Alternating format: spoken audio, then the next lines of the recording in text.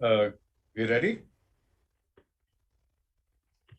Yes, Yes. sir. We can go? Okay, perfect. Good morning and welcome. It's a beautiful Sunday morning here at Bangalore, and many of us, had difficulty getting out of bed. But there are four outstanding speakers, and through them, four outstanding talks that lead off Sunday morning. And just a housekeeping that we will do the first two talks and followed by a discussion the first two talks, and then the second two and follow a discussion. This would make sure that Dr. Mudaliar actually gets to bed at the right time.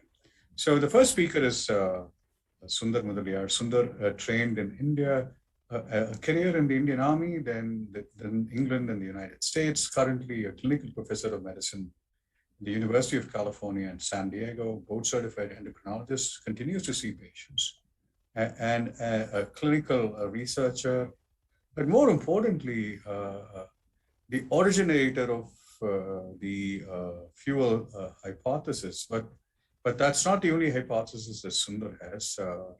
I have the pleasure of having a conversation with him at least once a month, and he tried to do that, and it is the most I learn, and it is one of the most fantastic experiences that I have in my life. It is humbling. It is so knowledge generating, and Sundar is the right kind of mentor and role model that many thousands of Indian endocrine trainees should have. With that, Sundar, all yours. Okay. Okay, it's not allowing me to screen share. It says somebody else. Okay, now I can. Okay, let me go to this mode.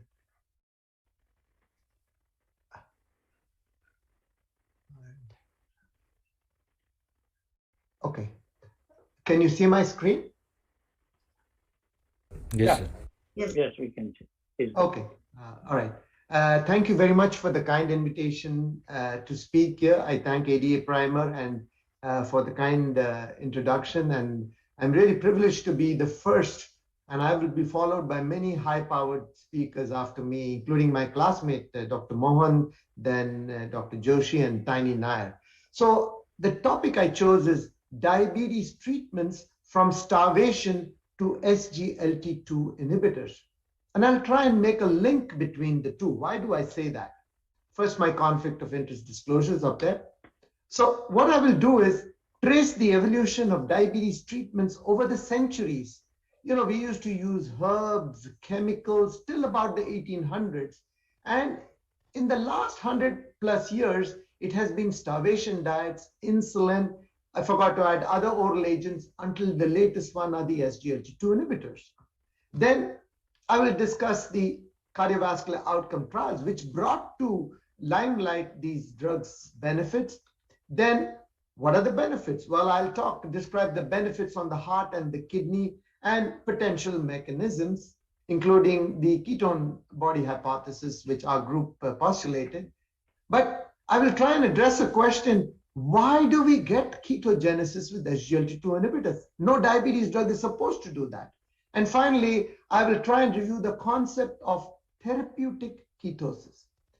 As we all know, diabetes is a very ancient disease described even by the pharaohs 5,000 years ago. And we Indians get credit for describing Madhumeha, which is attributed to Charaka and Charaka Samhita. As best I can gather, he lived about 100 AD in the time of King Kanishka of the Kushan Empire.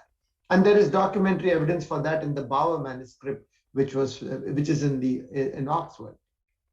But over the centuries, people use herbs, diets, chemicals, everything. You'd be surprised to see what chemicals they used. And for want of time, I can't list them. But then let me come to 1892. This is Sir William Osler, who is considered the father of medicine in the United States. He's a Canadian and he was at Johns Hopkins. And this is what he described for diabetes. He recommended a prescription for 65% fat, 32% protein, 3% carbohydrate. And he said, don't eat all that fruits and garden stuff. And he said, avoid worry, lead an even quiet life. Good luck with that. In India, in a very good climate, use flannel or silk near the skin, take a cold bath, get a Turkish bath occasionally, and get moderate exercise or massage. This is what he said. It's written in his textbook. You can look it up. And he said, he noted that no one drug really has direct curative influence, but opium alone stands the test of experience as a remedy capable of limiting the progress of the disease. This is Sir William Osler. 25 years later, here is Elliot Jocelyn, the father of diabetes in the United States over here. This is his book from 1916. It was published in the Canadian Journal. What did he say? He said, when I'm asked to see a new case of diabetes, I beg the physician, don't change the diet at all, or just omit all the fat until the consultation is there. And when the patient comes in, I first omit all the fat in the diet. After 2 days, the protein is gone. Then I half the carbohydrate until 10 grams of carbohydrates are reached and the patient is sugar-free, and thereafter fast. A total starvation diet. And 6 years later, of course, we got the miracle of insulin. In 1922, this is one of the early vials, which was initially produced, I don't know if you know, by the University of Toronto. And because they couldn't ramp up the production, Banting and Best sold their patent for $1 each for $2 to Eli Lilly. Then, of course, we've got lots and lots of drugs, in the centuries since. And these drugs act on the famous ominous octet of Dr. DeFronzo. All these organs are involved. You know them, the kidney, the muscle, the pancreas. That's the bad news.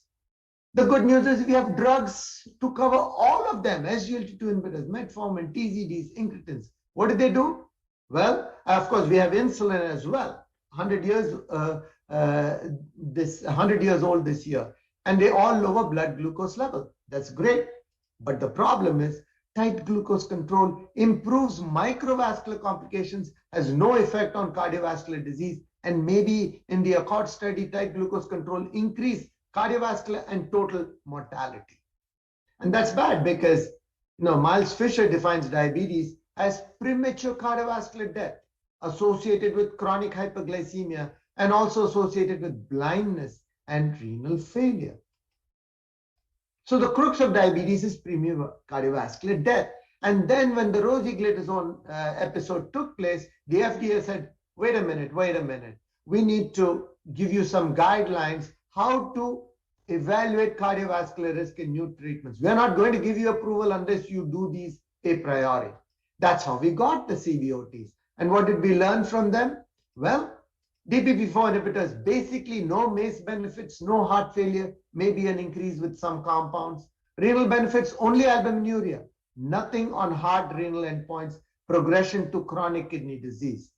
GLP-1s, yes, you have MACE benefits on stroke, heart attack, CV death, but so far no heart failure benefits as a primary outcome. Renal benefits, albuminuria, but really so far, no dedicated study on progression to kidney disease. Some secondary outcomes may be there. SGLT2 inhibitors, you get MACE, you get heart failure, and the kidney benefits is progression to end-stage kidney disease.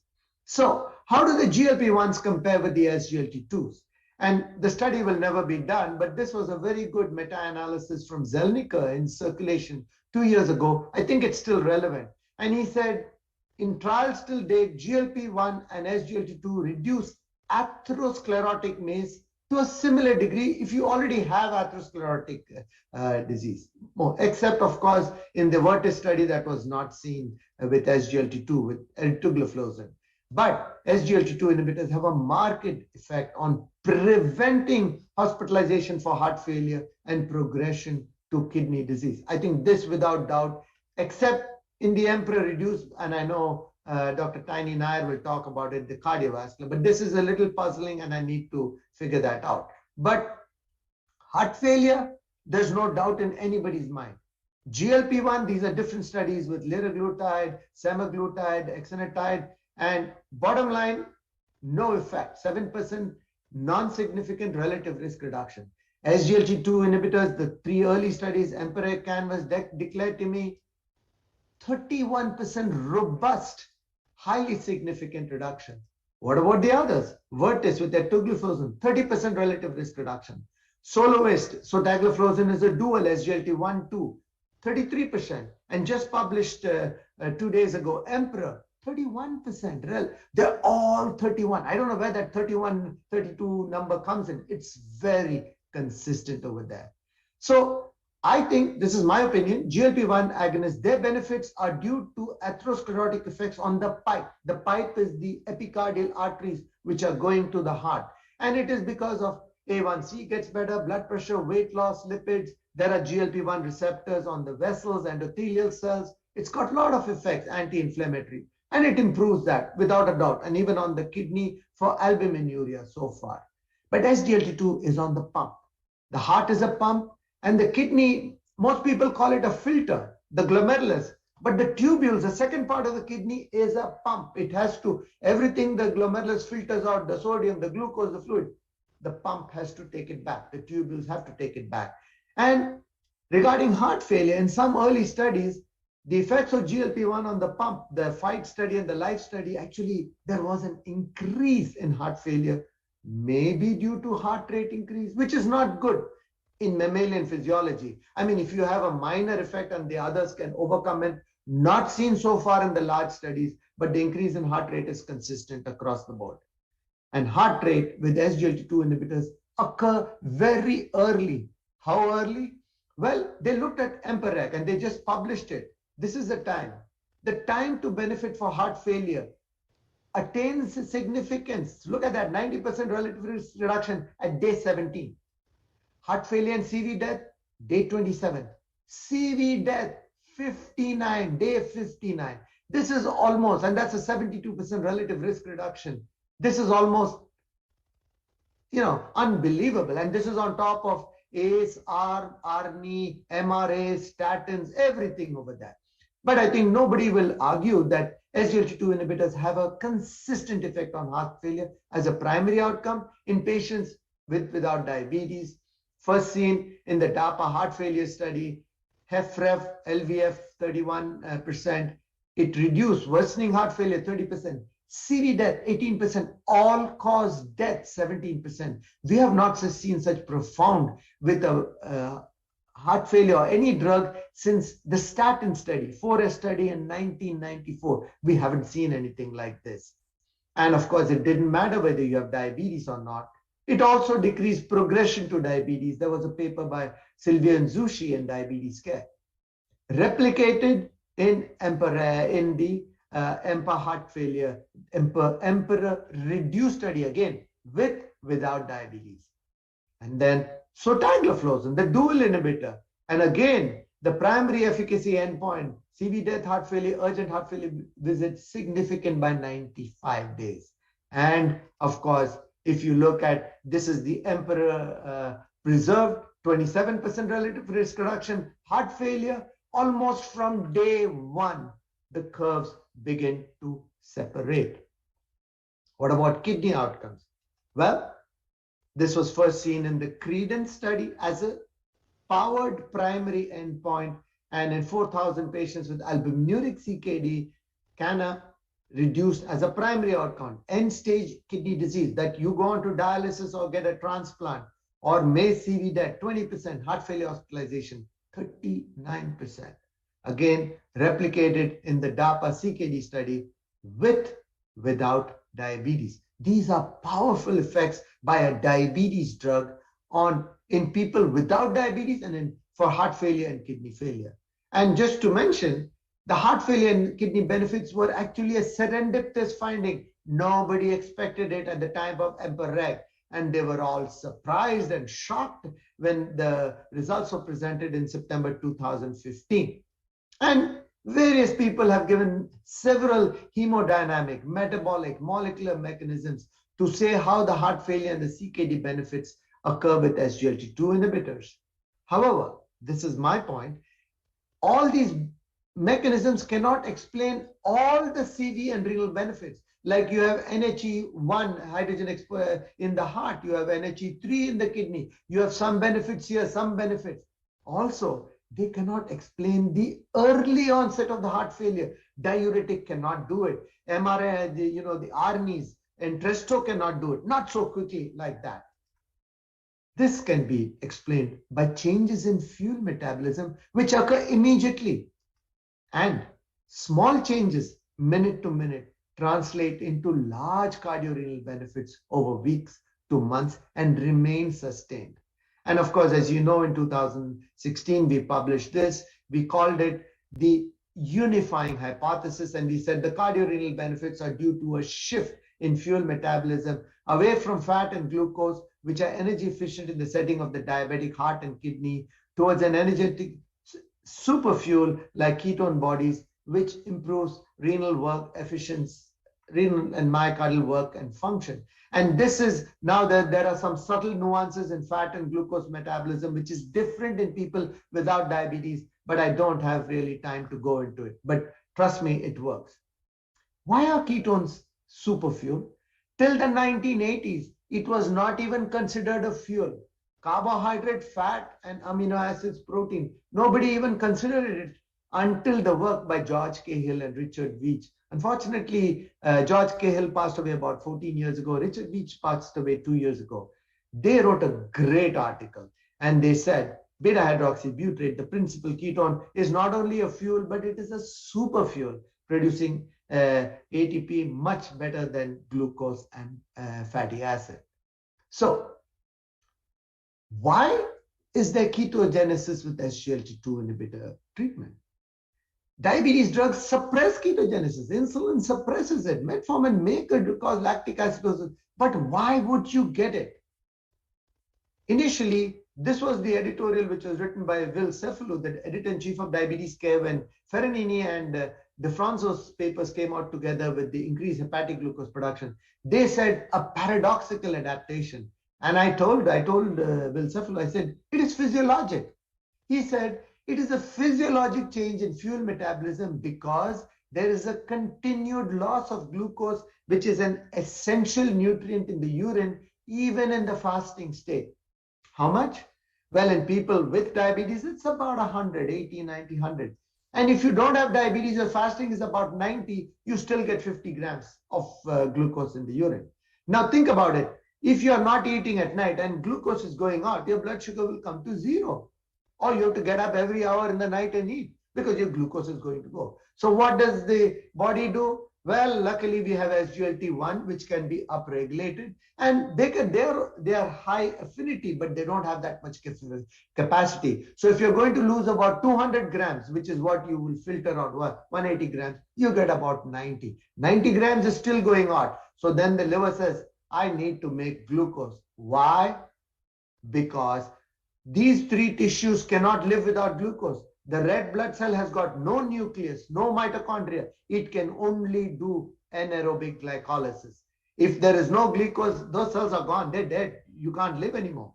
The inner medulla of the kidney. Why? Because the partial pressure of oxygen there is 10 to 15 millimeters. It cannot support oxidative phosphorylation. That needs oxygen as an electron carrier in the mitochondria. And the brain and the CNS, they need about a day or two to switch to ketones. So the liver is making about 100, 120 grams, which will counter the 100 grams which you're losing in the urine. But what are the rest of the tissues going to do? Well, the liver says, hey, I'll make ketones for you. Because which are the big consumers of fuel? The heart, the kidney, and the skeletal muscle. They all can use it. The liver itself uses fatty acids, and that's a different topic. But, and I wrote this in the paper actually one of the reviewers suggested it to me. SGLT2 inhibitor treatment in a human is similar to the state of accelerated starvation of pregnancy. Why? Because the fetus is mainly glycolytic. It does not even have the enzymes to do fatty oxidation. That develops in the first 2 days of the life of the infant. It is continuously draining glucose. That is why the mother has to keep eating. Otherwise, she will go into ketosis, which is not good for the fetus, not good for the thing. And these studies have all been done in humans, not now, to 40, 50 years ago. Let me just give you a brief thing into the Krebs cycle. We all have read it. I used to learn it by heart, and then you forget it after the exam. So what is it? It's called the citric acid cycle. Why? Because acetyl-CoA which comes from either glucose pyruvate, fatty acids, has to combine with oxaloacetate, and the two together combine through citrate synthase to form citrate. You have to get it. And the two will go, citrate will go around, and ultimately this will regenerate oxaloacetate. It's called an anaplerotic cycle. So every time oxaloacetate is regenerated, you get more acetyl-CoA from glucose or fat, and they go round and round and round. But what happens if you urine? Well, hang on, it's not. Okay, somehow my slides are not moving, correct? Krishna, my slides move. Sorry? Krebs cycle, the citric acid cycle. Yeah, but okay, there we go. Sorry, sorry about that. What happens when you lose the SGLT2 inhibitor is making you lose all the glucose in the urine? Your liver is making more glucose. Where is that glucose going to come from? Oxaloacetate. Remember that it goes, reverses back to gluconeogenesis, PEP-CK, it goes to phosphoenol pyruvate and goes back over there. But what is acetyl-CoA going to do? You've got plenty of acetyl-CoA. It doesn't have the partner because oxaloacetate is gone. It says, hey, I need to make glucose. And you're getting a lot of FFA. Why? Acetyl-CoA, because there is beta oxidation of all the free fatty acids coming in. Glucose is low, insulin is low. So the liver then makes a decision. I cannot deal with this. Let me take acetyl-CoA, acetoacetate, beta-hydroxybutyrate, go and supply all the other organs in the body. With SGLT2 inhibitors, there is chronic low-grade hyperketonemia. How much? About a doubling approximately of fasting ketones. So from 0.3 to 0.6 millimolars in those with diabetes, 0.15 to 0.3 without diabetes, and beta-hydroxybutyrate is about 75% of that. And of course, there is now an update to the fuel, and I've just written this paper, it's under review now. Beta-hydroxybutyrate is more than a fuel substrate. It is a signaling molecule. There are receptors which recognize beta-hydroxybutyrate, not acetoacetate, beta-hydroxybutyrate. So there is the not like receptor protein 3, inflammasome, powerful effects to block inflammation. There is the HCAR2, hydroxycarboxylic acid receptor, blocks lipolysis. That's a feedback mechanism. Free fatty acid receptor 3 lowers metabolic rate. This is fascinating. HDACs, the sirtuins are HDACs, histone deacetylators, and they have a lot of mitochondrial biogenesis effect, partly through FOXO3, and reduces oxidative stress and inflammatory stress, and of course through various mechanisms.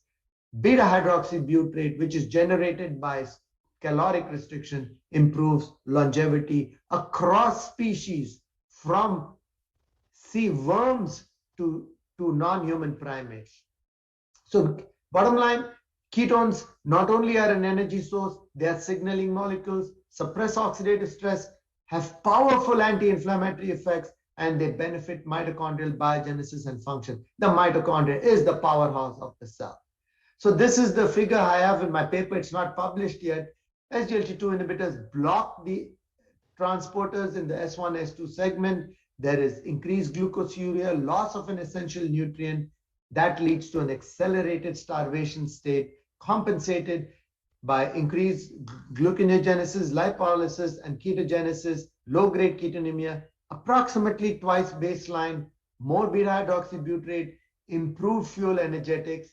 Whether you have diabetes or not, it improves myocardial and renal oxygen consumption, work efficiency, and these powerful anti-inflammatory effects, NLRP3, FFA, I told you that, antioxidative stress, hypoxia. All the SGLT2 inhibitors increase erythropoietin, and they increase hematocrit. And of course, they improve mTORC1, mitochondrial functions, anti-sympathetic effects. That's why you don't get increase in heart rate. Less myocardial tissue damage, less progression to heart disease. In addition, of course, you have the other effects. They are there. Hemodynamic, vascular, and metabolic effects. Now, the question I ask myself is, if beta-hydroxybutyrate per se has beneficial renal benefits, and it is there, I don't have time to show you the human studies, will therapeutic ketosis work? What is therapeutic ketosis? Well, it is defined as serum ketones in the fasting state 0.5 to 2 millimolar. Above 2 millimolar, you're at risk for going on to get ketoacidosis, which you classically see in patients with DKA and over there. How can you get ketones up there? Well, this is a very good paper written by a good friend of mine, Dan Kelly at UPenn over there. And he talks about altered ketone metabolism and therapeutic ketosis. He's got a great paper. How do you induce therapeutic ketosis, not starvation, not due to caloric restriction? You can do it with an SGLT2 inhibitor. It's endogenous. Your body makes the ketones. And I've shown you all the data. It works in diabetics, heart failure patients, whether you have diabetes, no, all the studies are there. DAPA, heart failure, Emperor, preserved, reduced, soloist, benefits have been proven without doubt. And it is in part due to, I'm not saying it is completely due to endogenous ketosis. I've given you some mechanisms. But what really opened my eyes is if you give IV beta hydroxybutyrate, 3 hours of an infusion, and you measure cardiac output, it goes up by 2 liters per minute in the therapeutic range. Heart rate goes up a little bit, but the heart is pumping much better. It has got better work efficiency. It happens also in healthy participants. Whether you have diabetes or not, if you give an IV ketone, but who likes to go to the hospital and get ketone infusion? What if you can drink it? Now, there is a drink and there is a salt. The salt is not so good. There are problems with the digestion side effects. But studies are there in athletes and healthy participants. It has got a lot of metabolic effects. It decreases free fatty acids, increases. And importantly, it is permitted for athletes by doping agencies, cyclists, runners, everybody. You cannot take erythropoietin, you cannot take testosterone, but ketone drinks are permitted. So my point is, you don't have to go on a low carbohydrate diet, which is defined as less than 100, but classically less than 50 grams a day. You don't have to do intermittent fasting. You don't have to do all that. You can get therapeutic ketosis by taking an oral ketone drink. I have done it myself. My fasting ketone goes from 0.2 to 1.7 millimolar if you take it properly. So I think we have come a long way in 5,000 years. I couldn't show you, I show you this stamp issued by Egypt on World Diabetes Day in 1971, depicting the physician Hesira, 3000 BC, 5,000 years ago. This original papyrus is there in the University of Leipzig in Germany. You can see it online if you want. He said to regulate the urine, he described something like diabetes. He said, take a measuring jar, fill it with water from the bird pond, fresh milk, beer. The Egyptians love their beer. Flowers of the cucumber, make it into one, strain it and take it for 4 days. And then, of course, through the centuries, we came to Elliot Jocelyn, keto diet. It is a starvation diet. Then 6 years later, we got insulin. Then 90 years later, we got in 2013, SGLT2 inhibitors. And this was the editorial in Lancet. SGLT2 inhibitors for diabetes, turning symptoms into therapy. I still remember in the early days, all the big conferences, they said, you're destroying the kidney. You're going to flood the kidney with sugar and you're going to destroy it. But in 2020, Subodh Verma wrote this, the pump, the pipe, and the filter. Do the SGLT2 inhibitors cover it all? The pump, of course, is heart failure. The pipe is atherosclerotic disease. The kidney is a filter and a pump. It works on all these heart failure, kidney disease. And JAMA said, it's a novel cardiotherapy. It's not a diabetes therapy. It's a cardioprotective therapy. But New England Journal is a very conservative journal. And look what they said after sotagliflozin. It is an embarrassment of riches. So I think SGLT2 inhibitors have introduced a paradigm shift, not only in diabetes management, but also in the management of heart failure and kidney disease, whether you have diabetes or not. And that's really sweet success for the heart and the kidney. And I think at least partly these are due to SGLT2 inhibitor-induced starvation ketosis. So coming back to the title of my talk, in the last 100 years, we have come from a starvation diet to SGLT2 inhibitor-induced starvation ketosis. Oh, sorry. And I think I'll finish over there. Thank you so much. Namaste.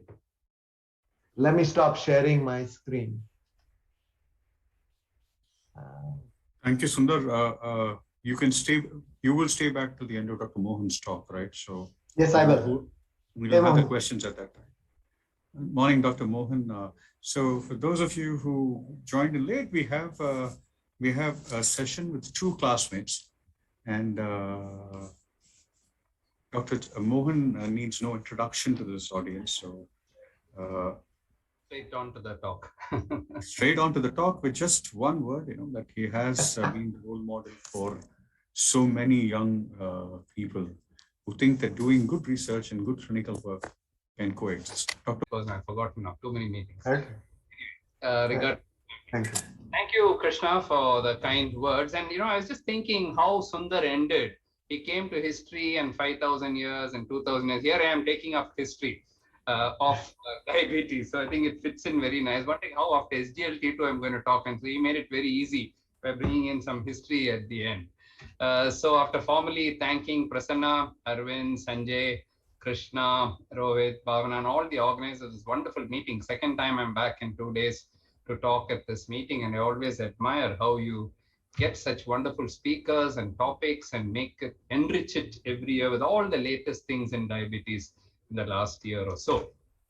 And Sundar, we're looking forward to that review of yours. Please send it to us. So I'm going to start here a little later, not with the Egyptians, but with the Indians. And so, how bad we are at preserving history is something I'm realizing as we are going along. If you ask me, when did Shushruta and Charaka exist? I've been battling with this now for many months now, talking to different people. The dates go back to BC, to AD, to 2 AD, to 500 AD, to, it varies like almost 1,000 years. People are not even able to fix it to 100 years or 200 years. But the general consensus is that Shushruta was in the 2nd century AD, and Charaka was in 2nd century AD, and Shushruta was in the 5th century AD. And there's also, like Shakespeare, there's a lot of controversy. There's one Shushruta or many Shushrutas, and even that we don't know. We take all these things for granted. But to give it to them, they not only talked about Prameha and classified that into Madhumeha and Ishumeha and Shitameha. There is diabetes and diabetes insipidus. They already knew at that time that there are 2 types of diabetes. How did they know it? Not by urine sugar testing or blood sugar testing, but by tasting of the urine. They were official tasters. And these tasters had to taste the urine and say whether they had diabetes or no diabetes. So even to that extent, they also talked about lean and obese, so type 1, type 2. They also go on to say, I've read some of those, they go on to say that the obese diabetic is okay because they can lose weight and go on a starvation diet, keto diet, whatever diet, lose weight, and they can ameliorate the symptom. But they say the lean guy is a bit of a problem. They're referring to type 1 diabetes. They don't do well. The prognosis is poor. They obviously die. And that's type 1 diabetes. Of course, I'm not going to go into this. See, but then what happens is after 500 AD, you try finding something after Shushruta and Charaka, you'll draw a complete blank. In fact, there was a complete blank even to 1960, 1860s and 1900s and so on. So when the 100th year of insulin came, I was kind of curious to say, when did insulin come to India? And who was the first people? You always talk about Leonard Thompson, and there must be somebody in India who got insulin first. How do you discover it? Believe me, it took me months and months of research. I don't think I've done so much research in my life, but I became kind of paranoid about this, that I must get to the bottom of this. And after several months, I was able to discover something. And if you have not read this article, and Sundar, if you have not read it, I'll send it to you. This is published in the latest issue of JAPI. It's called Diabetes in Pre-Independent India, Rediscovering a Forgotten Era. And if I was to go through my entire list of publications and say, which one am I proud of? I think I'm very proud of this one. This will definitely come in the top 5 for me. And for the reason for that is I have a 50-year history myself. I started working in this in 1971. So out of the 100 years of insulin, 50 years, I have been there. And I've also been associated with one generation earlier, my father, who was born in 1923, the year when insulin was commercially became available. And he didn't have any idea about his time before. I've discussed several times with him because, the communication was so poor in India. Somewhere in Calcutta, something was there. I don't know much about it. That's all he told me, You don't know anything about it, believe it or not, because there was no meeting. First of all, it's British India. Where are they are going to allow Indians to sit down together and talk and so on? We're talking about different time and a different period. So I think this article, now if you Google, now you go to Google and Google, this will come up. So I think for future generations, we have done a good job by telling people about some of our heroes. Now, if you go back in 1867, this is the earliest I can find in modern times in the last, say, 200 years, where 2 cases have been described. And, classical type 2 diabetes, look at the age at onset. We talk about Indians getting diabetes at young age, and we think it's a westernization and, phenomenon occurring now. Look at these 2 cases reported as case report. One is 45 years old, the other is 32 years old. Now, both are young, very, very young. Imagine 1860 getting type 2 diabetes at 30 years. I don't think it's even described in the West. In fact, when I first wrote my first foreign publication, when I tried, I sent it to diabetes. There's no diabetes care at that time. And my mean age at onset of my type 2 diabetics was 42 years or something like that. They turned it down. They said, you don't know what is type 1 and type 2 diabetes. How can 40 years there be type 2 diabetes? All type 1. First of all, go and phenotype your patients better. You don't know how to phenotype. That is the answer which came back from the reviewers. And here we are, 200 years earlier, 150 years earlier, getting 32 years and 40 years. So it's worth recording that. We also knew for the last 20, 30 years, several publications where we have shown the familial nature of diabetes. This I published even as in England, comparing the South Asians and the Indians. You'll be surprised to know that here is a family described in 1871. Look at that. First guy died of diabetes age of 65 years. Eldest son died of chronic diabetes. Third son died of chronic diabetes. Fourth son died of acute diabetes. Now, acute diabetes is type 1 or not. And then there's a daughter who has diabetes. Eldest son of this guy, the grandson, the T2, the F2 generation, also died of diabetes. Diabetes goes on. It's all in one family. Okay. And they are talking about streets with Calcutta, which have so many people with diabetes. The whole scene is between Calcutta and Madras. Of course, Madras at that time was South India. Kerala was also Madras, Andhra was also Madras, everything was Madras presidency. And the rest was Calcutta. The reason was the British were in these 2 places. And that's why these 2 were in prominence. We don't know whether in Bombay and in Delhi they had it. In fact, I have some case reports from Bombay also published around that time, but they are much less frequent. Now, this is a turning point. In 1907, diabetes was considered so common in India that a separate meeting was held. It's called Diabetes in the Tropics. It was held at Exeter. So they invited 2 different Boses. C.L. Bose is the guy I want to talk about, but there's another Bose, Rai Kailas Chandra Bose, and C.L. Bose, of course, is Chunilal Bose, the father of the man whom I'm going to talk about today. And then there was Chakravarti and Roy, all from Calcutta. And of course, there were some the white people also there. And in this conference, for the first time, diabetes in India was discussed. And this was published in British Medical Journal. We always heard this quote from Chunilal Bose, which says that diabetes is a disease of well-to-do. What gout is to the nobility of England, diabetes is to the aristocracy of India. I've heard this, 40 years ago, my father talked about this, but I didn't have the original reference. Now I've got everything. I know the meeting, I know who spoke what, I have everybody's speeches there, everything is able to get. So J.C. Bose was more, C.L. Bose or Chunilal Bose was a doctor, but he's also a chemist, and he was a patriot, and he spent a little bit of time in diabetes. But what he did after this meeting was his son, J.P. Bose, who was then 13 years old, he told him, take up medicine and take up diabetes. And this struck a bell with me because that's the same age when my father talked to me and said, take up medicine. And I was 13 years old. And so a similar conversation must have taken place between Chunilal Bose and J.P. Bose. And then look at this, diabetes in Madras, 1919. Krishnamurti Iyer talks about Brahmins versus non-Brahmins and how the diet is different and how diabetes is different. And he also talks about the Bengali, the Canaries being different from the Malayalis, being different from the Tamilians. Worth reading, because although they're purely clinical based, lots of information there, and a lot of it is even true even today. They talk about what time the Brahmins eat and what time the non-Brahmins eat, and fantastic kind of information in this paper.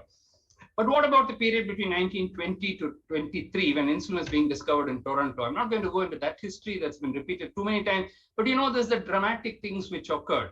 Suddenly people coming out, children coming out like from a concentration camp, almost dying. It's being transformed into normal children overnight, and no big surprise if the Nobel Prize was awarded within a year. The fastest between a discovery to a Nobel Prize being awarded till today.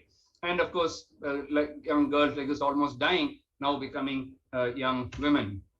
And this, of course, was in 1923 when Iletin, the commercial name for the first insulin from Eli Lilly. But interestingly, the same year, around August, September, Novo Nordisk had already produced their own insulin. And I recently learned that Connaught Laboratories, which produced the first insulin which Banting and Best made, Canada was trying to compete with Eli Lilly, but they could not at that time. That's been now taken over by Sanofi. So the Sanofi, one of the Sanofi campuses is in Connaught, in the Connaught labs now belongs to Sanofi. So all the three somehow, right from that time, have continued for the last 100 years. But when did insulin come to India?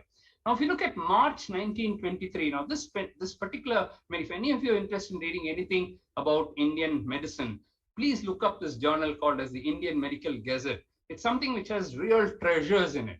And in March 1923, that's the time when Eli Lilly produced the insulin.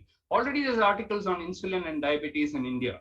And actually there are descriptions. There's an editorial written saying that insulin has yielded striking results in diabetes in children. An overdose can cause hypoglycemia. And where are the conditions where insulin should be used and what precautions should be taken? All that already available in 1923. Now, this is the first insulin which came to India. It's called AB insulin. And AB stands for Allen and Hanbury and the British drug houses. Came to England. England took the license from Eli Lilly, and then they produced this particular brand of insulin. And what's interesting is, even at that time, very important point, they have pointed out that this insulin is so much cheaper than the American brand of the insulin. And it remains like that today. If you compare the price of Lantus in India and the price of same Lantus in the US, it's 10 times more or 20 times more. Okay, so somehow they were able to reduce this price. And they say that the British insulin is at least as good in respect of potency, consistency, and sterility as the American, and much, much cheaper. They reduced the price from 25 shillings to 2 shillings, 90% reduction in the cost overnight, so that to make it affordable to people. Very good lesson for us to know that the cost of insulin is very important, as well as the cost of tablets. There were a lot of articles at that time by Britishers talking about the deterioration in insulin in India. I've got tons of data because of limited time. I'm just going to give you a glimpse, a quick overview. But this is in January 24, where they've already tried insulin. They've already, because some people said insulin never work in India. It's a warm place, tropical climate. How can it survive? So they did an experiment. They sent the insulin to India, sent it back to England by ship, of course, sent it back again to India, and then they tested and they found that it's still working. So that is the proof. And people like J.P. Bose actually did experiments, animal experiments. The way you tested for hypoglycemia is to take rabbits and inject them and see when the rabbits develop fits. And that's the hypoglycemia. Today, they may not even allow it. Ethics committees, animal ethics committees may not even allow it. But that's how it's tested. J.P. Bose even said the color of the rabbit makes a difference. The same insulin injected to a pink rabbit is different from a white rabbit. So the bioavailability and the tissue sensitivity of insulin, even in animals, was shown to be different. But long point is that the short point of that is that the insulins did work in India. And then, of course, there's another guy who arrived on the scene, and that's A. Mitra. So A. Mitra was the colleague of Chunilal Bose. And like Chunilal Bose, he was also a politician. He was a doctor. Like those days, you just can't be a doctor because it's a freedom time. So he did so many things, and he became quite famous in his time. But unfortunately, he developed diabetes and he died.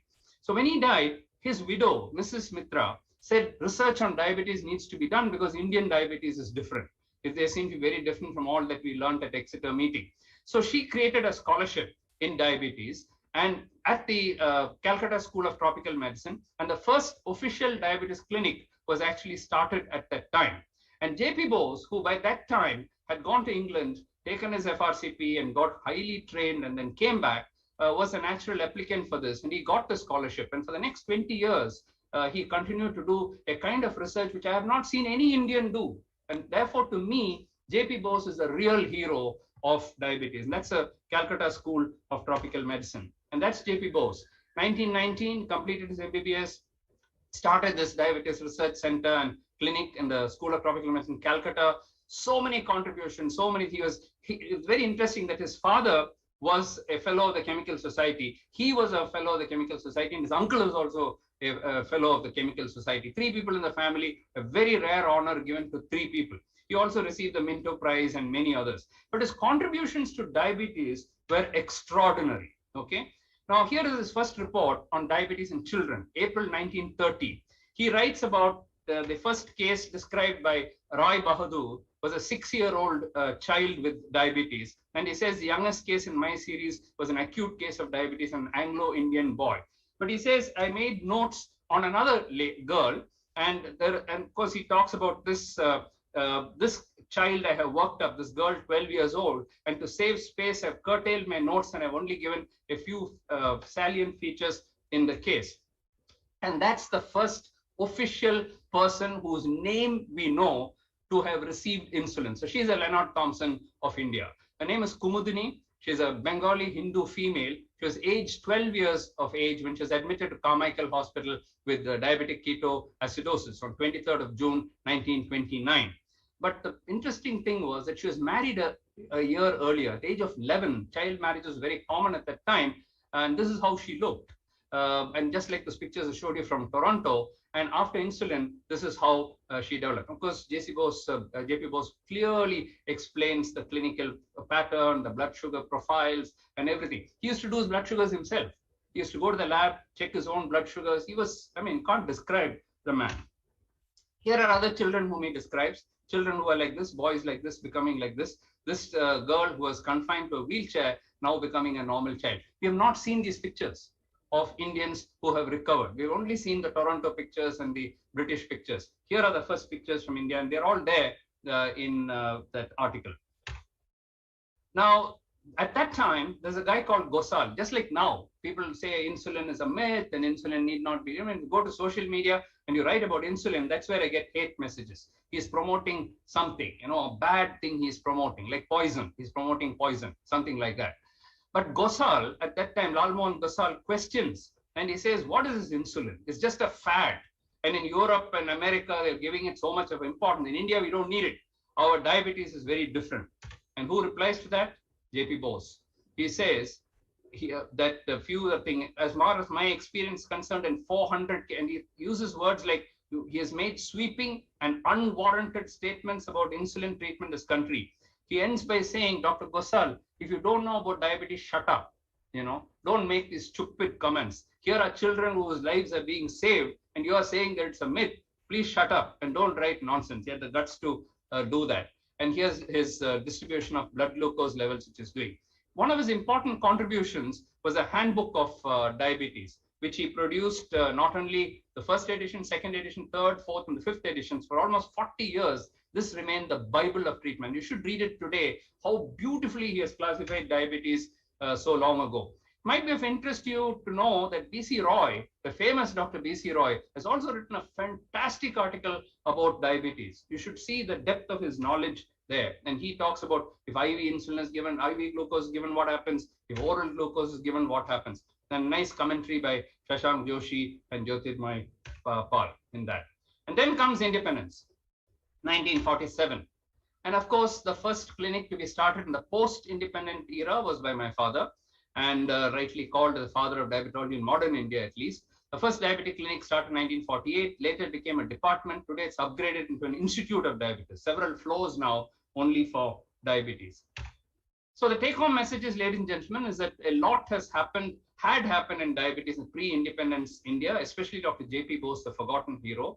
We have come a long way in India from the crude AB preparations of 1924. Today, we have the best tools to treat diabetes, and therefore, let us aim for a diabetes complications-free India. Jai Hind. Thank you.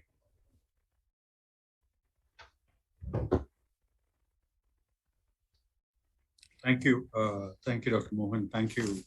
Sundar, we have some time for questions. We'll do two of your questions right now. Prasanna, you want to start? Yeah, I saw the question in the box. Yeah. Even SGLT2 inhibitors have effects on atherosclerosis, but it takes times like GLP-1. The glucuretic effects are seen and separate early. Hence, we tend to believe that gliflozins do not have an anti-atherosclerotic effect. So I fully agree that I don't have time to show that the effects in patients with established cardiovascular disease is probably due to the effects on blood pressure, some effect on weight, some effect on the lipids and over there. So I fully agree. Yes, that's true. That's why at the end I said there are ketone independent effects which take place, which can cause the effects as well. So I do agree. I hope Sundar, that. Sundar, after you spoke to me this morning, I actually read the letter that was published in the NEJM yesterday.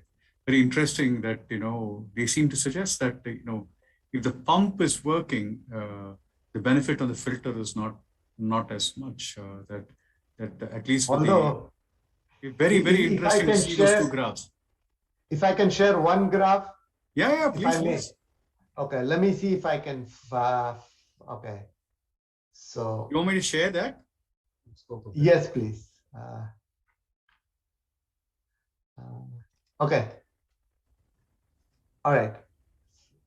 Okay. So here is the presentation at ESC. The second secondary endpoint, slope of decline in glomerular filtration rate over time. This is New England Journal, right? So this is EMPA drops 4 mils and then keeps going down.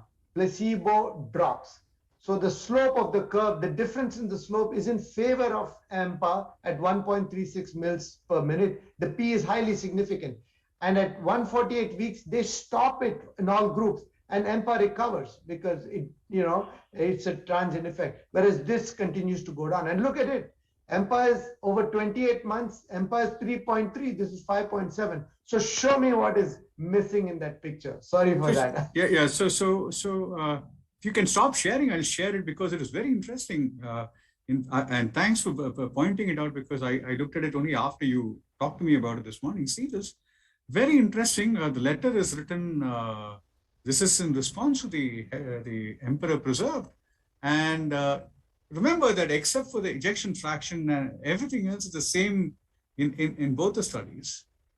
This is the renal in Emperor Reduced. This is the renal in Emperor Preserved.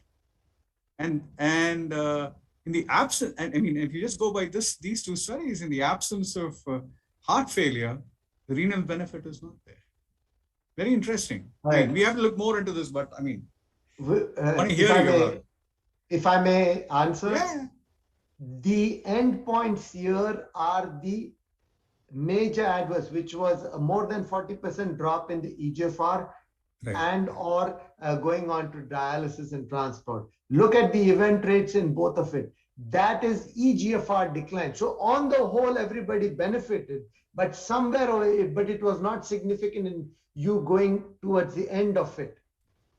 No, so but the MAR was the MAR is the operative. The major adverse renal effect. You want to weigh? No, sorry, yeah. I'm picking your brains, but I think Shashank wanted to make some points. Krishna, yeah. What you started, I wanted to ask Sundar that Emperor Preserved only reduced heart failure hospitalizations, which is important, but there was no statistically significant mortality effect, all cause of cardiovascular. There was no statistically significant renal effect. There was no clinically important quality of life effects, and the age was less than 70. Do you really quality of life? Yes. I can pick up the presentation. I can pick it up and send it to you. I tweeted it also. I'm very clear that too much is put out by the pharmaceutical industry. I think it's time to put a full stop to this crap. Hospitalization of heart failure has been blown out of proportion. I don't care a shit about all this because I think it's too much, putting it too far. Okay, there is some benefit, but don't push it so hard. That's the point I'm trying to make. I know I'm being an outlier here, but I'm being very transparent on whatever I'm saying, and I would like you to rebut me. No, it's not. I would love to have a separate session on that. But what you're saying is right, except for the quality of life, if you look. But let's leave that out of it. The big difference is these are people with preserved. So why did they get heart failure? If you look at why they got it, there is ischemic and non-ischemic causes. And then also people who have an ejection fraction more than 60, they have a lot other things going on. And in this thing, what you're saying is right. You may not be able to change it within the time frame of this study, which to their credit, it was about that 172 weeks. What we don't know is the longer term. Certain events take place in certain time frames, which we know. That's why I said the effect was serendipitously picked up in a particular time frame. Now, this is the Mayer effect. But would I want not to? I will accept that I do not get a benefit in kidney disease, or I don't get strength. But I will accept that my slope of the EGFR has been stopped. It is far superior to the other. And last point, if I may, heart failure hospitalization is a very powerful predictor of mortality. Very powerful. But statistically, Sundar, the idea though, except HHF, which is a hard endpoint, everything else is not significant. People don't talk of the 9 non-significant things. They only talk of that one significant thing. Try to amplify it. Okay. After COVID space, I have realized one thing, how to analyze evidence in a very critical way.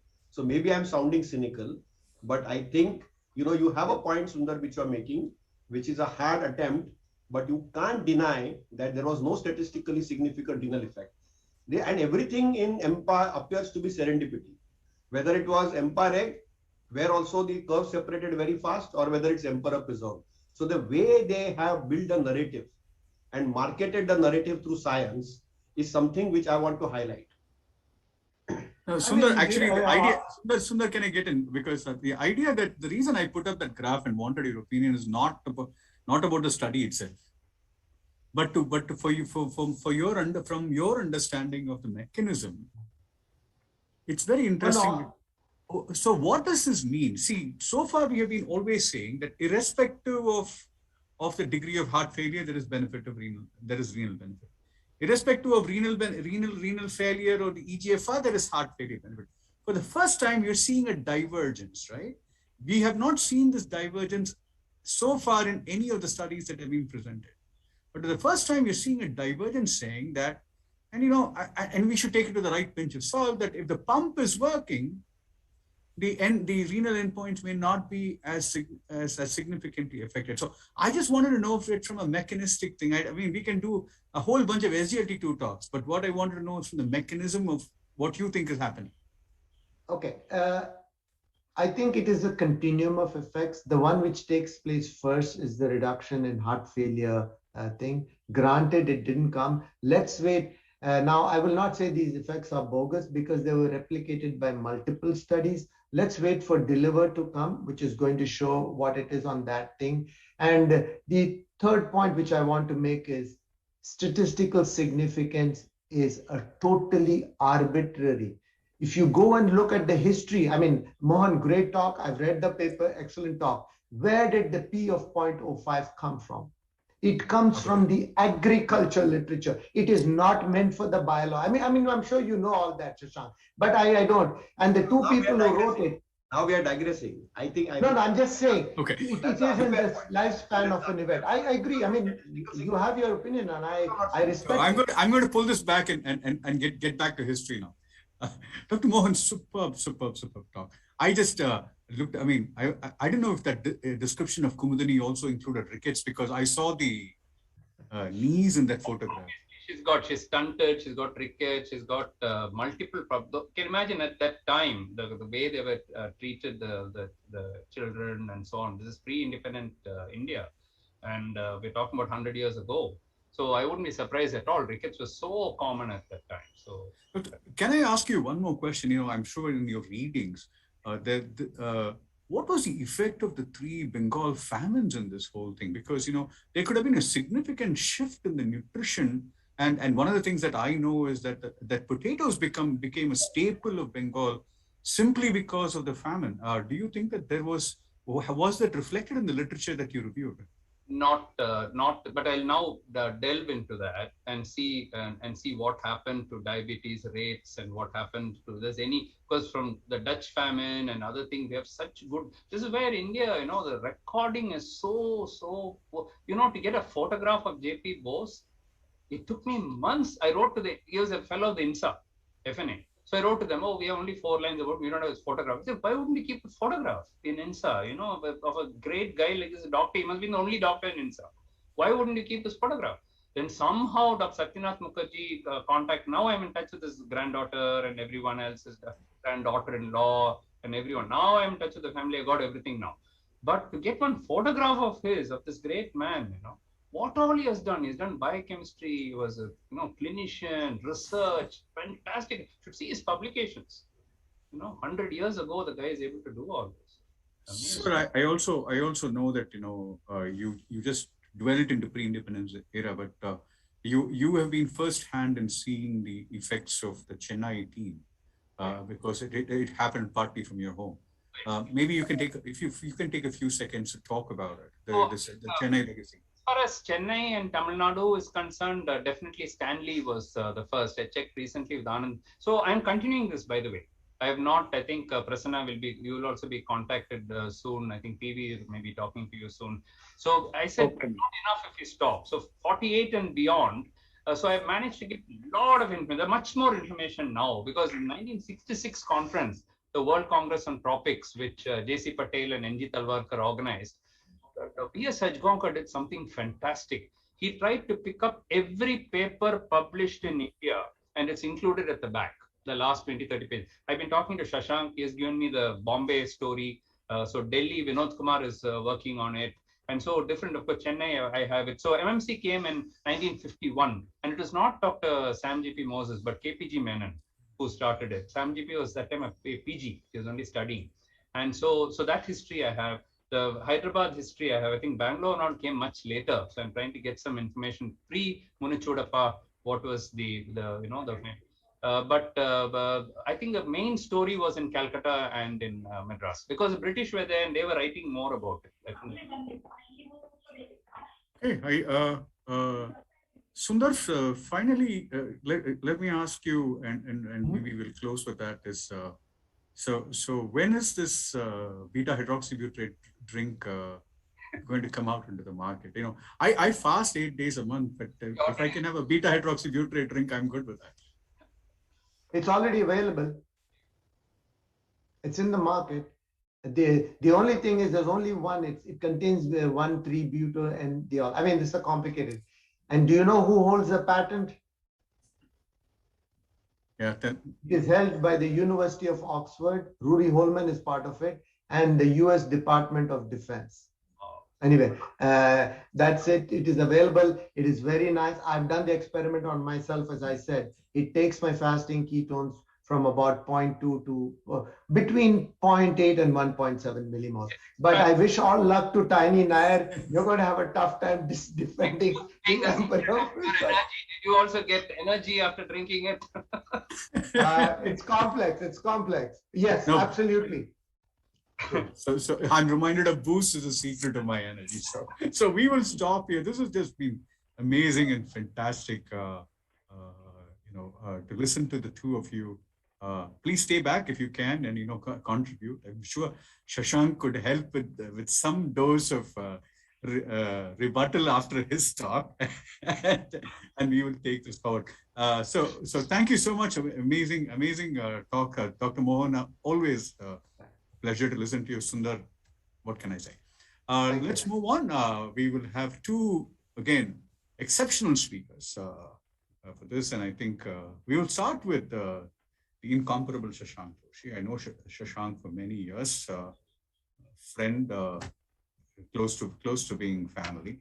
And more importantly, an endocrinologist from the Joshi Clinic, Lilavati and Bhartiya Hospital, Padma Shri awardee, chair of the IDF Southeast Asia, President Indian Academy of Diabetics, but most importantly, a fearless advocate for India and the cause of diabetes and endocrinology in India.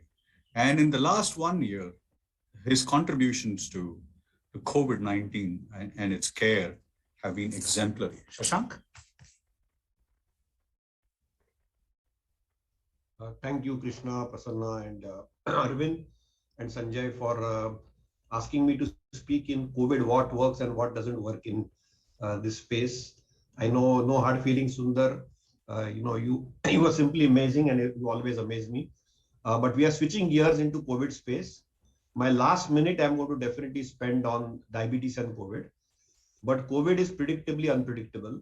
And therefore, the evidence base in the COVID space has been very, very scant. And when you have a disease as new as COVID, as we went through two waves, we learned what works and what doesn't work across the world and in India. And even today, what I talk may not be perfect. But one thing is very clear cut, that the risk of hospitalizations, just like there's risk for heart failure hospitalizations, goes up in people with comorbidities. With asthma, it is 1.5, hypertension threefold, obesity threefold, diabetes threefold, chronic kidney disease fourfold, severe obesity 4.5-fold. And any of these two comorbidities or three comorbidities, it is 4.5 or 5-fold. It's all about the who develops adequate immune response with a type 1 interferon response with efficient clearance for macrophages, Th1 and B cells with neutralizing antibodies. Most of us, when we'll be exposed to SARS-CoV-2, will have a very adequate immune response. But maybe 10, 15 or 20% of us may have a delayed or limited type 1 interferon response, which may damage our endothelium, epithelium, which may exhaust our T and NK cells and may get activated macrophages, which may leak cytokines and cause cytokine storm. In the era of evidence-based medicine, in the COVID evidence-based space, the NIH put out these recommendation ratings because, recommendation ratings change across the world. And I think these are the most well-validated ones.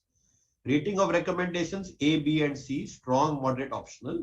Rating of evidence 1 with one or more RCT with limitations or without limitations. So 1 was without limitations. 2A, RCTs or subgroup analysis of randomized trials. 2B is non-randomized trials or observational cohorts. And 3 is expert opinion. So in the COVID space, evidence-based was not great. So first is about the swab test. Well, it is A3 level of evidence. And remember that we don't recommend it in people who are ventilated. And in asymptomatic people, within 90 days of the previous exposure, we do not recommend a repeat test. The level of evidence is A3. Remember, we need to preserve the number of RT-PCRs done. And also globally, there is no recommendation for doing antibody testing except a research setup. The level of evidence there is A3.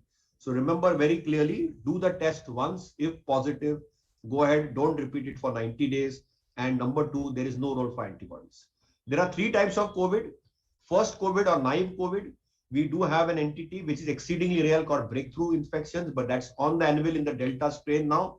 And then we have reinfection of COVID. What do we do in the biomarker space?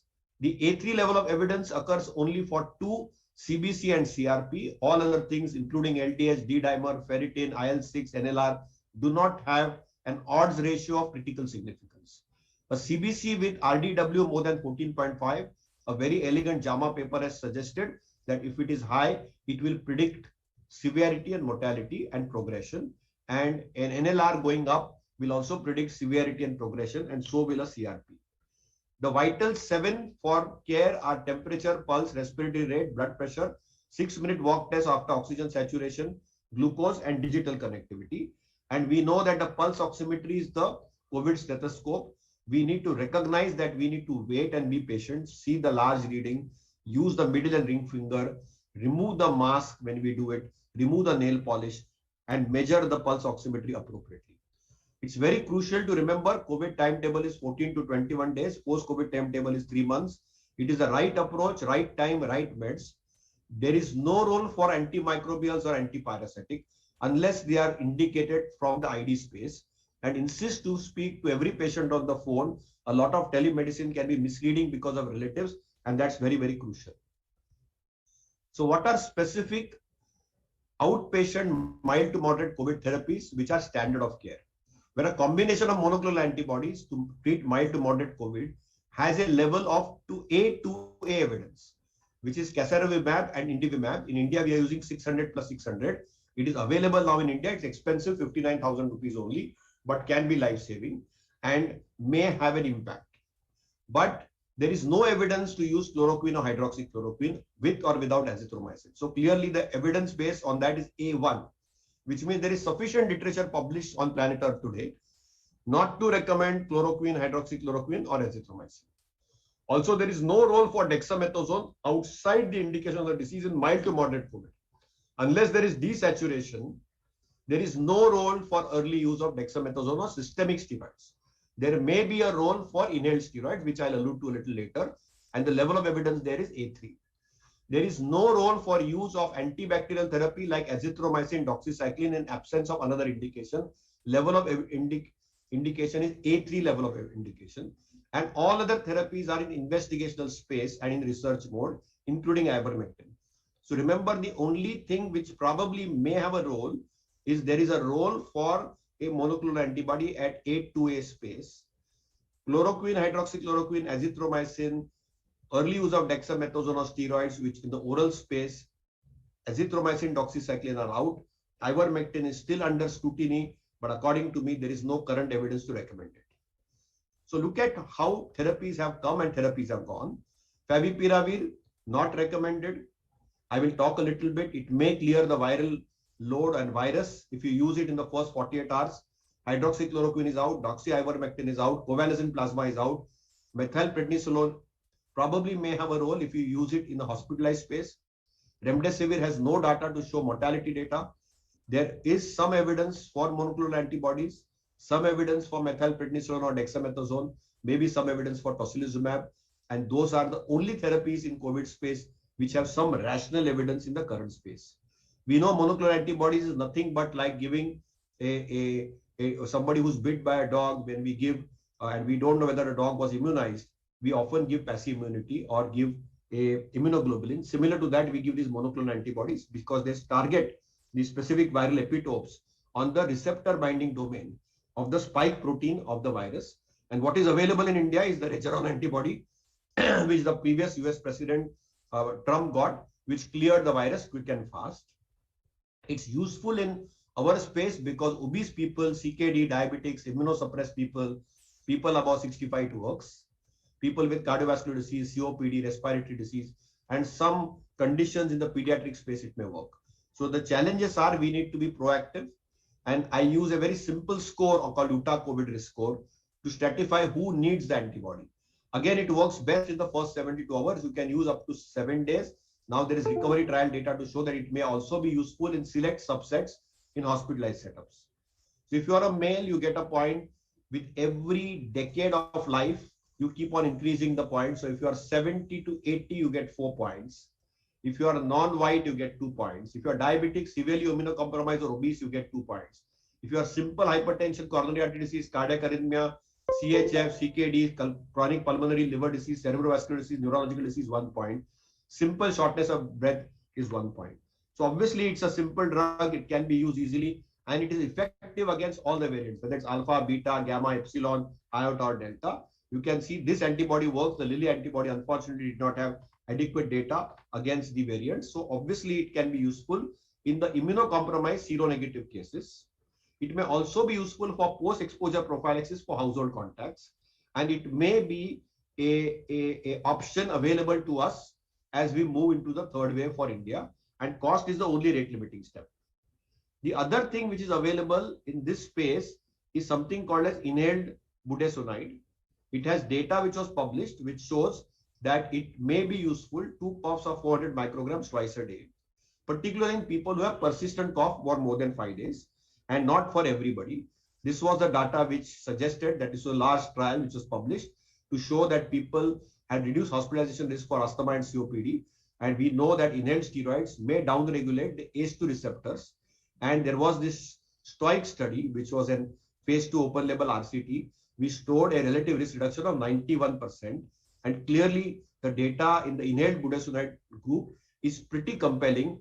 And then of course came the principal study in the geriatric population, which also reduced the time to recovery by a median of 3 days. So therefore on the 20th of April, Government of India said that inhaled budesonide given by inhalers twice a day, 800 micrograms for 5 to 7 days. If there is persistence of fever or persistence of cough beyond 5 days of onset, you may use inhaled budesonide. So that is probably the second level of evidence which is available. Colchicine is a cheap oral drug available for gout. There was this large Colcorna trial, which was an RCT and multi-center from Brazil, Canada, Greece, South Africa, Spain, and United States. 0.5 mg twice a day for 3 days and once a day for 27 days.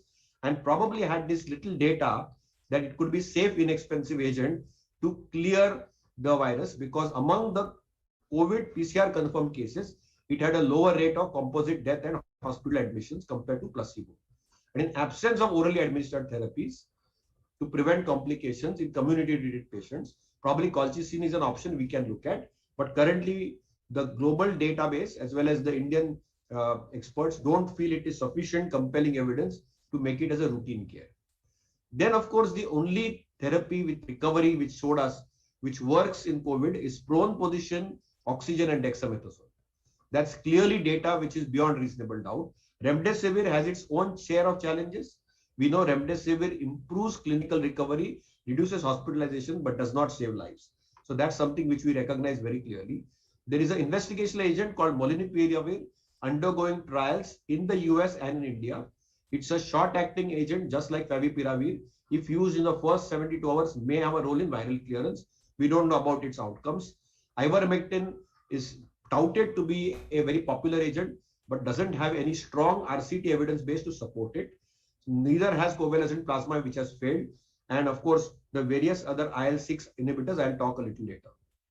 So what works in COVID space is oxygenation, awake repositioning and proning, steroids, antivirals have their questionable role, and probably some low molecular weight heparins and D-dimer. Most of the drugs are repurposed drugs. Most of the drugs are not recommended and currently are experimental. One of them is favipiravir, allowed in India for mild to moderate COVID if you use in the first 72 hours. It's a large pill burden which is there. It probably was based on the study done by Dr. Udvadia et al., which had a 28.6% faster viral clearance and 40% faster clinical cure. But we don't have any mortality outcomes on that. And it can have challenges like gout and LFT abnormalities and renal injuries. Remdesivir was supposed to be a breakthrough treatment, may improve clinical recovery, and has this compassionate use, then became the adaptive trial, has become a standard of care. But all the trials in the remdesivir space on mortality and outcomes have been negative, universally negative, but it reduced hospitalization time, it reduced oxygen requirement, and it improved clinical recovery, which is why for 5 days, if you use it in the first 10 days, it may have a role. So it has still not been removed from most of the trial arms. It can cause a lot of adverse events, including gastrointestinal, liver, pancreatic, and cardiac side effects. So that is as far as treatment protocols are concerned. Probably only steroids, monoclonal antibodies, inhaled steroids might have a role, and some other investigational agents which may be there. But then, of course, we need to look at COVID immunology. Now, a lot of people say that there is a lot of people do this COVID spike antibodies. Really, they don't make any sense. When we look at virus antibodies, we need to look at neutralization, opsonization, sensitization to mast cells or natural killer cells, and complement activation. And obviously, what matter in the vaccine space are the neutralizing antibodies, and none of the commercial labs are doing the neutralizing antibodies. Simple things is when you're exposed to COVID virus, you get leukopenia, leukocytosis, lymphopenia, and the lymphocyte counts are a very strong predictor. You know, COVID is a thromboinflammatory space, and obviously COVID immunology has a role potentially for interferon. So we might get some data on interferons in the future, which may have a role to clear viruses better. But the main thing which kills in COVID is a cytokine storm.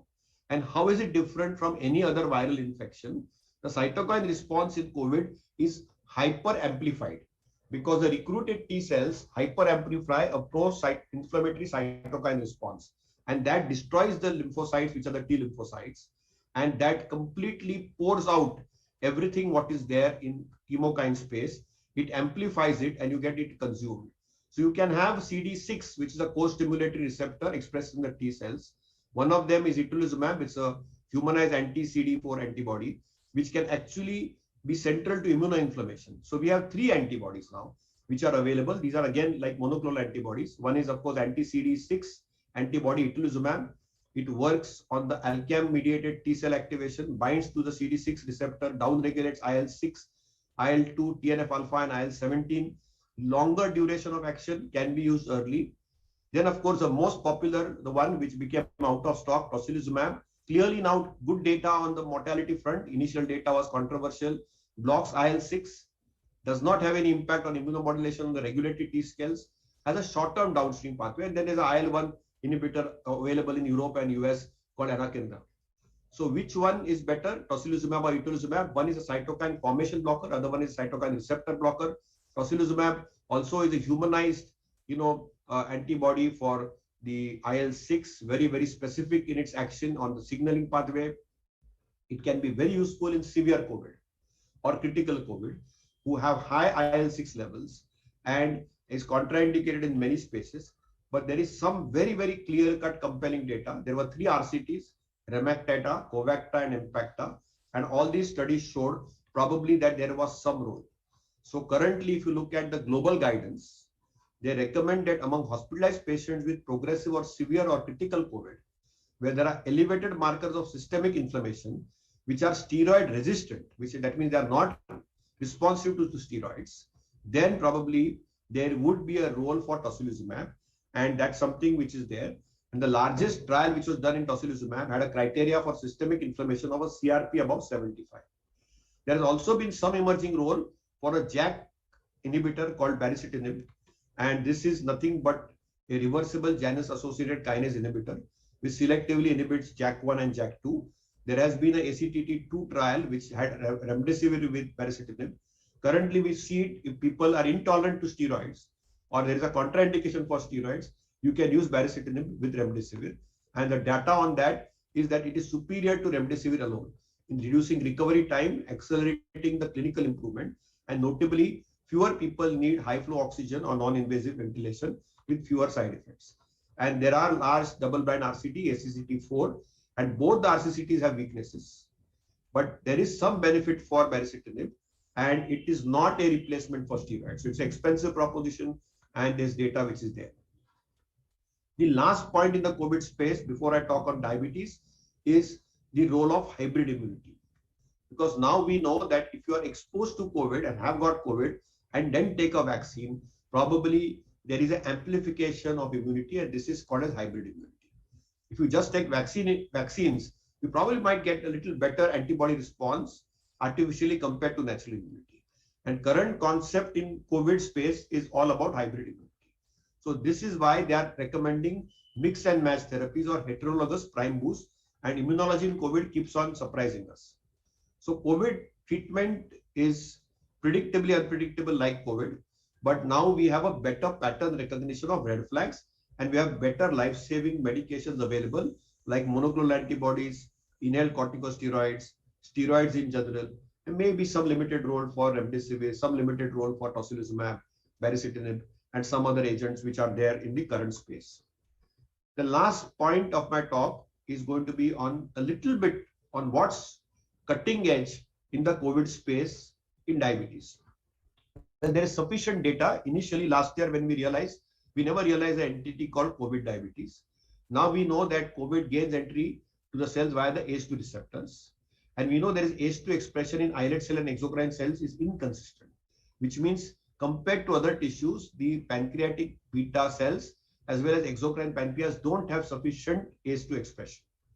However, DPP4 receptors facilitate entry of the virus into the ACE negative cells. So this is very unique that the DPP4 receptors on the islets may facilitate entry of the virus into ACE negative cells. And this was documented by autopsy studies.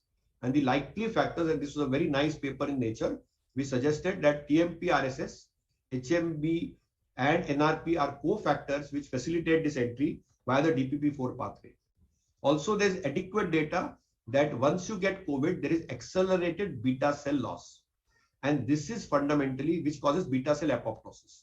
So we know now there is adequate data to suggest that SARS-CoV-19 has an ACE receptor to attack and infects the beta cells directly, which reduces the glucose-induced insulin secretion. And this beta cell apoptosis of COVID can be prevented by inhibiting the NRP1. So the three cofactors, TMP-RSS2, NRP1, and TFRC, have a role in the COVID space.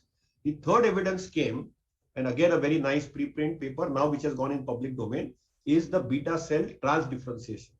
People who died due to COVID, all islet cell types were found to be infected with the virus. However, the COVID induced only selective beta cell apoptosis. And therefore, this group of authors have done ex vivo studies to reveal that beta cells express alpha cells and SNR traits, including glucagon and trypsin-1. So it appears that the COVID virus exploits the EF2 pathway mediating the beta cell transdifferentiation. This is nothing but a cell stress response pathway. And this cell stress response pathway, if you use an inhibitor like trans-ISRIB, it can reverse this transdifferentiation. So in experimental labs, actually, we have blockers, number one, in the NRP blocking, as well as the ISRIB trans, which can actually reverse COVID diabetes. What about diabetes medication and COVID outcomes? 3 medications have been attempted to be anti-COVID apart from metformin. Metformin data is anecdotal. We need to do RCTs on that. GLP-1 in the past, we felt should be discontinued. Now there is data to suggest that you can continue them because it improves clinical outcomes. Systemic and pancreatic inflammation comes down. Beta cells are preserved. It is anti-obesogenic, so cytokines are reduced, and it decreases the inflammatory response to infection. So there is no harm. Gliptins probably have an anti-COVID role, but all the data is in the retrospective space or part prospective set, but no RCT. Modulates viral entry into the cells, reduces cytokine, and SGLT2 inhibitors had a DARE trial. I'm not going to talk too much about it because it causes dehydration, but it is safe. That's all you can say that. So I'll stop here. I know COVID is a very, very large space. It's predictably unpredictable space, but Krishna gave me only 20 minutes to talk, and I tried my best to cover whatever I could in those 20 minutes. Thank you so much. Shashank, those 20 are worth 100. So with that, let me get Tiny in. And Shashank, you can stay back for the questions, right? Yes. Dr. Tiny Nair,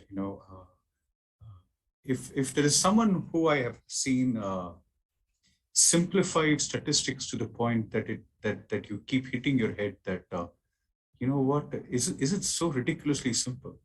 That's Dr. Nair. He brings a perspective that very few of us do in assessing evidence. And at the end of this talk, both Shashank and Dr. Nair can also, if you have a few minutes to talk about evidence-based versus emotion-based medicine, which we've become so fond of in the last one year. Dr. Nair, all yours. Thank you. Give me a moment by the time I share my screen.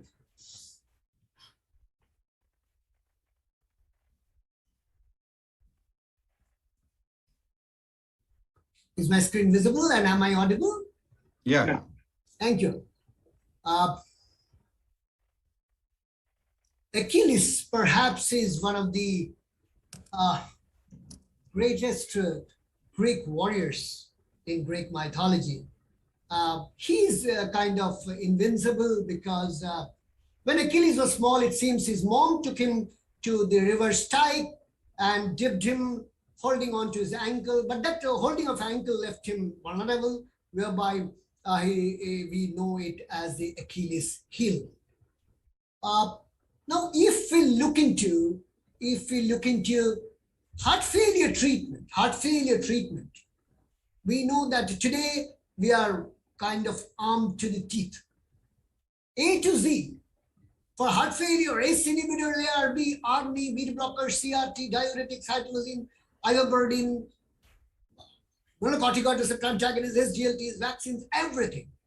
But if there is one Achilles heel for heart failure treatment, and that is HFpEF, heart failure with preserved ejection fraction, something when none of this stuff has shown to be useful. Emperor Preserved is a trial of empagliflozin in the space of heart failure with preserved ejection fraction. We will, in the next about 15 minutes, we will discuss the key results. I would like to thank Boehringer for quickly giving me these slides. This data was presented only day before yesterday, roughly about 48 hours in the past. And we were all privy to the sessions. We were listening to the sessions, but these key slides were given to me by Boehringer and Ingelheim. If we look into the universal definition of heart failure, by which we classify heart failure, we have those with less than 40% ejection fraction, which we call as heart failure with reduced ejection fraction. And if we look into the right, those who have an ejection fraction of more than 50%, we say heart failure with preserved ejection fraction. Less than 40, reduced, more than 50 preserved. And what about in between?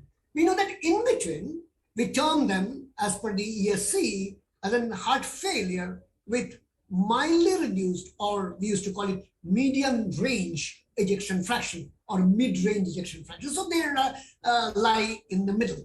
And of course, today we also add up one more category, what we say as heart failure with improved ejection fraction. Those are people who have graduated from reduced ejection fraction and improved their ejection fraction by 10-point score and moved on to a better level of either 40 to 49 or more than 50. So reduced, preserved, and people in between. Now, if we look at heart failure with reduced ejection fraction, the usual heart failure, we know they are kind of homogeneous in their presentation. The etiologies might differ. They might be valvular, they might be myocardial, they might be ischemic or non-ischemic dilated cardiomyopathy, but by and large, they tend to be homogeneous in their presentation and treatment. In contrast, when we look at HFpEF, heart failure with preserved ejection fraction, each one tends to be different phenotypes. Some has left ventricular hypertrophy, some has a large left atrium, some has atrial fibrillation, some are obese, others are driven by hypertension, some have ischemic heart disease, and some don't. So that makes it even more challenging. It's a heterogeneous group, much more than the heart failure with reduced ejection fraction. Not just that, look at the trials. We had the TopCat trial where we tried spironolactone in HFpEF and it failed. We tried iPreserve, irbesartan, failed. We tried PEP-CHF, perindoprine, didn't work. We tried charm preserved, candesartan, very borderline, nothing significant. And of course, finally, Paragon heart failure, we tried ARMY, again, didn't work out. So all this trial showed one simple thing. The benefit of these chemicals, these pharmacological agents, was not significant in HFpEF. And that brings us to the HFpEF problem. There are just two problems. One, HFpEF is a poor outcome, and the second, no proven therapy. Now, we have already talked about it. Why are we trying to highlight it? Because many people don't realize how bad the problem is. For example, today we know that more than 50% of all heart failure patients, 50% suffer from HFpEF, preserved ejection fraction. And 1/3 of these patients, HFpEF, would die within 1 year of diagnosis. So 50% of all heart failure is HFpEF. 1/3 of them would die in 1 year's time. What about therapy? No clinically proven therapy. Treatment are limited to symptoms. So you have edema, you give diuretic, you have tachycardia, you give beta blockade. And of course, treatment of comorbidities, treat the obesity, treat the hypertension, treat the ischemic heart disease. No specific directed therapy for HFpEF. Now, if you look at the Trivandrum Heart Failure Registry, which we always feel proud that we were part of it. It was driven by Dr. Hari Krishnan. We were all part of it. It got published in American Heart Journal in 2015. Subsequently, we got the data published in European Journal of Heart Failure, Indian Heart Journal, International Journal of Cardiology, and the Journal of Cardiac Failure. We clearly saw that in this database, 40% of those HFpEF patients at 3 years died. So the HFpEF patients had a bad mortality in our Trivandrum Heart Failure Registry. Now, this is something very interesting that came out of our data. That is the relationship between mortality of HFpEF and readmissions. Now, see, patients of HFpEF who had no readmissions. So the first time they came, there are no readmissions. Their HFpEF had a far lower mortality compared to HFrEF. The green had a better outcome than the blue. But when there was at least one more admission in the past, readmission, we see that the graphs merge. Not just that, both of them have tremendously gone up. So once there is one more readmission, the outcome of HFpEF and HFrEF worsen and equalize, which means that any therapy that we devise, any effective therapy has to reduce readmission. So any worthwhile therapy has to reduce readmission to prove that it is good. Okay, now Emperor Preserve trial took people more than 18 years, class 2 to class 4 NYHA. And the highlighting points are they had to have an ejection fraction of more than 40, a high NT-proBNP, the cardiac biomarker, more than 300 if sinus rhythm, more than 900 in AFib. And there had to be structural changes in the heart, meaning that either a large left ventricular mass or a large left atrial size, which is typical of or classical of an HFpEF. And there had to be heart failure hospitalization within 12 months of screening if these structural changes were not there.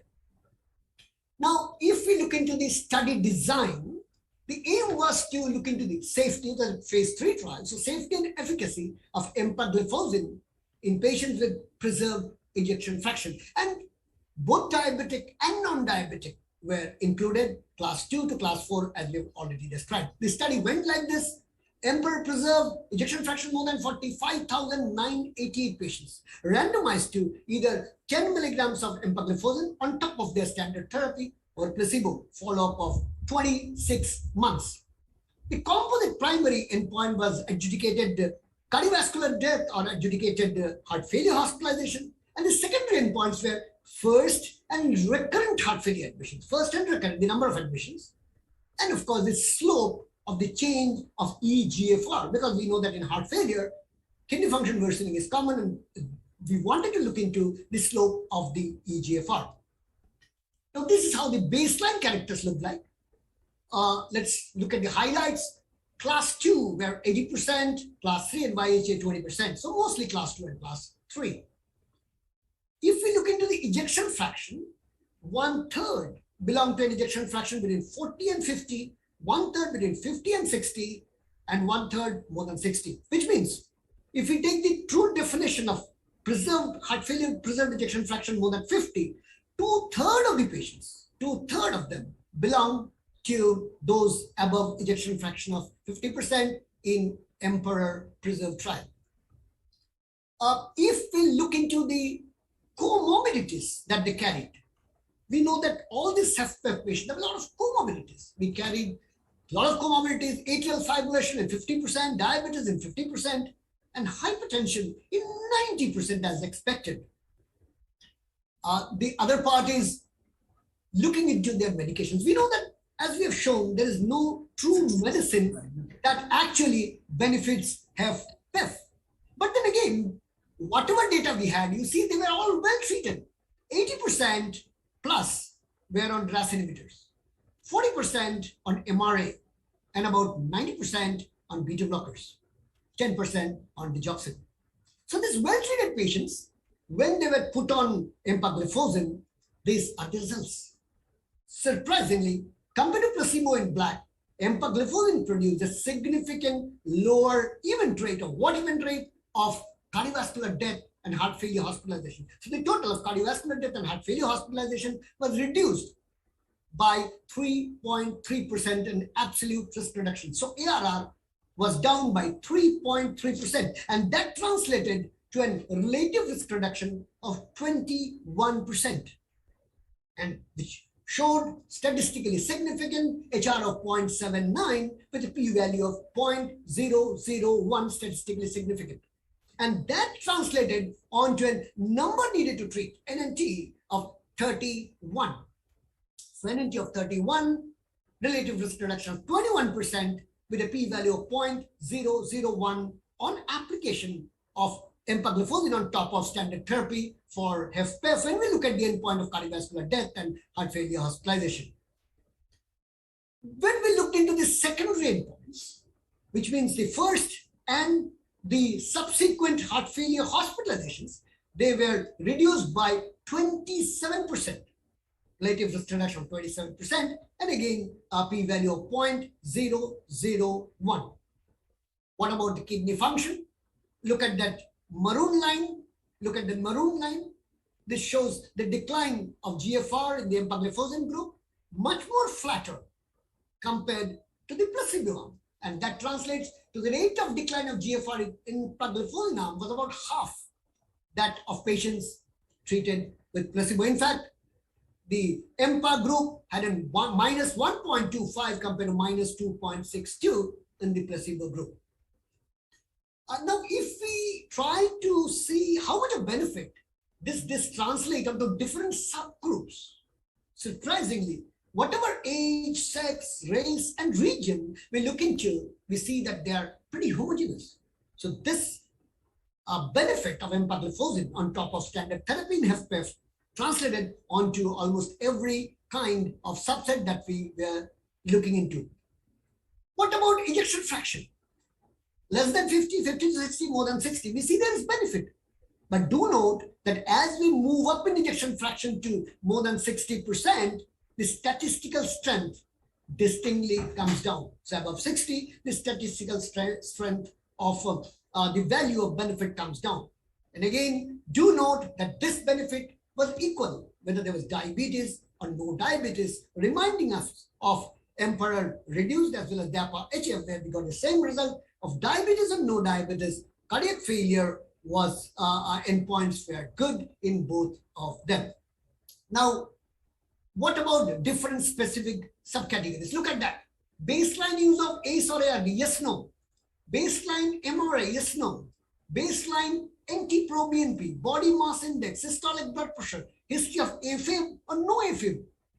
Every parameter looked like homogeneous. Every subcategory benefited. So it was not that we got a benefit in one subcategory, but every subgroup benefited over the entire trial group. So where are we finally? So at the end, the primary endpoint of adjudicated cardiovascular death or heart failure hospitalization was reduced by 21%. Point number 2, key secondary endpoints like the adjudicated first and recurrent heart failure events, first and recurrent, you add them up, were reduced by 27%, hazard ratio of 0.73. And finally, the rate of decline of eGFR significantly came down in the empagliflozin group in Emperor reduced and preserved trial. Now, just a few interesting caveats. The safety outcomes. The mauve color on top is empagliflozin, any adverse events, and black is placebo. Look at that. In most cases, placebo was more than empagliflozin.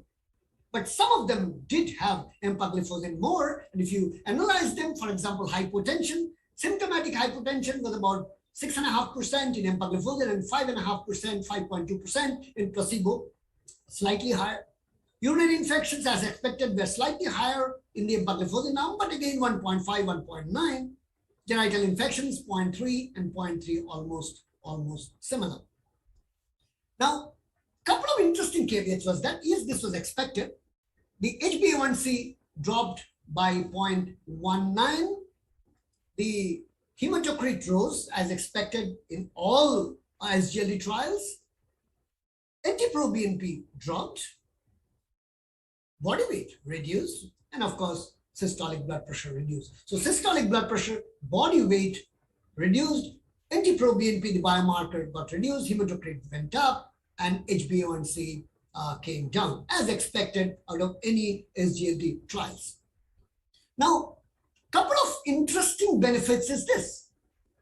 How did the patient feel? In this 26 months trial, those who are on empagliflozin, they looked at the NYHA class. The blue dots on empagliflozin, they did feel much better compared to the red dot of placebo over a 52-week. This is data from 52 weeks. You see that those who were on empagliflozin distinctly felt better. But we all know that NYHA class is very vague, right? And traveling from one NYHA to other NYHA is quite far. So we always look at what we call as the Kansas City Cardiomyopathy Questionnaire, the KCCQ score, to look at the subtle difference or benefits of symptomatic status of patients. And if you look at that, whether you look at whatever kind of analysis you do, you see the empagliflozin arm in blue had a better score compared to placebo in whether you analyzed or whichever way you analyze on treatment protocol or per protocol, whichever way you looked at the data. So patients distinctly felt better. Now, in the same European Society meeting yesterday, the data of emperor pooled was presented, which was basically emperor reduced plus the emperor preserved. So totally you have about 9,700 patients, and they tried to pull together and analyze and see what happens as we look into a total pan spread of ejection fraction. Look at the graph. The x-axis looks at ejection fraction. On the left, you see minus 25%, 25 to 35, 45, 55, and more than 65. Now understand that this is just a pool data and a post-hoc analysis. The green dot is time to first heart failure, the time, while the orange dot is the total number of hospitalizations. And you can very clearly see that till more than 65, they're all below the line 1, means there is benefit. So anything below 65 of ejection fraction, empagliflozin benefits when there is clinical heart failure. Once we cross that number of 65, the benefit distinctly comes down. Okay, so when I take a patient of heart failure, preserved ejection fraction and treat, probably I will treat one who has an ejection fraction less than 65, maybe between somewhere between 40 and 65, who would get the maximum benefit. So where are we at the end? Number one, take home points. Half of all heart failure patients, 50%, have HFpEF. And they suffer from poor cardiorenal outcome despite treatment of comorbidities and symptomatic treatment. There is no clinically proven therapy as to date. Second, with emperor preserved, for the first time in medical history, we have a treatment that showed distinct benefit in patients of HFpEF, especially by reduction of heart failure hospitalization and the combined outcome of heart failure hospitalization and cardiovascular death. Understand that this is mainly driven by reduction of heart failure hospitalization. Empagliflozin demonstrated a clinically meaningful 21% relative risk reduction in the primary endpoint of this combined cardiovascular death and heart failure hospitalization. The benefit was independent of ejection fraction and consistent across ejection fractions till ejection fraction of 65%. Empagliflozin protected the kidneys too, where we see a distinct flattening of the curve of a progressive decline of GFR.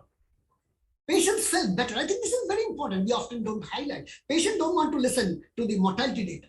He wants to feel better, go back to work. So the patients distinctly felt better while on empagliflozin in heart failure with preserved ejection fraction on top of whatever little therapy we had till now. So finally, if approved, and whenever it is approved, for the treatment of HFpEF, empagliflozin would change the clinical practice scenario by becoming the first and perhaps the only therapy as of now to improve cardiorenal outcome for the full spectrum of heart failure, irrespective of whatever ejection fraction they have. And that, I think, is extremely important. And that reminds me of one thing, you know, Asclepius is our health god, standing with the wand and the snakes. And he tells us that we have to carefully look into each disease because each disease has a specific treatment for itself. In contrast, his daughter, Panicia, had a different attitude altogether. Panicia claimed that she has an access to a potion which will cure every disease, one single drug that would cure every disease. And as we know, it's just a dream that just cannot happen. But with the emperor preserved coming out and SGLT is looking so good in multiple scenarios, I don't know where Asclepius is right or whether Panacea is going to be our future. Thank you for your attention, and I give back the screen, I unshare the screen and give back the podium. Shashank, you there? Thank you, Dr. Nair. Yeah, I'm there. Shashank, let me start off with you, and then, Dr. Prasanna Kumar can also please ask questions. And there are some in the chat box that Shashank's already started answering. Shashank, evidence-based medicine that was the altar in which we all worshipped, went for a toss in the COVID era. How was it so fragile? You have the front seat to it. So can you talk about it? How we sacrificed evidence-based medicine that included some of the major journals, including Lancet. Lancet and NEJM. So, whenever there is a pandemic, if you study history of pandemics, and Krishna, I think I must send you and Prasanna a book on history of pandemics over each century, from 13th century, they have always buried science. See, godmen and politicians have buried science. This is a history. It's like if you can go over last almost 500, 700 years. So whenever there is a pandemic, there is panic. And in panic, you want quick fix results. So we had, even the best countries on planet Earth getting into a panic mode. And we were in a hurry to do too many things too quickly, too fast. And I think in that, we probably forgot some basics of evidence-based medicine. And I think some of the best science has come from United Kingdom, if you ask me, particularly from the Oxford group. I give them full credit and the NHS for having the recovery trial program, which became a benchmark. Now remember, this was an era of adaptive trials. In March and April, when we were hit by the first wave, we didn't know what we were hitting. Everything was speculative. Everything was repurposed science. Everything was based on the output of Chinese data. I think, in that space, a lot of journals faltered. And you look at diabetes space, right from insulin to pioglitazone to SGLT2 inhibitors, every agent was touted to be COVID adverse. And today, when I talk on the 29th of, August 2021, many of them are useful. So I think COVID has taught us a lot. It has taught us patience. It has taught us red flags. It has taught us very few things work. And it has also taught us that we must wait for right science and not go by anecdotal science and not go by, we can have adaptive trials. We may not have the most robust RCT like Tiny was presenting this very elegant Emperor Preserve. We can't have that type of a quality trial that will take 5 or 10 years. Even in the vaccine space, everything is experimental early generation vaccines. Normally, a vaccine takes 3 to 5 or 10 years to produce with very good pharmacovigilance. We have gone too quick, too fast on a panic mode because it was a global pandemic. And I think this is a lesson learned for all of us. I think with all that, India has done reasonably well. We have generated not as high science as we would have expected or anticipated, but I would say it is reasonable. Also, even in our science and technology and vaccine space, we have been reasonable.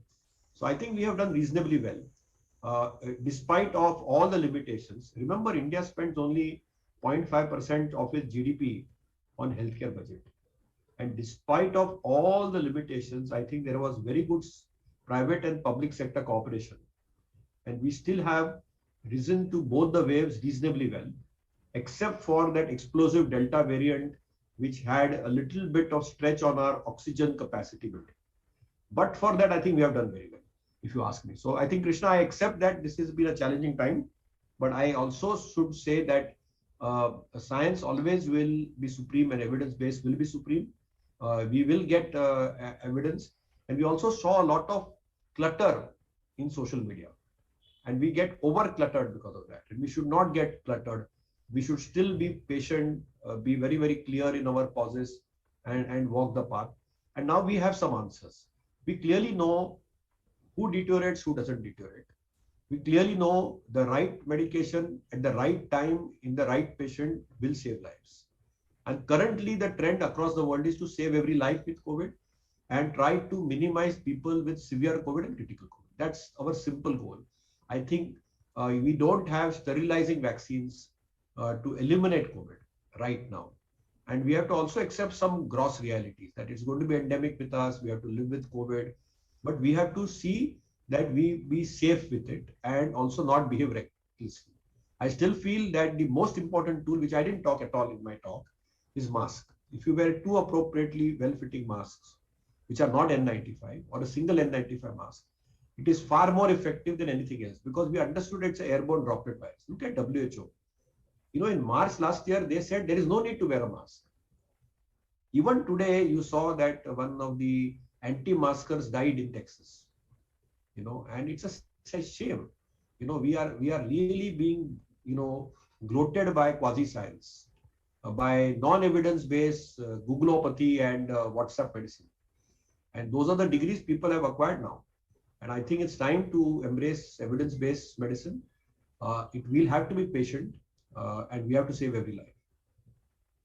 I have three top researchers from India on my panel, and I can't resist asking this question. The new trend in publications is putting it out in the public domain as a pre-peer review publication, right? Without the holy ghost of the peer review, which actually shields the medical community from bad literature. But this has come to stay. Even big research platforms are now encouraging pre-publication public domain availability of articles. Can each of you comment on this? Because you have been in this for many, many years. You have been guardians of science. I'd like each of your opinions. Maybe we can start with Prasanna, then Tiny, and then Shashank can bring up the end of this. Basically, let me comment about what Dr. Shashank said. I agree with him 100%. Nobody knew, including doctor, how to treat COVID. I also appreciate what he said, Oxford. In March 2020, when my student was in Oxford, he was treating COVID patient in the ward. I said, what do you give? Sir, we don't give any hydroxychloroquine. We don't give any of these azithromycin. We believe all these are nonsense. Including my friend said, no, initiating dose. This is the concentration. I said, okay, I want to be in the placebo group. And that is how the science was in March. What made you think doses and all that? And not only the hype, what, as you said, published in the newspapers and other things, even the WhatsApp media, this is the worst thing which happened in this country, which was not there probably in the Spanish flu. In 1911, they believed doctors. I still remember KK Agarwal, last time I had a meeting, he said, on the virtual meeting, Prasanna, I want you to write an article on life after COVID. Unfortunately, he did not live to see what is life after COVID. He wanted to write a book on COVID, how India doctors' perspective on it. So whatever it is, it was most of emotional science and no logical science, no evidence basis. Now it has increased. But people want to know what has happened from Deccan Herald, Times of India, rather than images. They don't have access to it, nor knowledge to analyze it. And also there are many doctors, I have seen even basic scientists also. Much before, don't blame the clinicians and all, even the basic scientists are very happy. I know some of my friends in the Indian Institute of Science going to the press even before a peer-reviewed publication is there.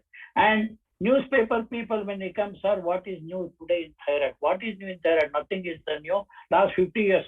But they think somebody sitting here in MBBS or MD or even DM can say something earth-breaking. I said, if I have earth-shaking research, I will not come to 1 rupee 50 paise newspaper, I will publish in an article.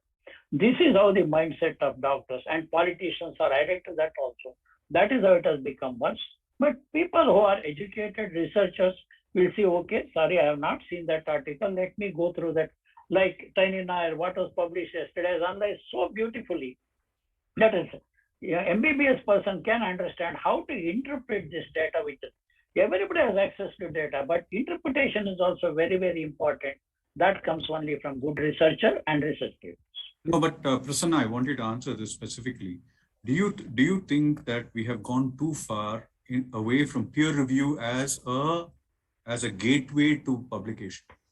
I don't think so. I don't think so. It may be minuscule. It is not true that just because somebody puts in WhatsApp or paper and all, we don't have to follow.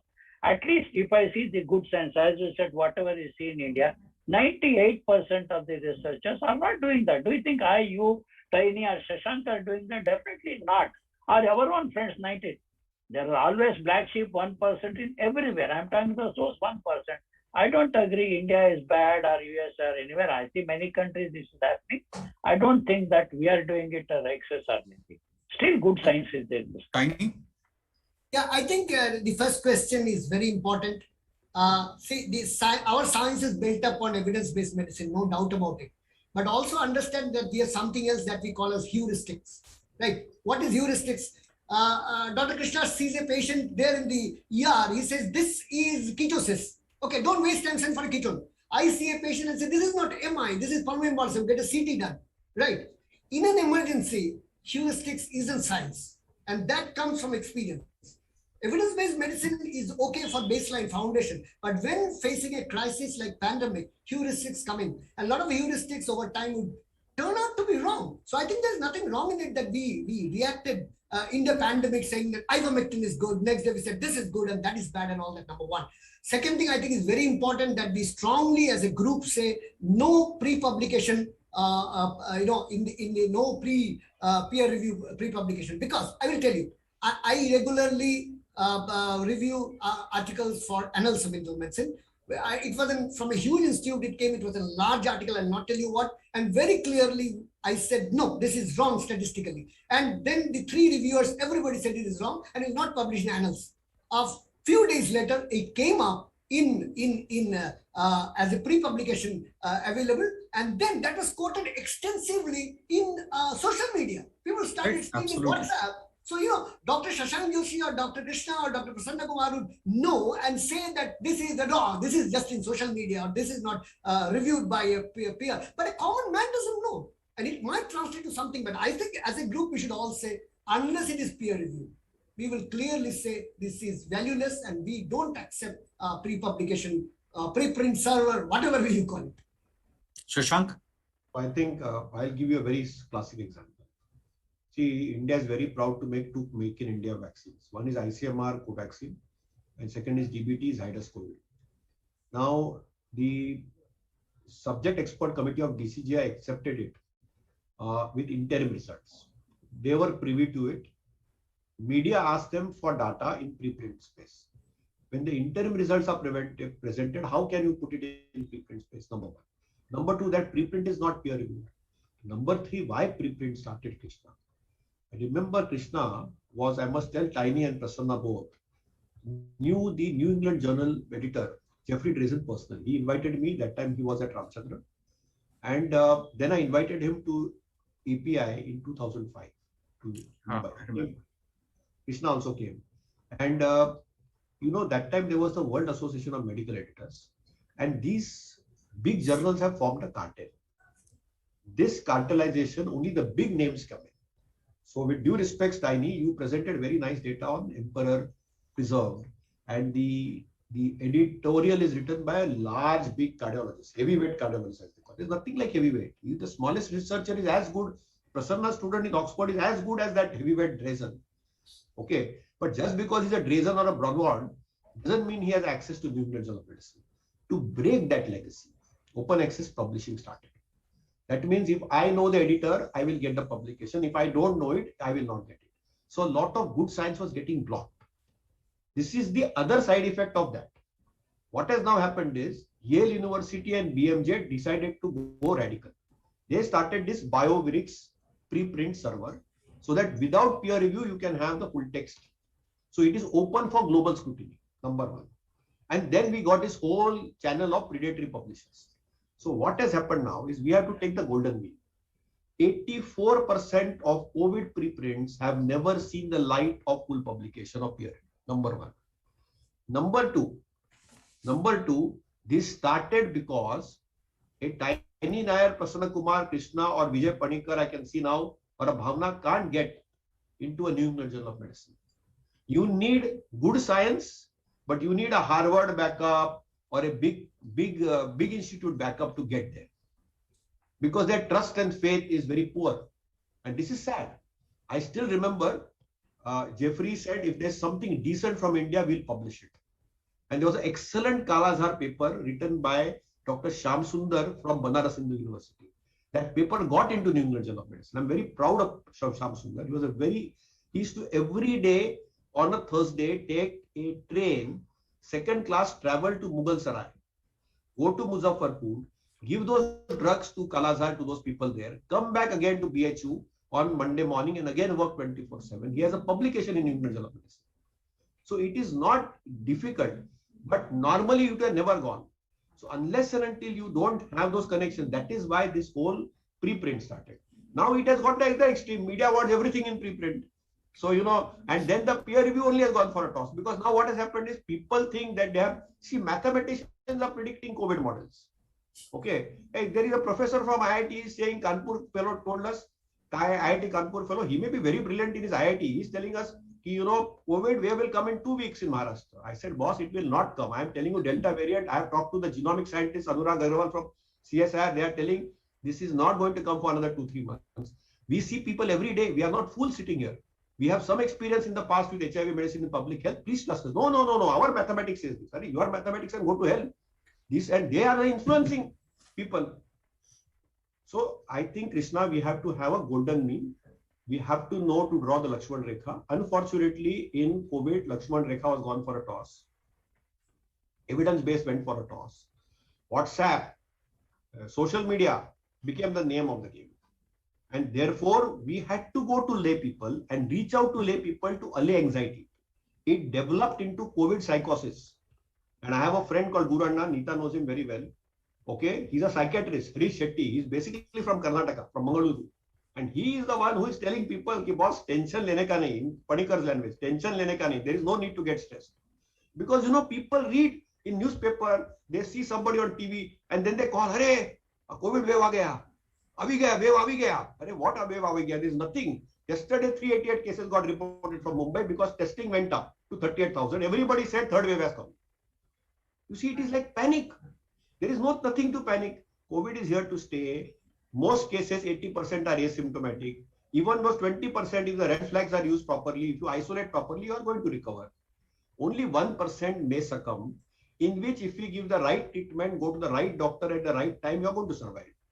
We'll have to have that attitude. If we are going to be irrational, in a panic time of a pandemic time, we are doomed. You see what is happening in US. Unfortunately, the world's best economy is into doldrums because they have believed in quasi-science for a change. And that is sad. I'm very pained in what's happening in Florida. I'm very pained in what's happening in Mississippi. It really pains me because this is very avertable. It is very preventable, but people are reckless. They have freedom of right, freedom of no mask, freedom. I am the boss. I will do what I want. That is little too much. I think somewhere you need policing. Danda is required. I think sometimes we have a Modi Danda, which is very good. India is sometimes blessed to have such strict people. And I think we are walking the path. Look, Krishna, it's tough times. The pandemic has, okay. Thanks. I think we should stop here because this can go. Thanks, Shashank. It was one, the interesting truth is that nobody is going to put photographs of funeral pyres in Florida because it doesn't serve the agenda. So what we will do is, we didn't do much of heart failure, but, we talked science and the future of it and how it is important to stay close to where evidence is. And for that, we had some amazing people to do that. Dr. Nair, thank you so much. That was a great talk on FF, but your comments on science are more valuable to the community at large. So I think that's why we stuck to these questions. Shashank, as usual, thanks for the great work that you've done. I hope God gives you more to continue what you're doing. On behalf of Prasanna and I, will close this. We are a little late, but I know Nita very, very well, and she will usually talk far less than the time she's allotted. So we will move on to the next session. Morning, Dr. Chawla. So, Dr. Chawla, please take over.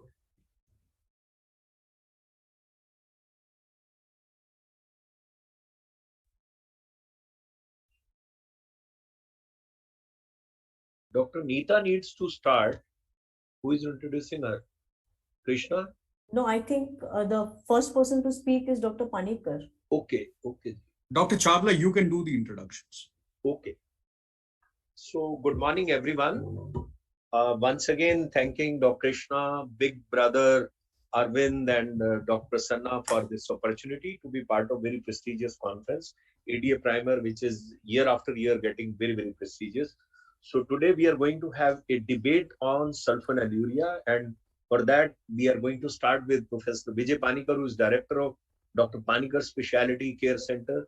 He has been an active professor of medicine at KJ Somaiya Medical College, Siwan, Mumbai, honorary consultant with Department of Endocrinology, Diabetes and Metabolism at Lilavati, And to me, he's always like a elder brother, a mentor, and a guiding force.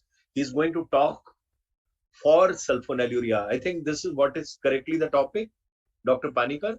Yes, yes. Okay, sir, please take over. Next 15 minutes, it's I all have to yours. Share the screen.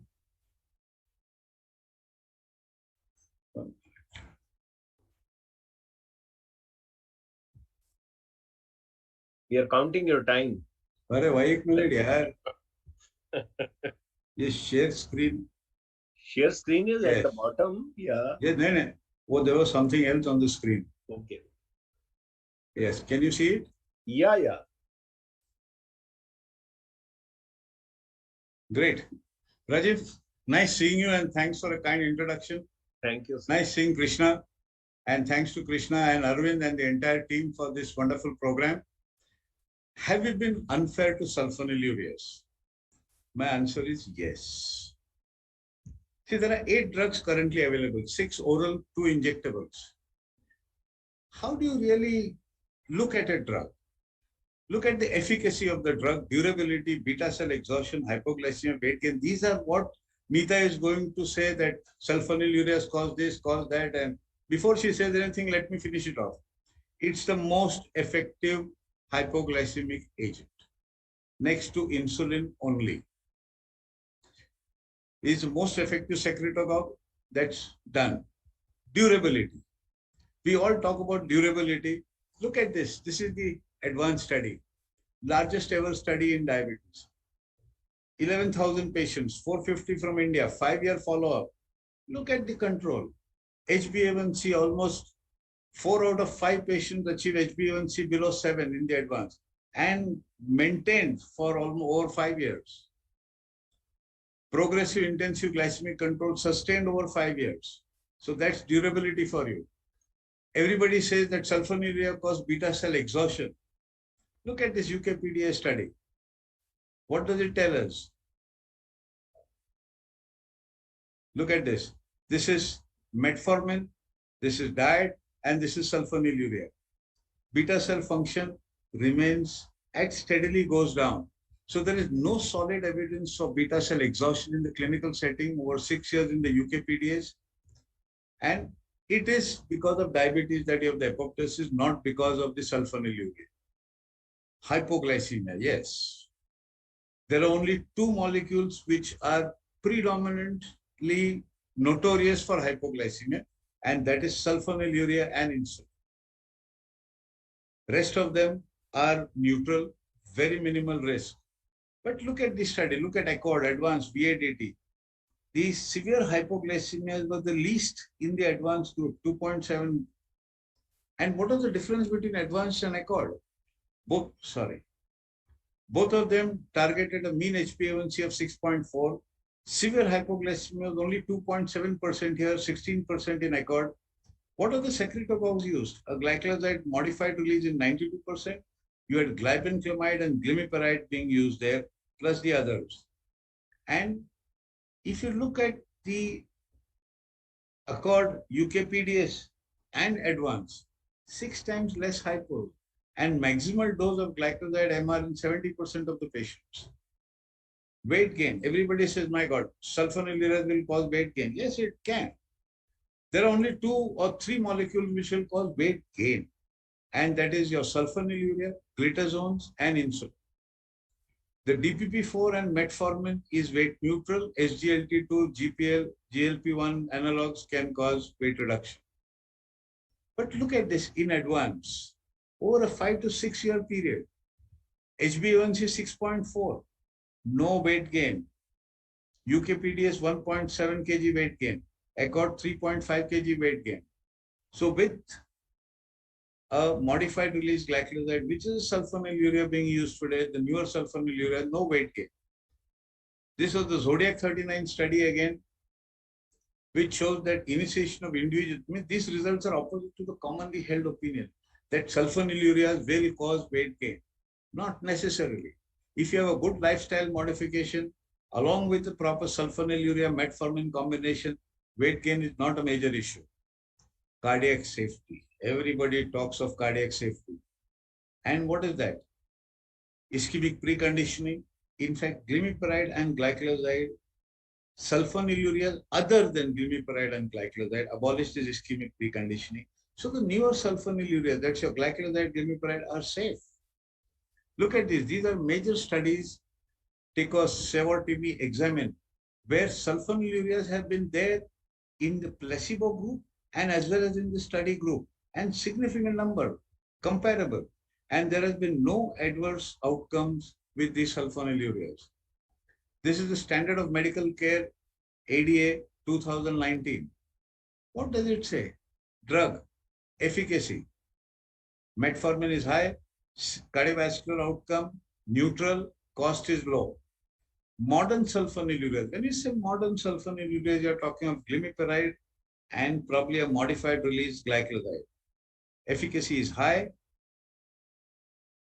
cardiovascular outcome neutral, cost is low.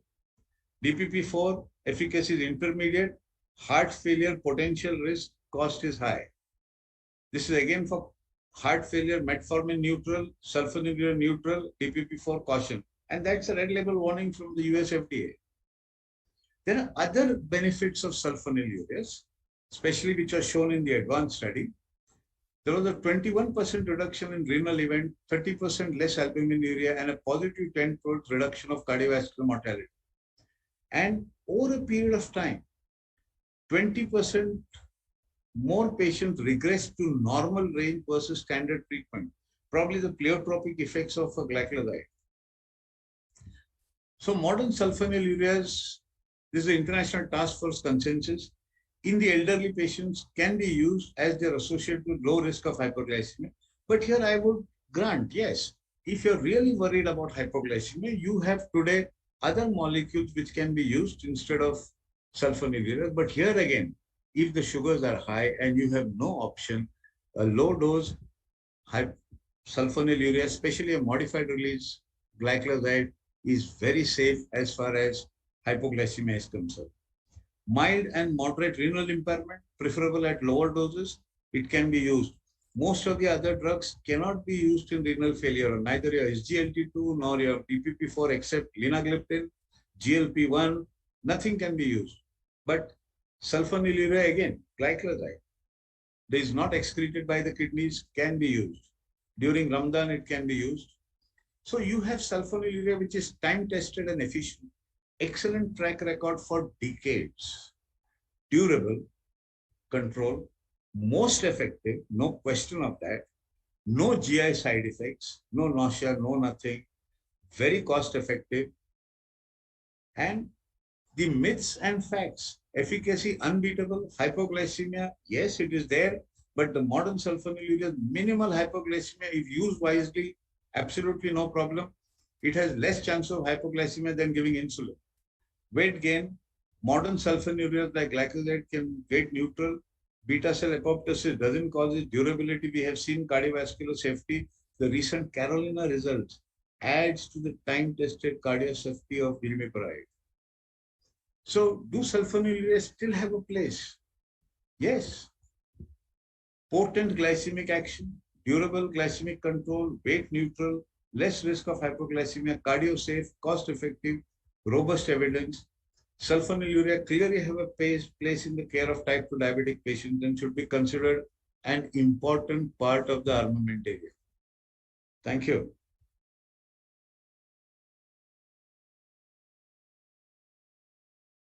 Thank you, Professor Panikkar, for being very, very brief, very crisp, and very, very straightforward. So you very rightly made a case for sulfonylurea still existing in clinical practice, and you still feel that these are one of the important drugs in armamentarium against management of type 2 diabetes. I think we can have some discussion toward the end when I put the balance view and we straightway go to Dr. Neeta Deshpande. Can I have a slide? Yeah. Neeta, again, she's the director and consultant at Belgaum Diabetes Center, Children Diabetes Center at Belgaum. And she's a very, very, very, very good orator. And I'm sure she hardly needs any introduction on a national or an international forum. And she's a very good friend. Dr. Neeta, please. And I'm sure she's going to make a case against sulfonylurea because she thinks it is best that sulfonylurea still stay at the backstage. Navneeta, please. Thank you so much, Dr. Chawla. Thank you once again to Primo for putting me in this spot, actually, to talk against Dr. Vijay Panikar. Not against, but just my point of view. So let me begin by sharing my screen.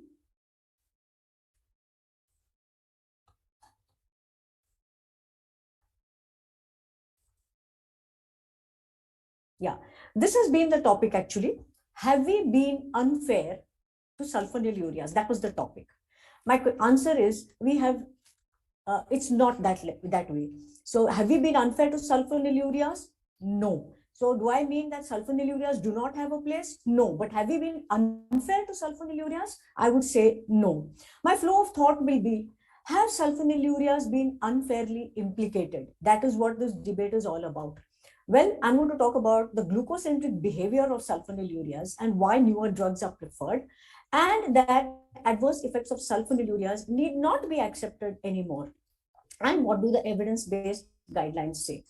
Let me first go to this particular slide, which shows you, my very first slide is telling you that it is actually sulfonylureas that are used most as the first therapy in a big way, even after all these drugs have come. So you have, right from proactive to the leader, you have all these drugs coming in, but still sulfonylureas have been used to the maximum. So what does this mean? Unfair in terms of usage? Certainly not. And why this usage is still more than what the evidence says is because of the cost. Definitely, if the cost of all the newer molecules, the innovator molecules comes down, I am sure these percentages which you're seeing on the screen for sulfonylureas will come down. But I'm not going to talk about cost here. I'm going to talk about science. So we have not been unfair in terms of usage. Now, overtaking is not being unfair. I'm sorry that this yellow patch has come in between, but what it means, what I'm going to show you here is that if something can overtake a car, if you are overtaking, are you being unfair? I don't think so. Unfairly implicated? Again, certainly not. And I'm going to show you why. This is what we have learned all along. Decrease insulin secretion, insulin resistance, increase hepatic glucose output. And that is why the sulfonylureas rule the roost, because they will take care of the hyperglycemia by acting on the pancreas, increasing the insulin. But what about all this? Who is going to take care of all this? Science has progressed, and we know now that there's more than even an ominous octet. So can sulfonylureas take care of all of this? Certainly not. Therefore, a holistic management of diabetes is impossible with just sulfonylureas. And that is why they have been fairly implicated, that they can only be glucocentric. And diabetes management is not glucocentric anymore. And all of you will agree with me, we have to protect the organs. So that is very, very important. Look at this particular thing.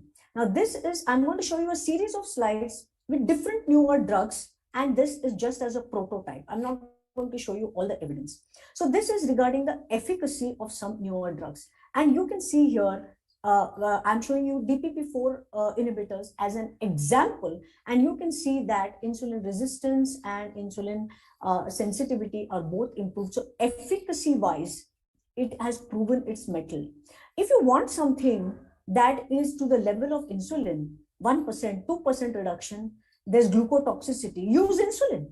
Bring the glucotoxicity, lipotoxicity down, and then use newer drugs which have far more evidence for them in terms of many parameters than just being glucocentric. So if you really want glucocentric, go for insulin. Now, this is just a prototype to tell you there is actually weight loss. So SGLT2 inhibitors in general, this is just an example, cause a lot of weight loss. Not a whole lot, but enough, good enough for the patient. So what about DPP-4 inhibitors? They are weight neutral. So at least they don't make you put on weight. GLP-1 receptor agonist, fantastic weight loss. So you have drugs, the newer drugs causing weight loss, as again accepting weight gain when it comes to sulfonylureas. There is no molecule, in my opinion, that can cause this kind of reduction and giving cardiac benefit. So just saying that it is cardio safe and cardiac neutral, but if you have a drug which actually gives you benefit and to the tune of 34% reduction, 36% reduction from death and from heart failure and death from any cause, then that's fantastic. Now, if DPP, the example given by Dr. Panikkar was for DPP-4 inhibitor for heart failure and comparison with sulfonylurea. But when you have an SGLT2 inhibitor, which gives you a fantastic benefit, why are you comparing with DPP-4 inhibitor? Use this. So you have a whole lot in the armamentarium. What about the cardiorenal benefits?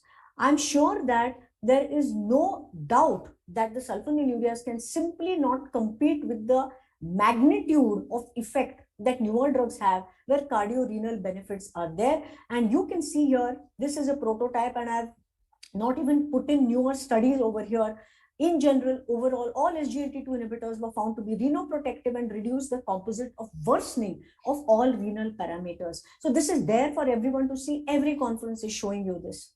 In fact, this is now there even in the guidelines. Dapagliflozin and cardiovascular outcomes, previous myocardial infarction.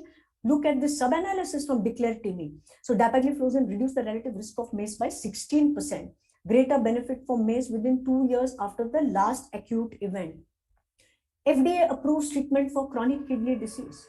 So look at all this. In view of all the overwhelming evidence that has come in, FDA has changed the labeling to be used in treatment of chronic kidney disease. So much so that today, many of these drugs are being used without regard to even the HbA1c, which means we are not glucocentric anymore. We are looking at a holistic approach to diabetes treatment and its complications. And we are using some of these drugs way ahead of anything else, regardless of the A1C. And this is what you can see here. So if there is high risk or established ASCVD, CKD, or heart failure, you are using SGLT2 inhibitors or GLP-1 receptor agonists without regard to A1C.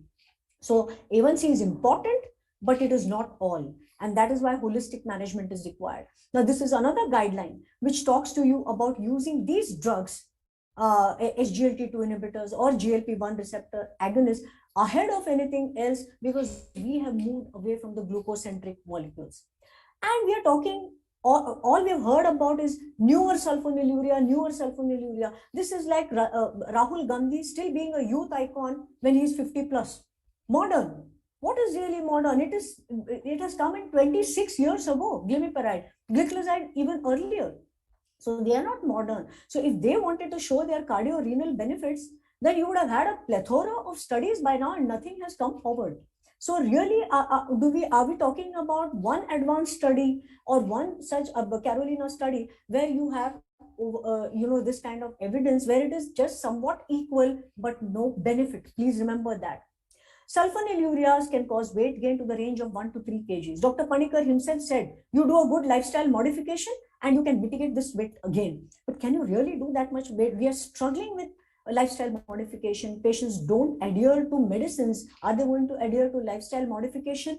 No. There is interprandial relative hyperinsulinemia and patients are eating to prevent hypoglycemia. There is defensive snacking.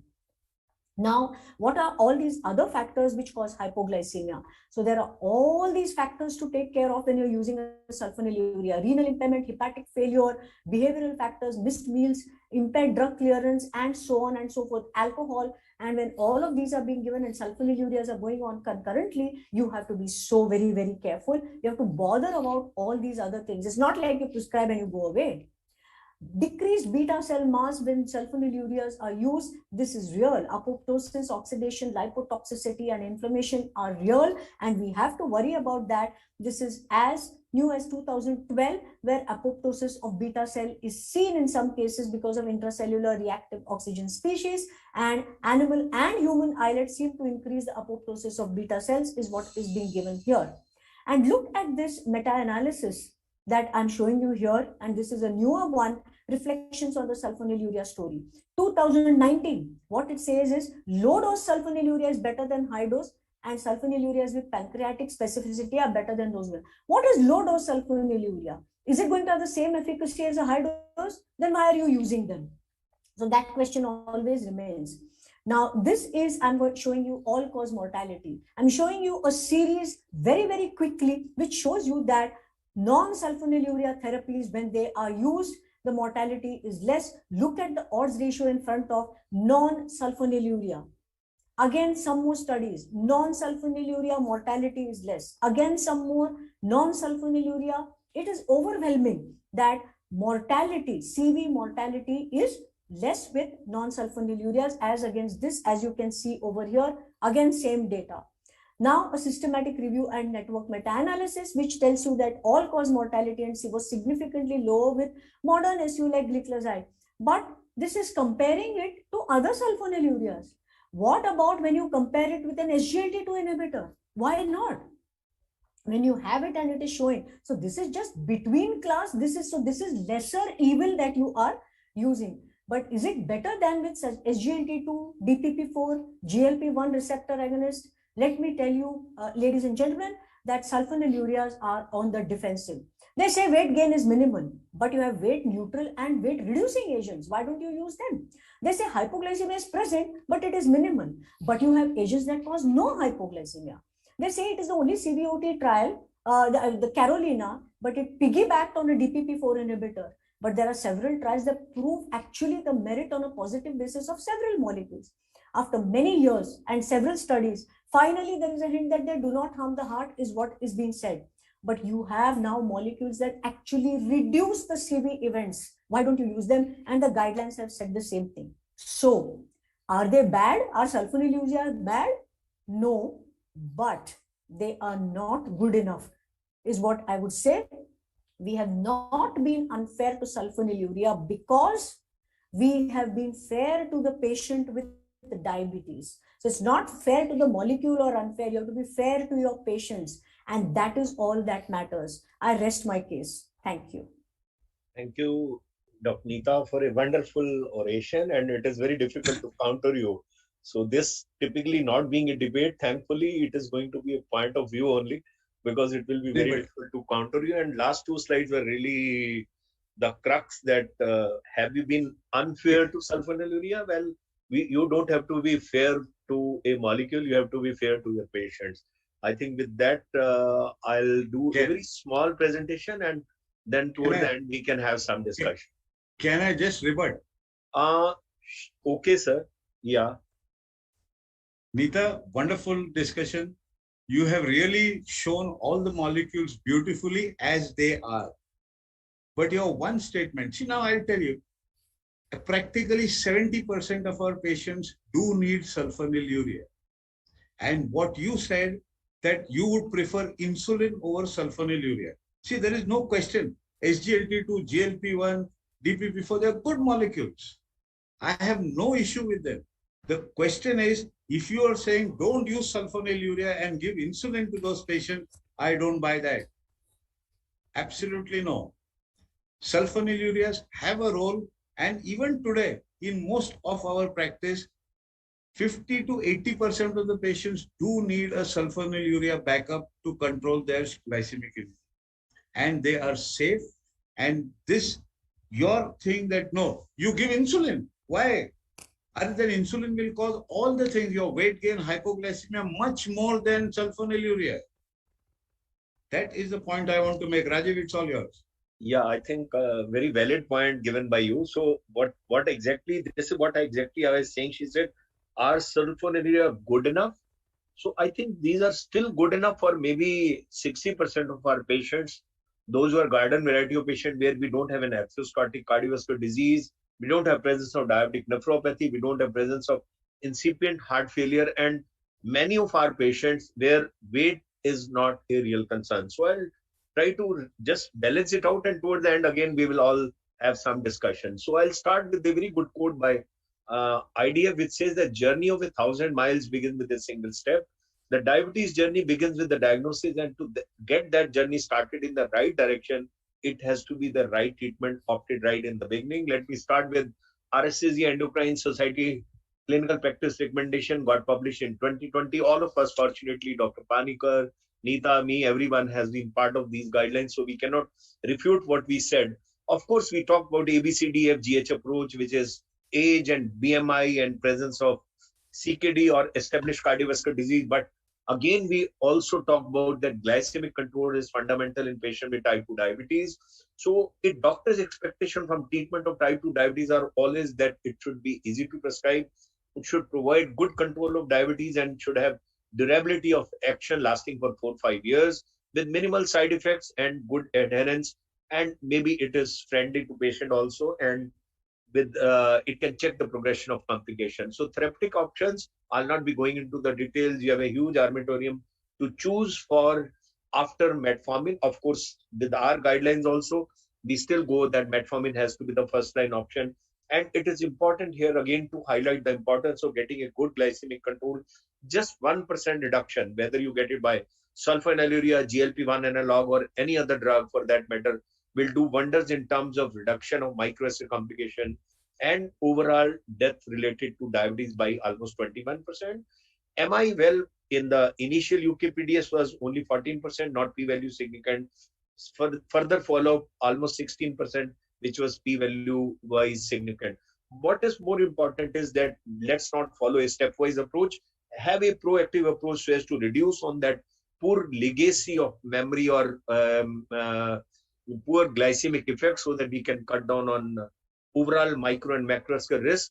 And of course, advantages of having any combination therapy right in the beginning, not only to reduce adverse events associated with up titration of a single drug, but to have couple of drugs in some maximal doses so as to reduce progression of micro and macrovascular complication. Well, I'll not be talking in favor of sulfonylurea, although these have stood over the time in terms of efficacy. Glimepiride, we know, improves beta cell function. Along with metformin, it also cut down on hepatic glucose production with extra pancreatic benefits. It can also get you all other helpful effects what you see with any other drug. And this, what Dr. Panikkar didn't allude to, he talked about ischemic preconditioning. Although Neeta is right in saying that it is no more a new drug, it is almost 26 years. But when we talk about, because there has not been any other sulfonylurea after glimepiride or gliclazide, and there we need to differentiate between their cellular effect, which are not there on particular cardiomyocytes, and different sites for acting these sulfonylurea, because that may make huge difference. Let me come to an evidence with sulfonylurea versus other drugs, and then let it be your opinion that whether we should go for sulfonylurea in most of the patient, or we should straightway go with other drugs like GLP-1 analog or maybe SGLT2 inhibitor. Start Indian data on 305 patients where sulfonylurea was superior to sitagliptin in terms of glycemic reduction. Carolina, which is again a benchmark study, it was actually for linagliptin versus glimepiride as an active comparator, but has actually given more benefits to glimepiride because HbA1c reduction was initially greater, but it subsequently leveled over 6 years' time. But you have the amount of glycemic durability lasting even with glimepiride versus linagliptin.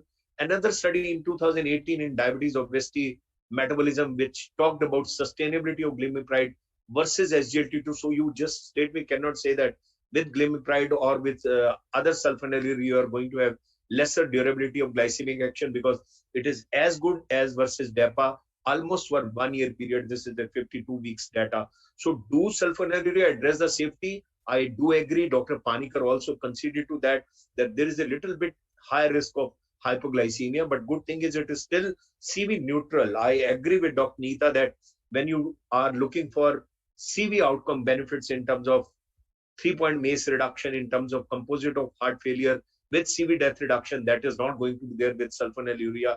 But well, many of your patients may not require everything because they don't have an established atherosclerotic cardiovascular disease. But compared to other sulfonylurea or versus metformin, definitely risk of getting hypoglycemia is little higher with sulfonylurea, but it is still in favor of gliclazide and glimepiride versus glibenclamide, but definitely it is going to be more with metformin.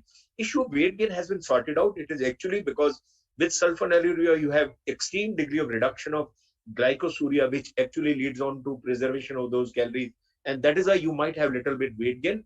But surprisingly, it has again been found to be weight neutral over 5 years. And this is a good data which said that even after 5 years, there was no weight gain. Even in Carolina, we saw that versus linagliptin, initially there was a weight gain of 600 grams, but subsequently that came down from the baseline But towards the end, at 6 years, definitely with sulfonylurea, there was an additional 1.5 or 1.6 kg weight gain, which was there versus linagliptin. Well, I'll not go into the details of beta cell exhaustion, which has again been sorted out that there is no solid evidence for beta cell exhaustion. In the clinical setting, it is a natural course of the disease that you have beta cell exhaustion or apoptosis. If that was not true, then why with exenatide, sitagliptin, and glimepiride on beta cell secretory capacity in early diabetes within 6 months, there was hardly any difference. In fact, secretagogue behaved better than exenatide and sitagliptin in terms of beta cell HOMA model of beta cell function. TOSCA trial again sorted out that when you are talking of CV safety, these are going to be absolutely neutral till 5 years. I agree that there are not going to be any benefits in terms of CV death reduction or hospitalization for heart failure, what you get with the SGLT2 inhibitor or maybe GLP-1 analog also. But Carolina also said that it is as good in terms of CV safety as is any other DPP-4 up to 5 years or up to 6 years.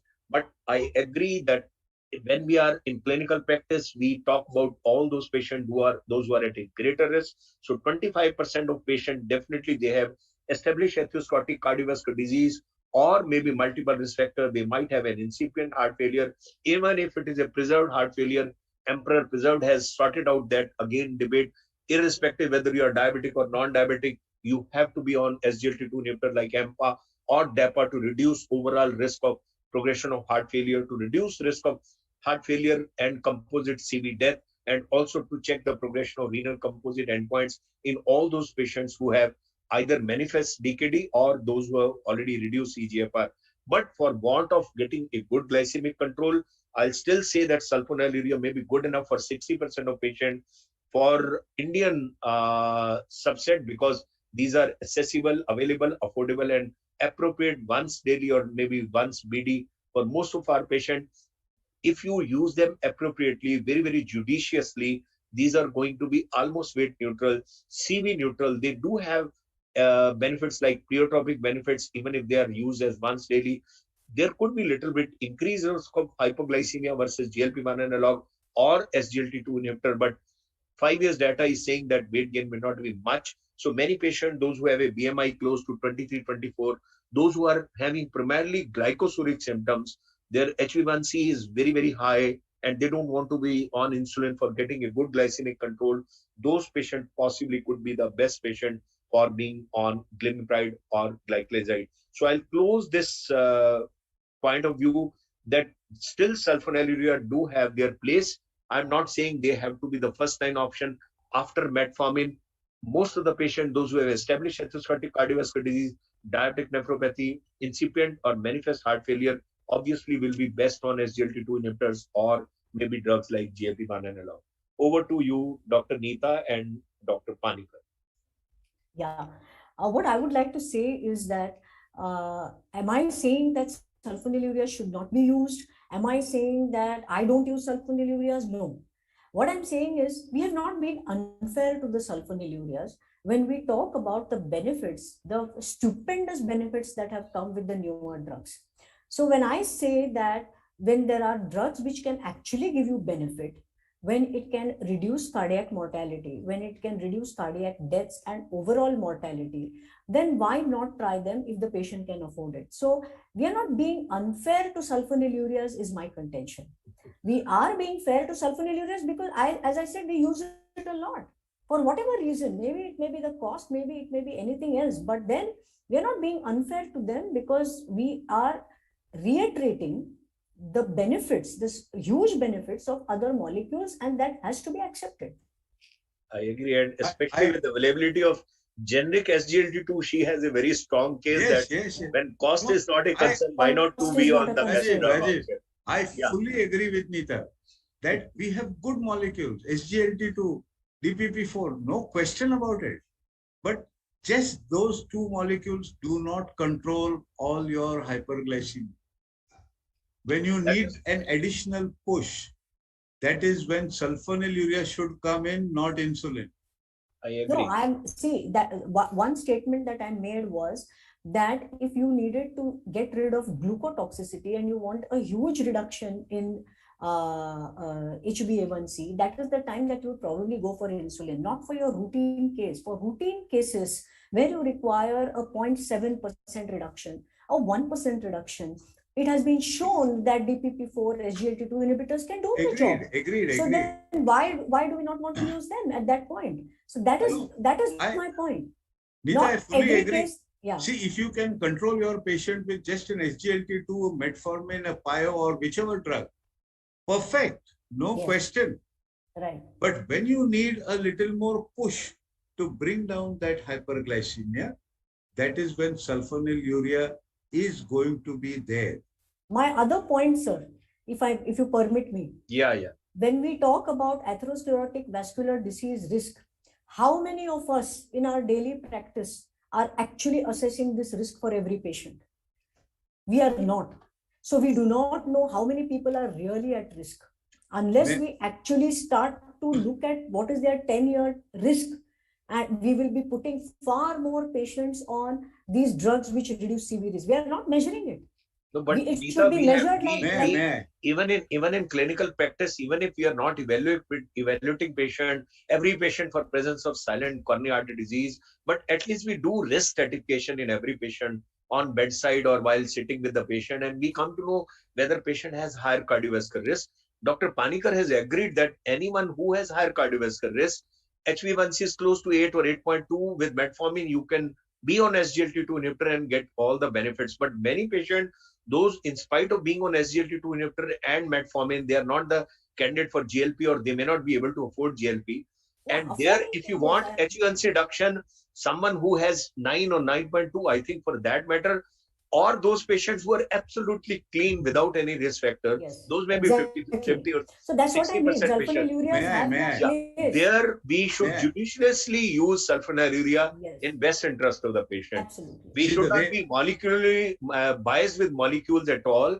We should be more, onus on opting the best drug in best interest of the patient is ours. Correct. There we should have an open bouquet approach, and we should choose the best drug.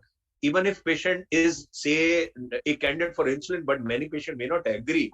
There you agree that in clinical practice, sulfonylurea, that we are wonderful drugs. I agree. They get extreme degree of glycemic reduction, possibly best after insulin. And with little bit weight gain, I agree, little bit risk of hypoglycemia. But most of the patient, you will be able to get it down to 7 by addition of sulfonylurea, and you may prevent at least the progression of microvascular disease. Macro, I agree with sulfonylurea, you may not be able to change. May I? Yeah, final comment, sir, and we have to think fully agree. Every patient, every type 2 diabetic is at a risk for cardiovascular disease. Agreed. So right from day one, what I do is every patient gets a metformin, a pioglitazone, and a SGLT2 inhibitor. Agreed. If that is inadequate, he gets a sulfonylurea. So like DiFronzo, Panikkar's algorithm is start with metformin, pioglitazone, low dose, be on SGLT2, and if required for glycemic control with CV neutrality, you will definitely choose sulfonylurea over any other drug. So a metformin, pio, and SGLT2 will take care of everything? Everything except getting a tight glycemic control. For someone who has HbA1c close to 9, it will be difficult. So I think Krishna is already sending signals that we need to close. We are up by, but we started 5 minutes late. If you know, Shashank took extra 7 minutes. But so we are still in time, and I hand it over to Dr. Krishna for the final comments. And third umpire as a referee. Krishna, your comment, and then you close. I can tell you, it is the best thing to do. The reason that we put this up is actually that in the last 10 years, unfortunately, pharma has gone on vilification of the sulfonylureas. Right? Anita made a great balance of it, and Dr. Panikkar, in his usual style, brought it up correctly. But I always tell my students that patience is a virtue of the endocrinologist. Right? And that's true of the diabetologist. We have time to learn to things as they evolve, and we don't have to jump in to the first new molecule, and we don't have to be the last to get out of an old molecule. And I think it's that what has happened is how things have evolved over time, and And we've reached the right balance at this point of time. I think that is important. We And- have and to have a even right today- balance. What I said in first slide, that it has to be right balance, the right approach to get good glycemic control so as to cut down on progression of complications. I think our obsession with confidence intervals and 0.99 to 1.01 must be tempered with a great amount of wisdom. I think with that note, thank you all three for your insights. And as our conference evolves, we also are trying to find the right balance between evidence, experience, and expertise. I think all three are important. Just worshiping this rock god is not going to get you to the heaven that we seek. With that, I thank you all three. We will close this session and we will move on to all three. Thank you. Wonderful, Dr. Panikkar. Neeta, as always, wonderful. Thank you. Thank you. Neeta, you are great. Yeah. And Rajesh, over you. And Krishna, as usual. Yeah. Thank you. Thank you. Bye. So Bye. let me bring in my colleague, Pramila Kalra, someone who I've seen grow from strength to strength. She's rapid, she's explosive, and packs in a lot of knowledge within a few minutes. She's currently professor at Ramaya Medical College and its hospital in Bangalore. Pramila, Yeah. session is yours. Yeah. Good morning. Good morning, everyone. And we are still not beyond 12, so it's good morning only. And at the outset, I thank Primer for inviting me for this. And this is really an interesting session because when I was called for this, I was really not sure that how exactly we'll go about it. Then I decided that we'll do it like this. So what I've done is I have put a clinical case, and as Dr. Abhishek is the moderator, and the other panelists are also there. So we'll be going through the case, and I have put the tentative things, what we can do for this patient the best, and what are the options, and we can discuss those options. So that's how my presentation would be. So basically, what case I have put is a 56 years old gentleman who presented with a history of type 2 diabetes for past 10 years. He's a known diabetic and is diagnosed as type 2. Now, he was diagnosed to be diabetic kidney disease about 6 months back. And he also has moderate non-proliferative diabetic retinopathy.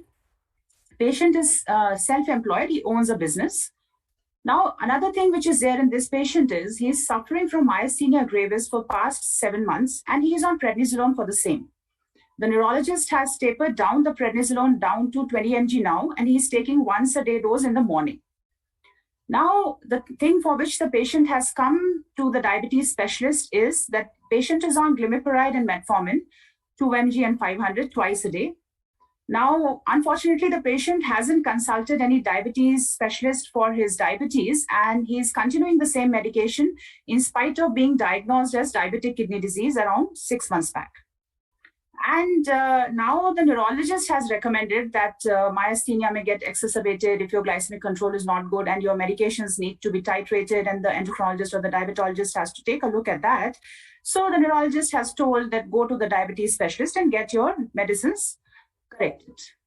Now, if we see a short previous history, which are important points, like he doesn't have any history suggestive of cardiovascular disease, and he has no history of any thyroid disorder, because it was important because he has myasthenia. He has no history suggestive of any gastroesophageal reflux disease or any GI symptoms predominant. And he doesn't give a history suggestive of hypo, though we know that with the present scenario, he may not be mounting a hypoglycemic response, but there are no documented hypoglycemic episodes as well. The important points in the examination, he is like in the overweight category as per the Asian criteria with a BMI of 24.4. There is pallor present, and we'll see the hemoglobin values. Patient has no evidence of fluid overload at the moment. And the cardiovascular system examination is normal. So these are the important points which I've just tried to put in the history. He has no signs of diabetic neuropathy on clinical examination. Now, coming to the investigation, the patient has brought these reports. Now, his fasting blood glucose value is 140. His 2 hours postprandial is 300. His hemoglobin is 9.9. His creat value is 2.5. His HbA1c is 8.1. He's done a HbA1c and brought it already. His LFT is normal. The urine microalbumin done in a spot random sample is 533 milligram per grams of creatinine. And in the urine routine and microscopy examination, there is no evidence of urinary tract infection. The patient's LDL value is 158 and triglycerides are 230, is not on statins. He is a patient of myasthenia. So nobody started him on statins because they thought it might get exacerbated. Now, this is the case scenario we have. Now, this patient wants the best therapy for hyperglycemia. Now, I'll pause here and then I'll go further. So if Dr. Abhishek would like to comment here, and then I will move further. Yeah, so actually, exactly the situation that we're supposed to discuss has been brought up here. Management of diabetes many times becomes confounded by a lot of comorbidities and the medication that we might be giving to the patients. And availability of multiple medications that we have makes it more difficult to adjust and correctly choose what would be best for the individual.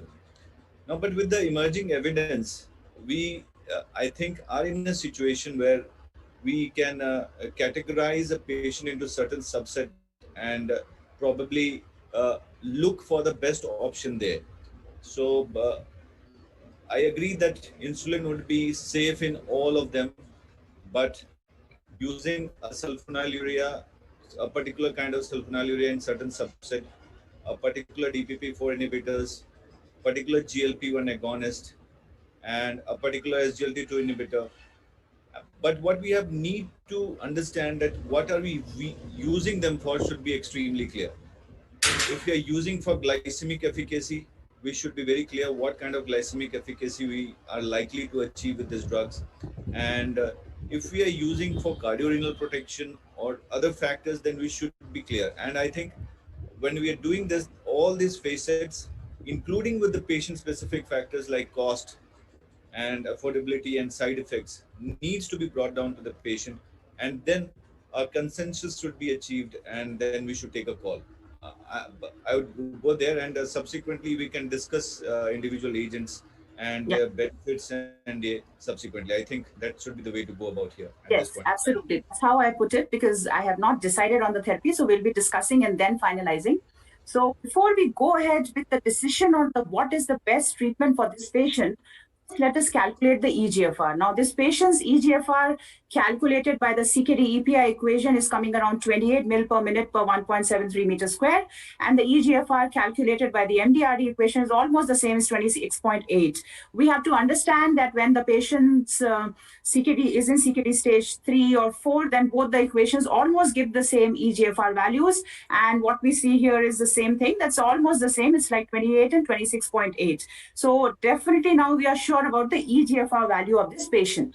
So if we look at the chart for the EGFR value and the microalbuminuria which the patient is having, we know that this patient is coming into the CKD stage 4 now. So he has a EGFR of 28 and his albuminuria is like 533 milligrams per grams. So this patient has definitely come into the severe category. So that part also we have to keep in mind, because we know that this is one of the important factors when we are trying to decide about anti-diabetic medication for this patient. And also, before we go ahead and decide on the medication for this patient, we also have to understand that which steroid the patient is on. So first thing is that this patient is on a chronic steroid therapy. He is going to continue the steroids for longer. He has a EGFR, which is like 28 ml per minute per 1.73 meters square. He is a type 2 diabetic. He has non-proliferative diabetic retinopathy. The patient has uncontrolled glucose value. So this is a picture, and his age is 56. And he can afford any therapy. He is not asking for any concessions. He wants the best therapy for his hyperglycemia. Now, we need to understand that first, whenever we are looking at a patient who is on steroid therapy, we need to understand that there are different potency of different steroids. Now, commonly in our practice, we'll see that the patient will be either on prednisolone or methylprednisolone. These are the common things. Betamethasone and all uncommonly, only in few cases, but mostly these are the common drugs which the patient would be taking for any other illness apart from diabetes, maybe neurological illness or any other reason for which they are on steroids. So what we need to understand that how much or when the hyperglycemia will happen with a particular steroid, so that we can target the anti-hyperglycemic medication according to that. To understand that, like, if you have a patient who is on methylprednisolone, we know that the peak glycemic effect will be after 4 to 6 hours. If a patient is on dexamethasone, it will be around 8 to 10 hours. Now, this patient is on prednisolone. So the peak glycemic effect is expected around 2 to 3 hours. And that's what we see in his report. His fastings are not so high, but his postprandial values are exceedingly high, like it's going up to 300, and that's at 2 hours, it's going high. So that's what we are expecting, that this patient who is at the moment on 20 mg of prednisolone is having a peak glycemic effect around 2 to 3 hours. And that's the time when we are deciding about his therapy. We should know that this is the time when his hyperglycemia will be maximum, and we need to target that. If this patient would have been on methylprednisolone, we would have expected a peak glycemic effect a little bit later, around 4 to 6 hours. And DEXA would be even longer, that's around 8 to 10 hours. So that's also one of the important factors before we decide on the medication for this patient. So Dr. Abhishek, would you like to comment here before we proceed? Yeah, sure. So if we look at our options here. So first of all, let's start from basics. Metformin, obviously, we are not going to use in this patient at the starting therapy. Now, moving to sulfonylureas. Sulfonylurea, if we do choose to use, it might be effective at this point of time, but then we have to choose something which has shorter duration of action and probably is not metabolized by kidneys, or if it is metabolized, the metabolite should have a short duration of action. So if you look at that, then I think the two drugs in terms of sulfonylurea which comes into our mind is probably glipizide or glimepiride. And glipizide has a slight advantage in that it doesn't have any metabolite which is metabolized by the kidneys, whereas one of the metabolites of glimepiride is metabolized by the kidneys. So that can be considered as one option. Then consider in this patient subset specifically, even a ripaglinide seems to be a good agent because it is renally, it will be safe. The only minimal metabolization takes by the kidney, and we are looking predominantly at the postprandial hyperglycemia. So it might be a worth a try, and probably we can also look at how do we go from there. Now, coming to next agent would be DPP-4 inhibitors. Can be used, linagliptin can be used, sitagliptin on a low dose, maybe 25 milligram, or could be used, but I don't see that efficacy in terms of the postprandial benefit that we might be expecting here. Now, next we move on to insulin and GLP-1 agonist. Insulin obviously can work, but if we are starting the therapy, I think it makes a lot of sense that we can look for certain oral therapies. GLP-1 is definitely going to work here, but we should be careful because it's the HbA1c is less than 9, and when GLP-1 issue has to be used more cautiously in this setting, and the benefits that we might be expecting may not be up to that range, especially considering if it HbA1c had been more than 9, I would have probably shifted in that direction.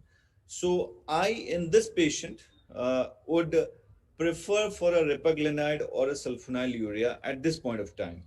You might differ, and if you can take from there as your point of view.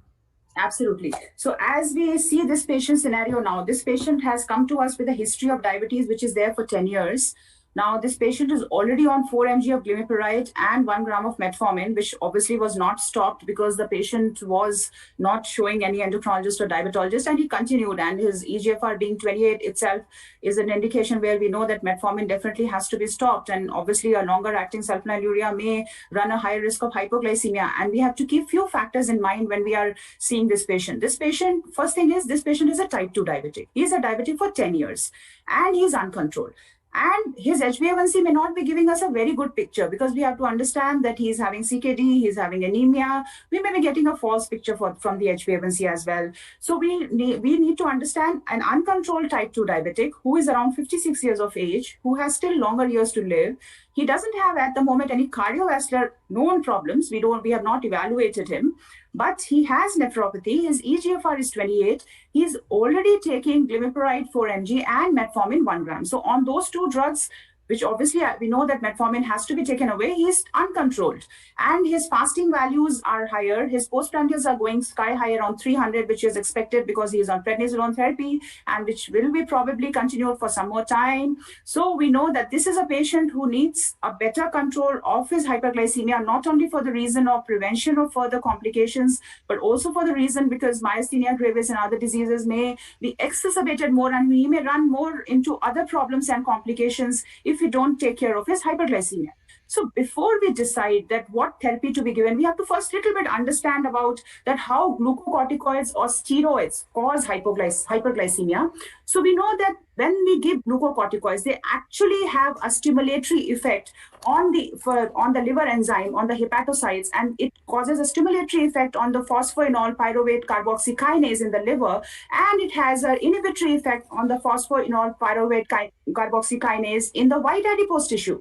As a result of which, what happens, there is a net increase in the fatty acids, there is increase in the lipoprotein lipase activity, and there is more of lipotoxicity, and there is more of insulin resistance. To summarize, these are the major things which happens when steroids are given to patients. So there may be increased glycogen storage in the liver, there may be inhibition of the glucose uptake and oxidation at the level of the skeletal muscle, there is reduced glycogen storage in muscle, there is increased protein degradation to provide amino acids as precursors for gluconeogenesis in the skeletal muscle. If you see the white adipose tissue, it inhibits the glucose uptake and oxidation there. It increases the lipolysis to provide glycerol as precursors for gluconeogenesis. In the pancreas, it inhibits the insulin secretion in the beta cells. It increases the glucagon secretions in the alpha cells, and it also can sometimes cause the beta cell hyperplasia. So what we have to understand that these are the major mechanisms by which steroids cause hyperglycemia. So now we have added one more thing to this patient. This patient is uncontrolled. He has 10 years of diabetes history. He was already on 4 mg glimepiride, 1 gram metformin, with high glucose values, has developed myasthenia, has moderate non-proliferative diabetic retinopathy, has CKD with eGFR of 28 ml per minute per 1.73 meters square, and is on steroids. So now the question comes is, what next? What therapy you would offer? So Dr. Abhishek, now I would like your comments on this. Oh. Now, with this background knowledge of the medication the patient is already taking and the duration of diabetes here, I in fact I'm left with only two choices at this point of time. Considering the fact you're absolutely right, we might be judging his glycemic control poorly just by going by HbA1c at this point of time. And so if you assume that it is probably on a slightly higher side, the patient is already on 4 milligram of glimepiride and metformin. So we have to take this fact that when we are going to take out the metformin and probably the glimepiride, the amount of the glycemia that is going to be increased is going to be much more significant. So if the patient is, but I'll still, so looking at sulfonylurea, the patient is already on glimepiride. I really don't want to maneuver much out here. If the patient really is insistent, then we can continue with that, but metformin goes away.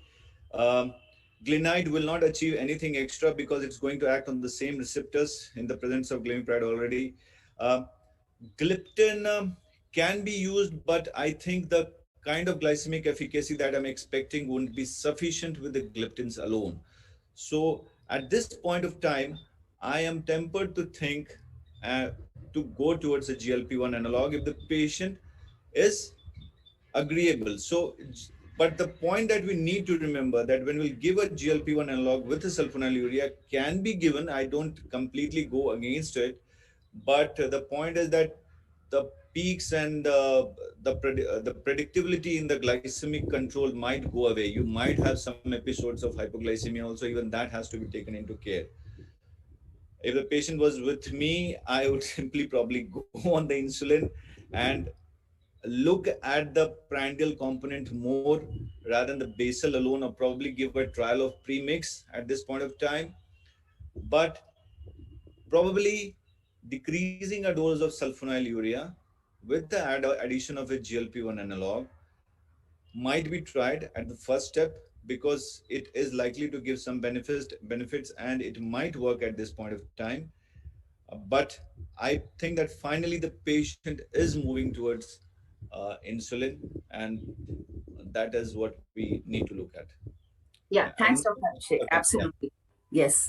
So absolutely, because see, the thing is that this patient has a high glucose value. He has already got into diabetic kidney disease stage 4, and he is into that severe category because if you see his albuminuria is 533 milligrams per gram in a random sample itself. We haven't yet done a 24 hours, so it may be even higher.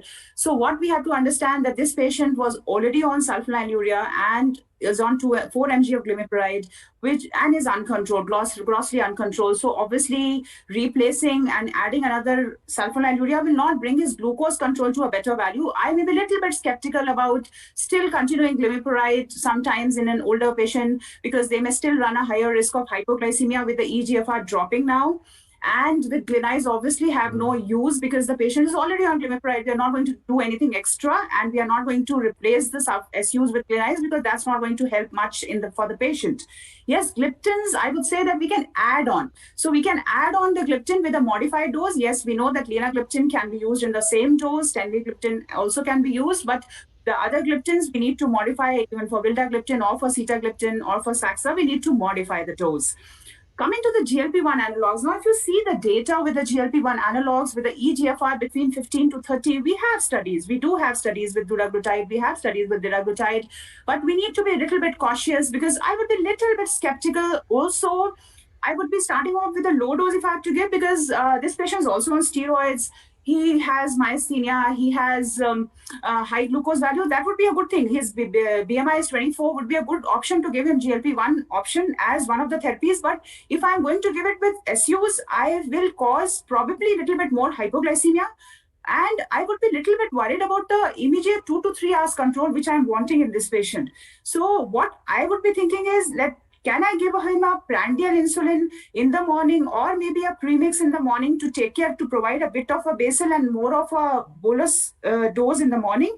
Because I know that his peak hyperglycemia is happening at around 2 to 3 hours. And that's the time which I'm trying to target, which I feel can be best targeted by giving a shot of insulin in the morning. And that we can always decide whether to give only a short acting or should I, or I do need to give him a little bit of a longer acting because he's already having a EGFR of 28, maybe a prandial insulin alone, maybe even working okay for this patient.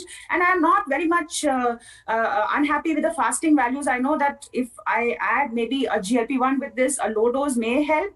But if I talk about any other therapy like this, what is your comment on this? Will you think about the alpha glucosidase inhibitors or pioglitazone or SGLT2 inhibitors? Do you want to do off-label use? No, look, if I want to use for the below EGFR 30 use of SGLT2 inhibitor, and that too for glycemic efficacy, makes no sense at all. And for a cardiorenal benefit, we need more data. We need to be more sure before we start using in this segment of the patients. Pioglitazone can work, but we really don't know underlying heart failure. How much is it? How much fluid overload can occur with this kind of the patient? So I am very skeptical in that. Now, alpha glucosidase inhibitor, nothing too much take in the terms of the safety, but in terms of the efficacy, and in a patients with CKD and this stage, the amount of GI side effects that we are expecting, I don't think makes any sense. So I would really not go for any three of this at this point of time. If I'm really pressed into assess the heart function and then probably think about pioglitazone, but I'm being very honest at this point of time. I won't consider any three of this.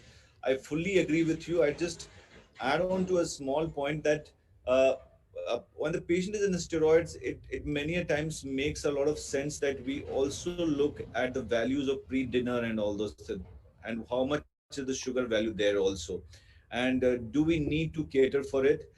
Is it being catered by one single short acting insulin in the morning?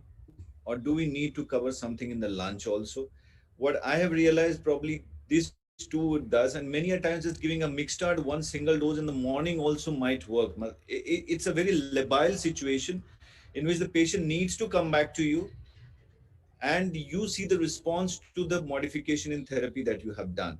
So I'm very much okay with you that if the patient is okay with a small lower dose of GLP-1 agonist with insulin, which can vary according to each one of us. We can choose, but we need to put a point that the prandial has a greater role at this point. What are the meals? What are the times we need to cover? We need to assess that. The patient needs to come back and then probably modify and reach a final therapy in probably 2 to 3 consultations. That's how I look at it. Absolutely, I agree. So what we have to do, basically, I agree with you that alpha glucosidase inhibitors are not going to make any difference in this patient's glycemic control, because we are not expecting that high glucose values to come down. And I'm a little bit worried also because he is CKD, he already has maybe having some loss of appetite. On top of that, he's on steroids. And I'm worried about that. And I won't be giving this as the first choice to my patient, obviously. And pioglitazone, I'll be very skeptical about using it in this patient with steroids and with the CKD stage 4. Though the guidelines say we can still try, but the thing is that is in this individual patient, I would not be very comfortable in using pioglitazone. SGLT2 inhibitors, yes, we know that the approval at the moment in our country is above 30. Below 30, we don't have the approval. We have the data from studies, but yes, obviously we don't have the approval, so won't try some off-label use for this patient. And as you were talking about the glycemic control and then monitoring, it's very important. That's what I was trying to stress here, that we need to see the other glucose values, because we are expecting a peak value at 2 to 3 hours. But I'm not knowing what's happening in the pre-dinner time. I'm not aware what's happening in the post-dinner time. So what I need to see is what is happening at different times of the day. Is the patient getting any low sugars in the night? Because the patient has been on metformin, on glimepiride, and with the EGFR of 28.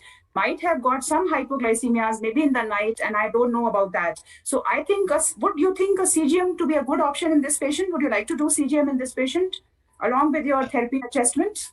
If I have an option, the patient is okay with it, I'll definitely use it. Yeah, because yeah. Please go ahead. Yeah, so I'll definitely use it, because because with that, within a very short interval of time, I'd come to know, I'd come to a finality, I would come to a final kind of a prescription for the patients. So, and it will be much easier for me to assess the response to whatever intervention I have done. So if CGM is possible, I will definitely use it. Yes, obviously, these are the right patients where we can think about a continuous glucose monitoring, because we can put CGM, we can get an idea about what's happening at different times of the day.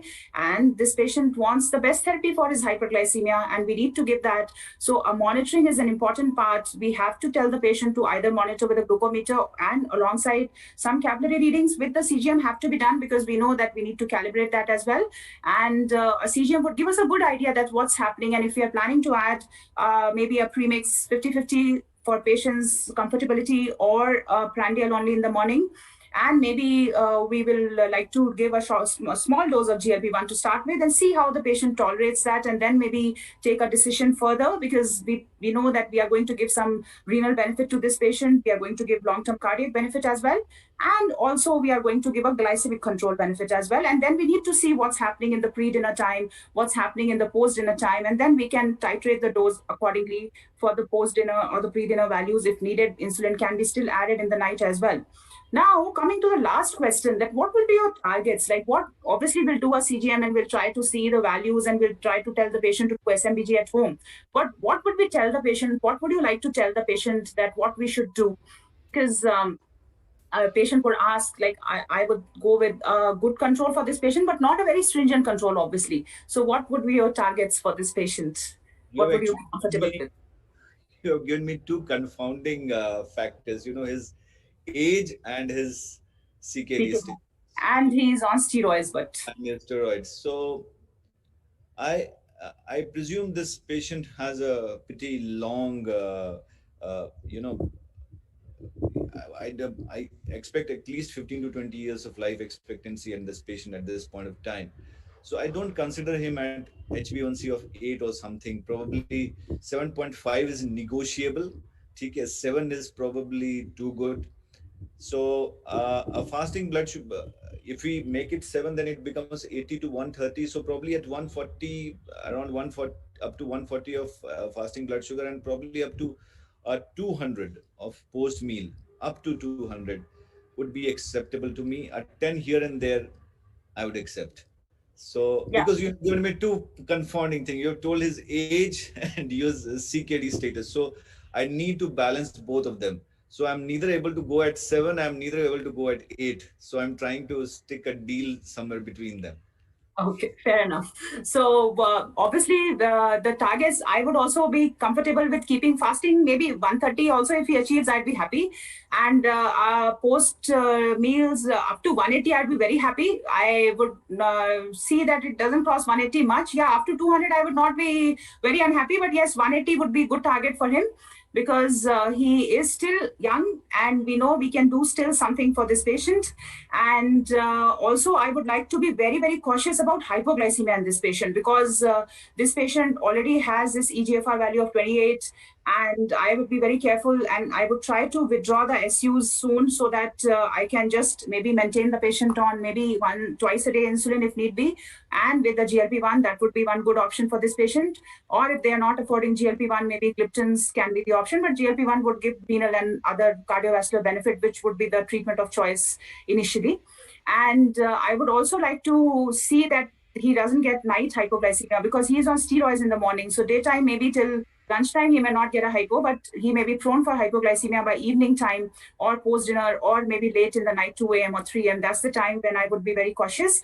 That's why I would definitely prefer to do CGM in this patient and see what's happening, or tell him to do SMBG at home. And obviously, along with the anti-diabetic agents, which we are thinking on this patient, we would also be talking a lot to him about his nutrition and his diet and his physical activity, because these are the important parts of the treatment when we do any hyperglycemia management in any patient with diabetes, no matter whether they have CKD or not, but it has to be done. So all these things will be a part of the treatment protocol. So I would also like to invite the audience to comment, because we have another 5-7 minutes, so we can have comments from the audience about what they would think would be the best treatment for this patient. And then I think we can wrap up.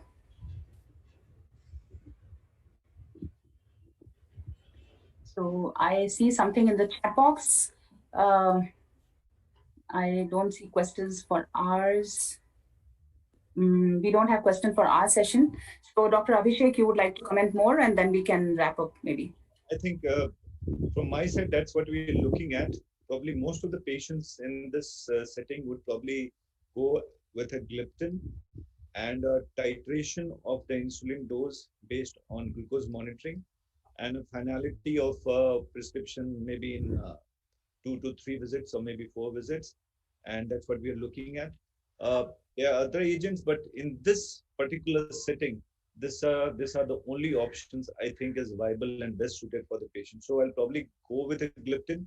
If the patient can give a trial of GLP-1 agonist, because it definitely has benefits in terms of glycemic efficacy, the cardiorenal benefit. But we also need to take a point that its GI side effects are not overwhelming, and certainly AKI is precipitated due to too much of vomiting and all those things. All that has to be catered for. The mainstay of therapy will remain the insulin, which has to be titrated based on CGM. Nocturnal hypoglycemia has to be looked at very seriously. It has done, and we have to be very guarded with the insulin doses which we need to give it later in the day or early in the night. And that's what most of the doses of the insulin has to be finished up by morning or afternoon. And GLP-1 agonist, if the patient is able to tolerate it, afford it, and it goes away, would be the therapy in my terms for this patient. Yeah, absolutely. So I would also summarize it this way, that to start with, we have a type 2 diabetic who is 56 years old, who has diabetes for 10 years. He also has got stage 4 CKD with the EGFR of 28. And he has albuminuria with 533 levels, milligram per grams of creatinine. He is also on steroids, which are causing the hyperglycemia further, and he is on prednisolone. And what I showed, that prednisolone will cause the peak glycemic effect in 2 to 3 hours. So that's what is seen in this patient. At the second hour, we are seeing the values around 300. And this patient, because he is already on glimepiride 4 mg and metformin 1 gram, we know that these two drugs were not working. And obviously, we have to withdraw metformin because EGFR is less than 30. A long-acting drug like sulfonylurea, like glimepiride, also may run a risk of hypoglycemia still in this patient. And we know that the glucose values are grossly uncontrolled, as seen by the fasting and the postprandials. And the HbA1c is 8.1, though we know that in CKD and with anemia of 9.9, we may not be getting the true picture with HbA1c. That's why we were talking that CGM would also be needed, or a continuous glucose monitoring system, or SMBG would be needed also for this patient to see how the glycemic control is.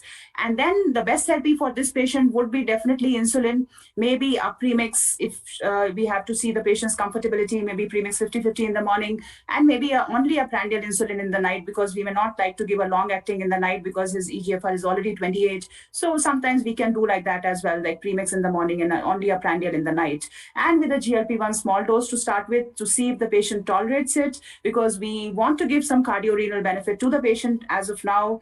Gliptins would be another choice, but gliptins would not give that benefit. There may be neutrality with them, but not the benefit effect which we will want for this patient. So yes, if we can give the best therapy, GLP-1 small dose to start with maybe a premix insulin 50-50 in the morning, and maybe a prandial in the night, or sometimes with patients like this may require only prandial, which may act for a longer period in these patients. And we would definitely like to avoid the hypoglycemia, would be cautious about late night hypoglycemia, early morning hypoglycemia. We would definitely do monitoring before this patient. Try to keep the fastings around 120, 130, max 140, and the postprandials within 180 should be good, but obviously not at the expense of causing hypoglycemia. And the HbA1c targets, obviously 7.5 would be good, but we know that HbA1c, again, as I said, that may not give us a true picture because he has CKD, he has anemia. We may be a little bit not getting the correct value with the HbA1c. So that would be the best management for this patient. And with this, I think we end this and we hand it over back to the organizers. Thank you. Thank you. Thank you so much. Thank you, Dr. Pramila and Dr. Abhishek for that case and discussing the different therapeutic options involved.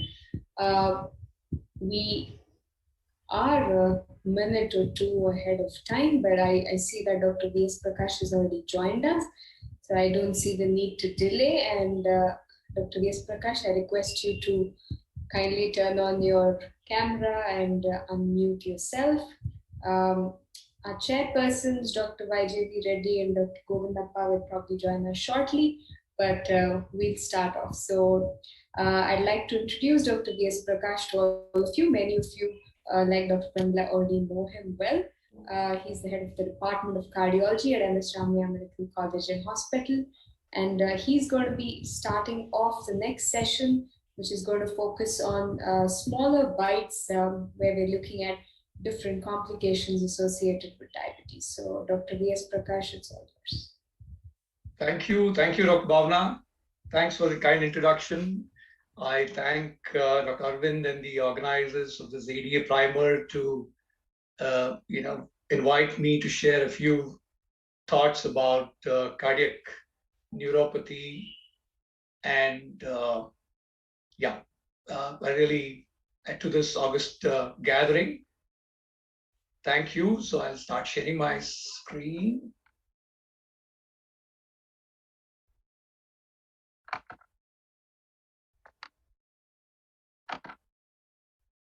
Yeah, am I visible? Slides are seen? Yes, sir.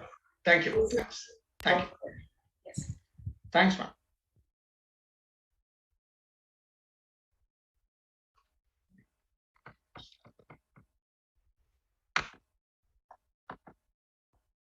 Yeah, here it goes. So autonomic nervous system control of the heart is a dynamic process in both health and disease. And we know it works at multiple levels. This neural network, which is responsible for dromotropy, lucitropy, chronotropy, and inotropy. So it has an extensive impact or effect on the heart, both in normal and in disease situation.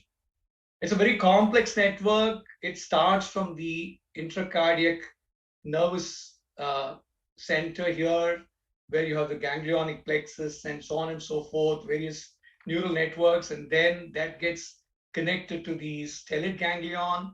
From there, it goes on to the spinal cord and then to the higher mental function centers, the brainstem, the hypothalamus, the telencephalon. They all have efferent and afferent connections, and it's a very complex kind of situation with both parasympathetic and sympathetic activity going on in full swing, controlling the cardiac function. It's a very complex network. It's a very busy slide.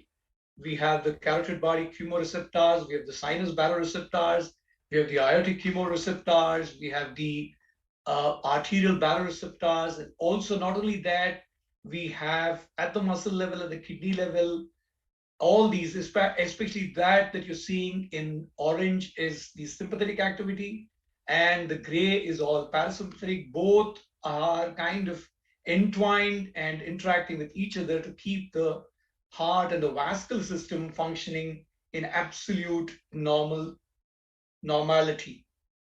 When this goes haywire, we have trouble. So we have intrinsic autonomic dysfunction. Classical example would be diabetic neuropathy or Parkinsonism and other neurological situations. And we have something known as extrinsic autonomic dysfunction, which is secondary to cardiac disease like myocardial infarction, post-myocardial infarction, heart failure, various cardiomyopathies. All this can have an extrinsic autonomic dysfunction brought in. Let's start off with a case scenario. 60-year-old female, type 2 diabetes, CKD stage 3. She's standing in a queue and then slumps down to the ground unconscious. Regains consciousness in less than 1 or 2 minutes. So what she's had is syncope. Second kind of scenario, 75-year-old male, 2 episodes of syncope. Last episode associated with a minor head injury. So what are we dealing with this?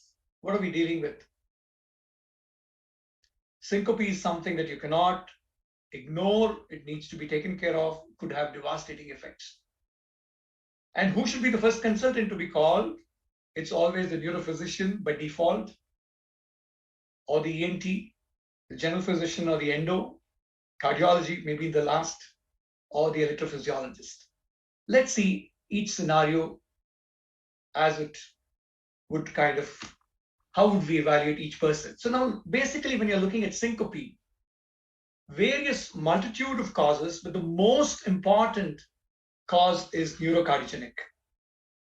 56% of these have neurocardiogenic syncope, and about 20% have cardiac arrhythmias.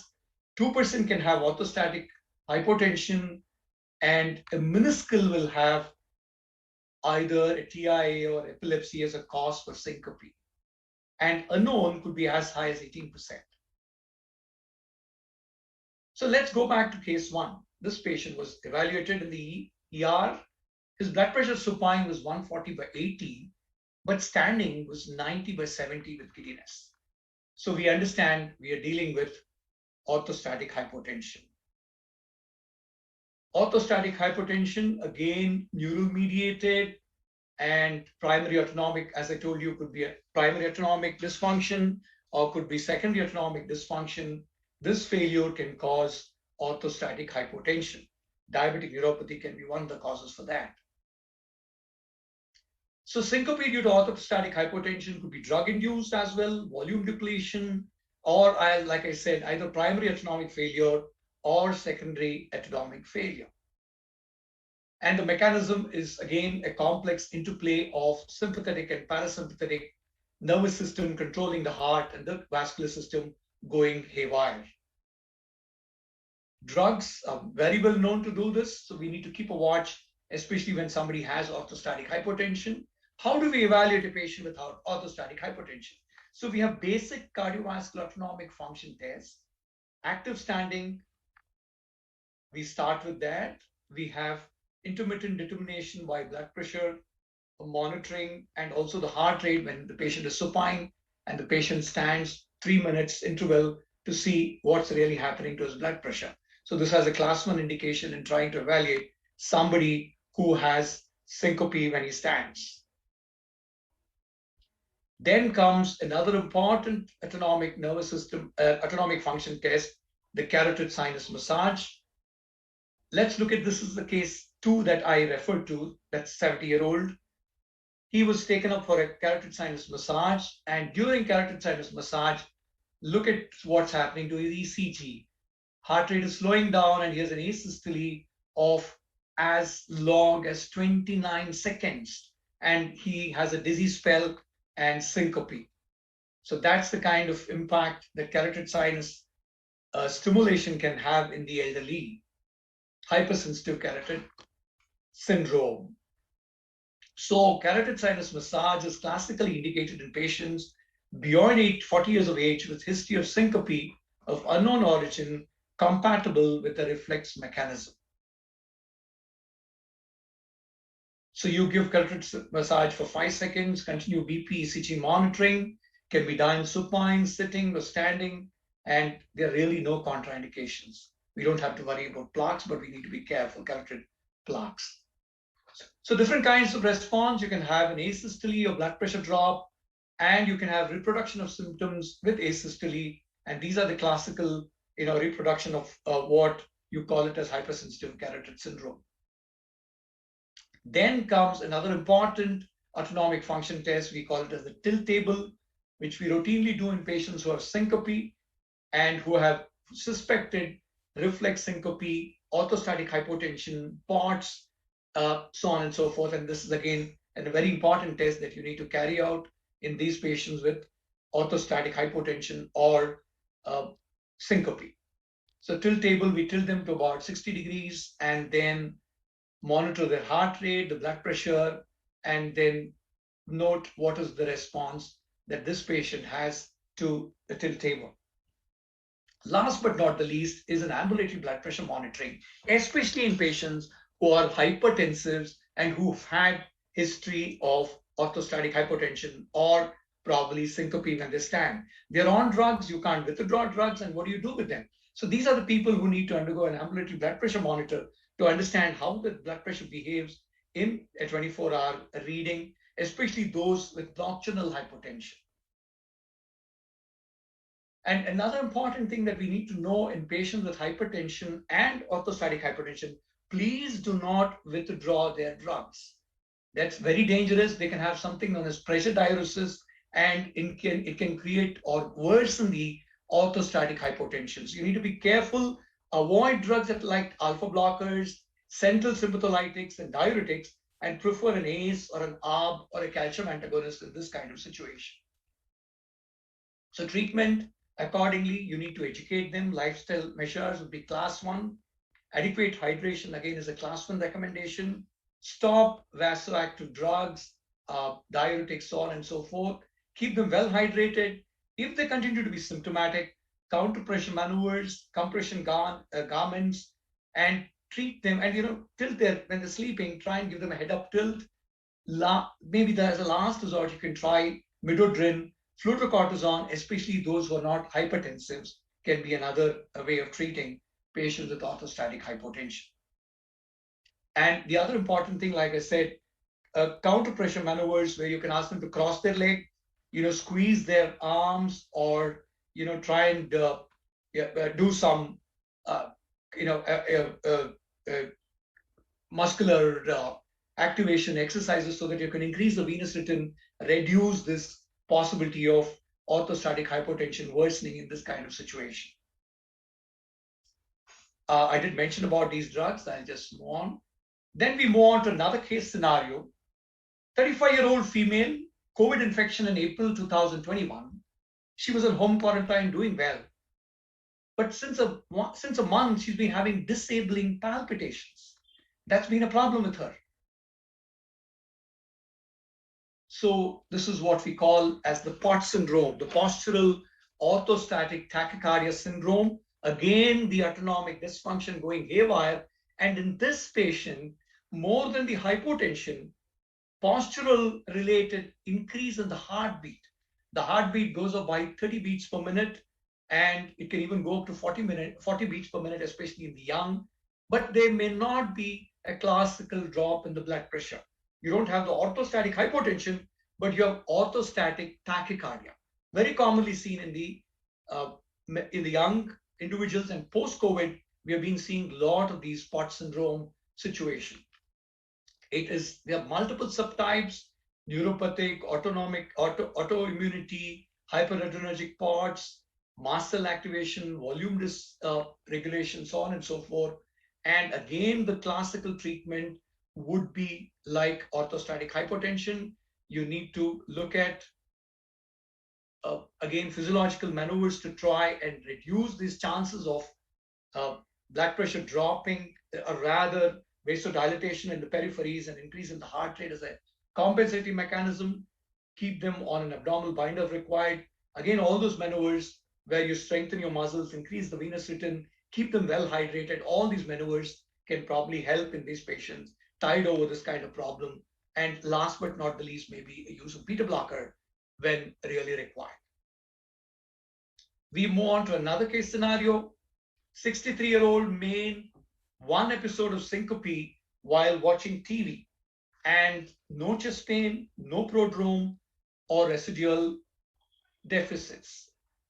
If you look at his history, he's a known case of coronary artery disease, status post CABG, ejection fraction 32%. He was seen in the clinic a week later. Examination was unremarkable. ECG, old interval MI, some VPCs, 24-hour Holter. What did we pick up?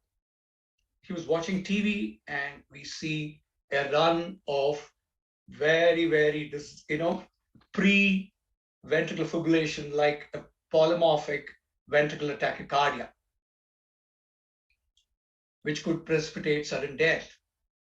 So if you look at the cause of syncope, patients with cardiac cause have the worst prognosis. They have the worst prognosis and the most highest mortality when you're dealing with a patient with syncope. So cardiac syncope is a really disastrous thing. We need to really take care of these patients, diagnose syncope early, and try and prevent what could be causing the syncope, like what this patient had, a polymorphic ventricular tachycardia precipitating sudden cardiac death.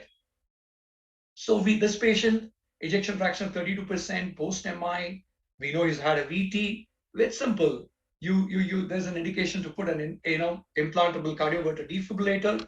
Ejection fraction is less than 35% or 30, and especially post-MI, you just go ahead and implant a defibrillator and be done with it.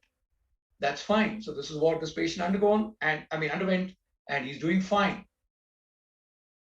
Another case scenario similar, 48-year-old male, status post PTCA stenting to middle AD about 9 years prior for an antival MI, on metoprolol, DAPT statins, doing reasonably well. Last ejection fraction when he came in, his echo showed 45%. So he was doing well, but he was not at all in this group, which would probably require evaluation for a risk of ventricular tachycardia and sudden death. One fine day, he suddenly collapses at home. What do you do for this kind of patients? He's had a sudden cardiac death. So we are at crossroads as to how to manage post-MI patients with ejection fraction more than 40%. 30-35%, we know there's a classical indication for an ICD implantation. But what about somebody with a near normal LV function? So this is where I think we have a problem. There are a lot of studies going on. We have the PRESERVE-EF study, which clearly said there's no recommendation for patients with ejection fraction more than 40% for an implantable cardioverter implantation.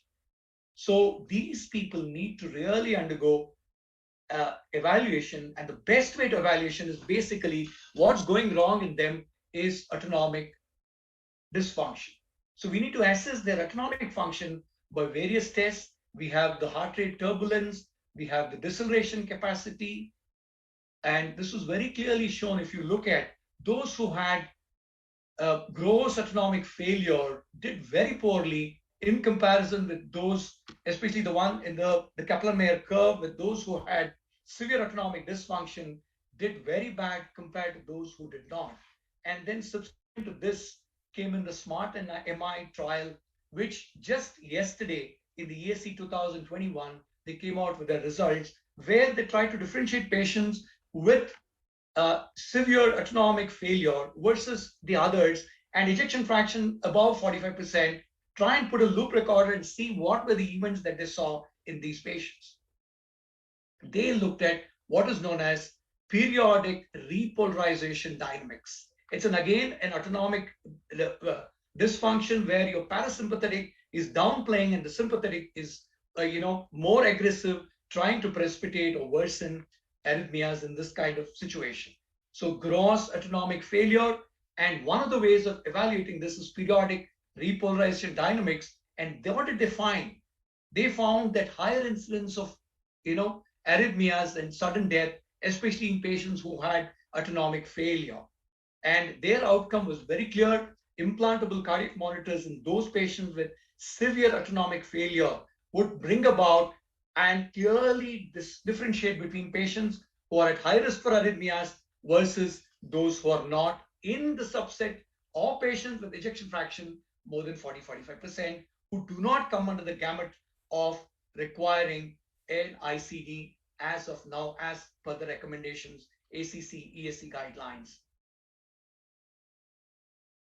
So SMART-MI confirms the previous evidence that post-MI with cardiac autonomic dysfunction at high risk, especially in the subset of LV function, more than 35%. Lot of clinical trials are being done with autonomic modulation in patients. And some of the modulations that they are looking at is probably a low-level trigger stimulation, Barosuptar activation therapy, ganglionated plexus therapy, especially for atrial fibrillation patients. And last but not the least is left cardiac sympathetic denervation, especially who are having recurrent episodes of ventricular tachycardia, what we call as ventricular storm, ventricular tachycardia storm. These are the patients who are at risk of sudden cardiac death. And last but not the least, will be doing a cardiac sympathetic denervation. And also they have been trying to do renal denervation in this kind of patients, which would also probably address atrial fibrillation in some of these subset of patients.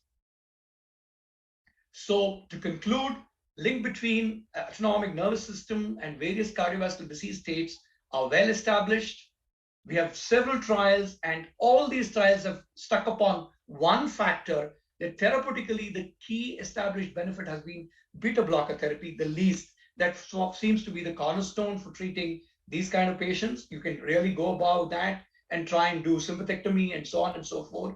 However, there's mixed results for other interventions such as autonomic nerve disruption or stimulation, and further efforts are required for optimal approaches to interrogate this complex system and more specifically target those patients to ameliorate their abnormalities.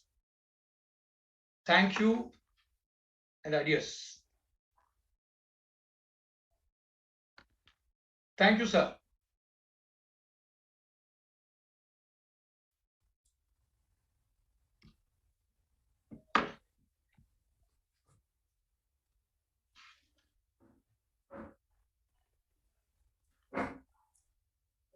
Hello.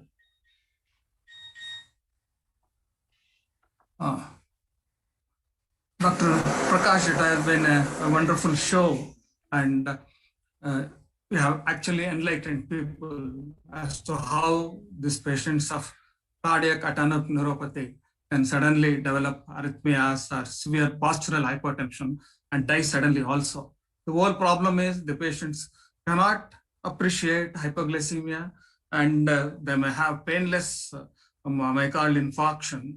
I think your advice is well taken, that all these people need to be on beta block, and they have to have their blood sugars well controlled and also get the comorbid conditions well addressed. Thank you very much, Dr. Prakash.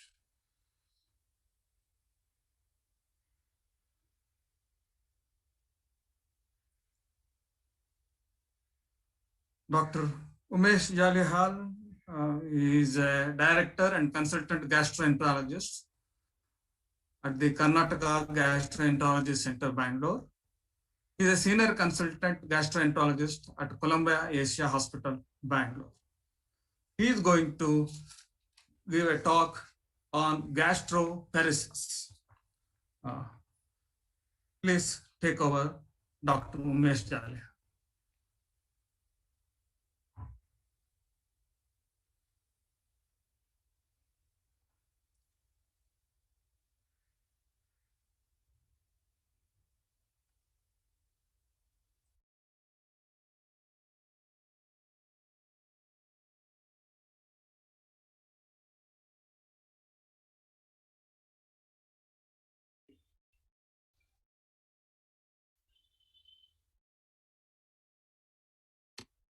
Can you see my slides, sir? Am I audible? Yes, sir. Okay. Can you You're see audible my slides? and slides are visible. Yeah. Okay, sir. Okay. Thank you all. Good afternoon. At the outset, I must thank the organizers, especially Dr. Arvind, for giving me an opportunity to talk on this gastroparesis. Gastroparesis is basically managed by or co-managed by the diabetic physicians and the gastroenterologist. And I bring greetings from my center, that's Karnataka Gastro Center. Here I share one of my patients who presented with the diabetic gastroparesis symptoms, and this patient had a lot of abdominal bloating, nausea, vomiting, and pain. When we scoped him, you'll see that there's a lot of undigested food in the proximal part of the stomach. This is an endoscopic picture. You can see here a lot of food present in the proximal part of the stomach. The distal stomach is not much, but you can see the pylorus is in spasm. You can see it well. And also there is a fluoroscopic image of the same. As we all know that diabetic gastroparesis is yet another autonomic neuropathy complications, as Dr. V.S. Prakash shared that cardiac problem related to autonomic dysfunction. The gastroparesis is one of the commonest GI problems that occurs in diabetics as part of autonomic nervous system problem. It also occurs in other conditions as well. So what is gastroparesis? Gastroparesis is defined as a condition of delayed gastric emptying without mechanical obstruction. So the gastric outlet obstruction is characterized by abdominal distension, and there is a lot of food in the stomach, but often we find organic causes like peptic ulcer disease or the adenocarcinoma of the stomach or adenocarcinoma of the high gut that is in the proximal duodenum. You'll find features suggestive of gastric outlet obstruction, but there is a mechanical cause. Here we are talking about the non-mechanical cause. Actually, many times we wonder when we scope them, whatever I showed you, the picture, there will be no obstruction, and the mucosa per se will be normal, but there is so much of gastric stasis, especially the solid food, the vegetable particles and undigested food particles, certain tablets, capsules, you'll find in the proximal part of the stomach. The liquid somehow will get emptied out till in the late phase of the gastroparesis problem. So gastric motility and emptying is a complex process and that undergoes a lot of changes in this diabetic gastroparesis patients. And you'll find that there is a parasympathetic neuropathy, like vagus neuropathy, and there will be autonomic nerve, the sympathetic ganglia, especially the celiac ganglion involvement as well. Not only that, we'll see in the subsequent slides the pacemaker cells of the stomach, ICC, that is the interstitial cells of Cazole, which is present mostly in the proximal part of the stomach, undergoes degeneration or atrophy. So coming to the epidemiology, according to an estimate, the data published in Journal of Diabetes and its Complications in 2021, it says that at least 4% of diabetic US population, mostly the type 1 diabetes mellitus patients, seems to be having the diabetic gastroparesis. It is a little less common, close to about 1.2% in type 2 diabetes mellitus. Whereas in functional dyspepsia, about roughly 40% of patients might have delayed gastric emptying. And if you look at the gender distribution, there seems to be female preponderance. Females are 3 to 4 times much more commonly involved compared to the males in diabetic gastroparesis. Typically, it occurs after about 7 to 10 years of pre-existing disease, that is diabetes mellitus. If you look at the various causes of gastroparesis, the idiopathic condition tops the list, that being the most common cause, accounting for about 30 to 40% of the patients, followed by diabetes mellitus, which accounts for about roughly 1/3 of the all gastroparesis patients. And also the other conditions, like especially the drugs, is very important, as the diabetes mellitus patients tend to have a lot of comorbidities like ischemic heart disease and neurological conditions and obstructive airway disease. So these patients tend to have a lot of,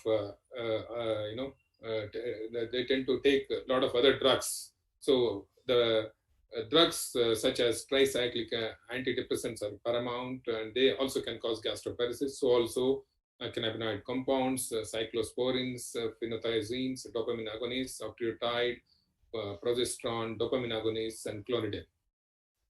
And the surgeries, especially when we were students, like some of my friends and colleagues must have seen, a lot of patients used to undergo gastrojejunostomies for refractory pain abdomen and suspected peptic ulcer disease. The gastric resections used to be done. Of course, those surgeries are now less often performed, and there used to be associated vagal nerve, interventions. So under such circumstances, they would have the gastroparesis. The degenerative neurological conditions like Parkinson's disease, multiple sclerosis also could have the gastroparesis. So also the rheumatological conditions such as scleroderma and amyloidosis because of neuronal degeneration can have gastroparesis. The spinal trauma similarly can involve the parasympathetic and sympathetic nerves, resulting in gastroparesis. Certain viral infections also can cause gastroparesis. Most of this is related to autonomic nervous dysfunction. So if you look at the signs and symptoms or the clinical features of gastroparesis, the common ones are patient complaints of feeling of the fullness of the stomach, and especially after starting the meal. And even if they are actually have done the overnight fasting, when they come to us our clinic, and when we examine them, they will have bloated abdomen and distended abdomen.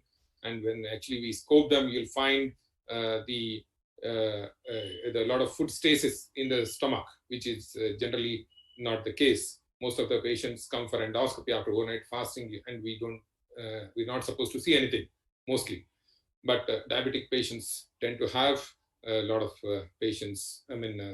food stuff in the proximal stomach. Besides this, they complain of the abdominal pain.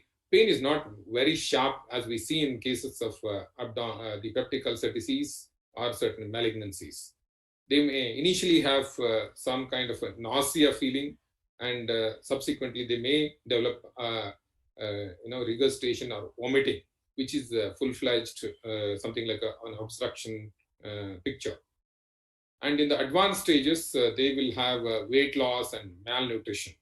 So that is because of the nutrition gets suffered because of the incessant vomiting, and there will be hardly any food going down the intestine, and there is a decreased absorption, and they do not tolerate the food as the other people tolerate.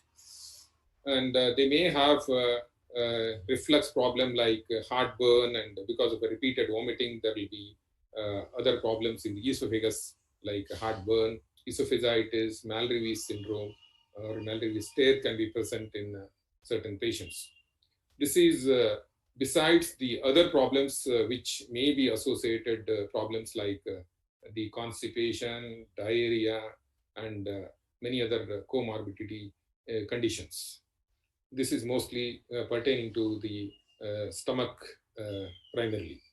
This is often thought because of the decreased proximal gastric motility and enteral hypomotility, and increased the pylospasm that we see in most of these gastroparesis patients because of the vagus nerve involvement as part of autonomic neuropathy. Before actually we go into the pathophysiology, let's look at the gastric innervation. And we all know that stomach is innervated by the parasympathetic system in the form of the vagal nerve, especially the left vagus nerve, supplies the lower end of the esophagus as well as the stomach. And the celiac ganglion from T5 to T12 brings the sympathetic fibers. And this is the various gastric layers, that is mucosa, muscularis mucosa, submucosal plexus, circular muscle fibers, and you have the myenteric plexus, which is very important. So this is nothing but an enteric nervous system which influences the gastric motility, and that will be affected. And after the enteric nerves, in between the enteric nerves and the smooth muscle, we have what are the nerves, what are the structures, what are known as ICC or interstitial cells of Kessel, mostly present in the proximal part of the stomach. That's why aptly it's called as pacemaker of the stomach. So that will also get affected in diabetic gastroparesis. So continuation of the same picture, you will find that demyelination of the vagus nerves, celiac ganglion, and you will see that the anterior nerve of Laterjet, which is sometimes damaged either during the surgery or during the diabetes mellitus, and there will be associated pylorospasm that behaves like a pyloric stenosis, and there is a decreased accommodation which results in gastric relaxation in the proximal part, that is especially in the fundus and the stomach, the body of the stomach. There will be distension of the proximal lumen of the stomach. There will be further the interstitial cells of Kessel or pacemaker cells of the stomach. These cells, they'll also undergo degeneration. There's yet another problem that's happening, is an interesting thing that is shown in the recent studies, is type 2 macrophages, which contain the protective enzymes like heme synthase 1. So they also undergo some amount of damage. Besides this, there will be damage to the collagen, smooth muscle, which is present in the stomach. Further, this is the schematic diagram of the pathophysiology that happens in diabetic gastroparesis patients. There will be decrease in the nitric oxide at the level of the neurons, especially even in the dorsal root ganglia. And there will be sensory neuropathy that may account for pain that is present in diabetic gastroparesis. And there will be defective antral mixing because the churning movement of the stomach are a little defective in gastroparesis patient. There is an abnormal pacemaker. There is impaired electromechanical activity because as a result of all this, there will be delayed gastric emptying, may result in nausea and vomiting. And whenever there is a NOS, decrease in the neurons, that can cause early satiety or nausea. So continuation of the same vagal nerve damage. Whenever there's a vagal neuropathy, there will be fewer antral contractions, decreased gastric tone, impaired anteroduodenal incoordination, antral hypomotility, pylorospasm, as I said. And not only that, there will be gastric electrical dysrhythmia. Basically, the electrical gastric activity gets affected because of this autonomic neuropathy. Besides this, there's an interesting mechanism that's now being highlighted in recent studies. That is the hormones that are present in the stomach, like ghrelin and motilin, are very important. They seem to be playing an important role in the gastric motility. And also, the responsible ghrelin is especially responsible for growth hormone secretion up in the the brain. But there seems to be some imbalance in the postprandial hormone release, especially in diabetic gastroparesis. So ghrelin is targeted when it comes to the treatment of this diabetic gastroparesis. So to summarize, the pathophysiological changes that happen in diabetic gastropathy is basically we have autonomic neuropathy. There is loss of neuronal nitric oxide synthase leading to loss of nitric oxide, increased oxidative stress with the loss of upregulation of protective enzymes such as heme oxygenase 1, loss of interstitial cells of Kessel or ICC, smooth muscle atrophy, and there is a macrophage destruction. So how do we evaluate or investigate this diabetic gastroparesis patients? Because most of these diabetic patients, when they come with these abdominal symptoms, one is the clinical examination. Besides the clinical examinations, we have to perform certain investigations to differentiate this diabetic gastroparesis from organic conditions such as the gallbladder problems and NAFLD, non-alcoholic fatty liver disease problem, which also can cause some amount of abdominal pain or distension, and they also can have some pancreatic pain. So it's very, very important to investigate these patients. And in the investigation category, we have, besides the endoscopy is a very common thing, and of course, it's not much talked about in the literature, but on the bedside clinical, in the routine clinical practice, it plays an important role. So beyond the endoscopy, we in the certain tertiary centers, where people perform the gastric scintigraphy, and which actually measures the gastric emptying time.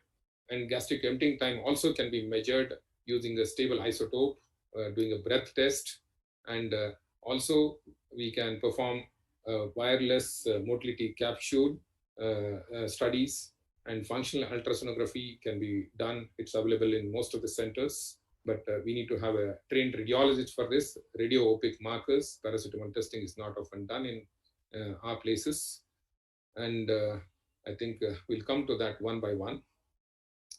So this is the schematic diagram of the scintigraphy. What we do is the high-fat diet mixed with technetium colloid, something like a medium chain triglyceride, MCT diet, or C13 octanoic acid is mixed with 100 ml of water, and the radioactivity is measured by the gamma camera at various intervals, that is at 0 hours as a baseline, 2 hours, and 4 hours. So, and you measure the emptying time based on that. Similarly, you can do a breath test after administration of a radioisotope. Here we can, on spectrometry, what we can do is C13 labeled spirulina can be given mixed with milk, and in the exhaled air, you measure the C13 and you compare the C13 to C12, and you measure the ratio and you get the values. That's what is done in breath test. So this is the normal gastric emptying time. You'll see that gastric emptying scintigraphy at baseline, that is 0 hours, at 2 hours, and at 4 hours. It's about 67% normally and 100% at 4 hours. Whereas whenever there's a delayed gastric emptying time, it is decreased like 29% and 57%. Anything more than 10% after 4 hours is considered as abnormal, and it's very important in evaluation of the diabetic gastroparesis. This is yet another tracer wherein the diabetic gastroparesis patients at the end of 2 hours you'll have 23%, and it's further delayed at the end of 4 hours. So this is a wireless motility capsule which is given by mouth, and this has got a pH sensor, pressure sensor, and the inbuilt batteries, and there is a transmitter, and you will get the pH values and the pressure values, and you can compare the normal versus the abnormal, and you can get the values which can tell us that there is a decreased gastric emptying time. Sorry, delayed gastric emptying time. Similarly, we can use a electrogastrography, or EGG in short called as. Just like ECG records the cardiac activity, EGG records the gastric movement activity or electrical activity. You have the electrodes which can be on the surface, that is percutaneous, or laparoscopically they can be placed inside. So you'll find this is the EEG recordings in the fasting state and the postprandial state, and the examples of EGG activity. It's normal versus bradygastria versus tachygastria, and you'll find here the various changes. Mostly there are 3 cycles per minute, and it will be either decreased or increased depending upon whether it's a tachygastria or bradygastria in cases of the autonomic neuropathy, DGP. So To summarize, how do we diagnose the diabetic gastroparesis? We basically have the symptoms such as bloating, pain, anorexia, nausea, and weight loss. Laboratory studies are done. The blood investigations are done to rule out the other conditions like the connective tissue disorders, blood counts to see whether hemoglobin is normal, and connective tissue disorders like rheumatological conditions are ruled out. TSH is done because many times even thyroid conditions can alter the GI motility. Abdominal imaging is very important. Plain X-ray, abdomen, CT scan, endoscopy, and as I just now said, scintigraphy. These are the special tests, breath tests, ultrasound, and manometry. So put together, we can make a diagnosis of diabetic gastroparesis. So in the next few minutes, I think I'll just take two more minutes. I think you have diabetic, whenever there are symptoms, you can do an endoscopy or scintigraphy to assess the gastric emptying. And we come to the management of diabetic gastroparesis. When it comes to DGP management, glycemic control is very, very important. I think most of the diabetes treating physicians are aware of that. Evaluation of the drug therapy, like certain drugs are known to decrease the gastric motility and increase the gastric emptying time, especially GLP-1RA, metformin, alpha-glucosidase inhibitors, and certain drugs, other drugs which can affect the gastric motility has to be looked into. And also we have to assess the comorbidity. And when it comes to symptomatic treatment, we have to give so many drugs like antiemetics and prokinetic drugs. And the step one in suspected gastroparesis treatment is establishing the diagnosis using the scintigraphy, exclude iatrogenic conditions, and achieve glycemic control. In the pharmacological treatment, prokinetics, in this FDA-approved drug is metoclopramide, followed by erythromycin and domperidone. But most of the American literature talks about metoclopramide. We tend to use it a little less often. We have a lot of other drugs like etopride, cintapride, and so on. And antiemetics also can be used in certain refractory conditions like antihistaminics receptors, H2, 5-HT3 antagonists. Nutritional support is very, very important. Enteral formulas, I'll just touch upon that. Non-pharmacological treatment includes the pyloric injection of botulinum toxin and gastrostomy or feeding jejunostomy or pyloroplasty, gastric electrical stimulation. The diet is very, very important. What foods to avoid? We have to avoid the high-fat diet, high-fiber diet because they don't get emptied fast. Avoid greasy food. Avoid the carbonated beverages and the alcohol. Eat frequent meals, small meals, chew them well. Tell patients to eat homogenized liquids or blended solids or shakes or soups for better absorption. So these are the drugs to be avoided in whenever you suspect delayed gastric emptying: anticholinergics, calcium channel blockers, and GLP-1 and amylin analogs, opioid drugs. This I think already touched upon, the metoclopramide, domperidone, erythromycin. Cisapride is not there in the list now. I think I'll skip this. So one important thing apart from the pharmacological drugs and treatment is the endoscopic treatment. We know that there is a pylorospasm. To achieve the pyloric relaxation, use a 4-quadrant Botox injection, and nowadays we have a lot of studies which are showing that it's beneficial. Similarly, we have an endoscopic treatment called as GPOM, that is a gastric per oral endoscopic myotomy, just like we do for achalasia. There is a pylorospasm. Start in the distal stomach, and you create a endoscopic tunnel in the submucosal space, go across the pyloric valve, go up to the duodenum. This is a schematic diagram doing the same, and you reduce the pylorospasm by by doing a pyloromyotomy. GPOM is very commonly done, and this is the study published from 5 centers, 80 patients, 94% success. Completed 12 months and noted about 56% success with good GCSI scores. So last 1 or 2 slides. Are there any newer drugs? As I said while talking about pathophysiology, ghrelin receptor agonists have got gastrokinetic effects. In this category, we have ulimorin, morlin, as well as relamorlin, which are undergoing the early clinical trials, and NK1 receptor antagonists like aprepitant, 5-HT4 agonists like prucalopride, which is used basically nowadays for constipation, can be used in certain patients. So also velocetrol. Just like erythromycin, certain motilinides like ABT224 and metamcinol are also used in cases of certain refractory cases of DGP, that is diabetic gastroparesis. So to conclude, diabetic gastroparesis is a complication of diabetes mellitus. Besides the idiopathic causes, mechanisms are manifold, like loss of ICC. There is a decrease in the nitric oxide, and pyloric spasm is present. In the clinical features, we have early satiety, bloating, vomiting, and uncontrolled sugars. In the investigation category for DGP, we have endoscopy followed by scintigraphy, isotope study, and wireless motility capsule. Basically, just like ECG, we have EGG.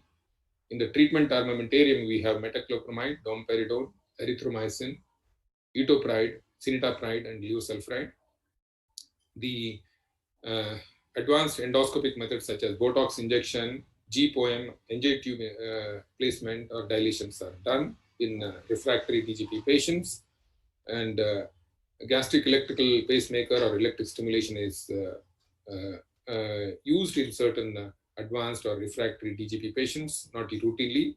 Surgery is done as a last resort, like gastrostomy or jejunostomy. Thank you.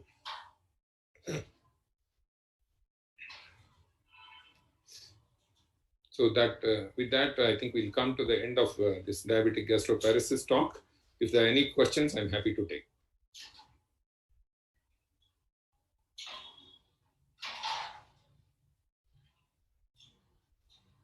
I think you are muted, sir.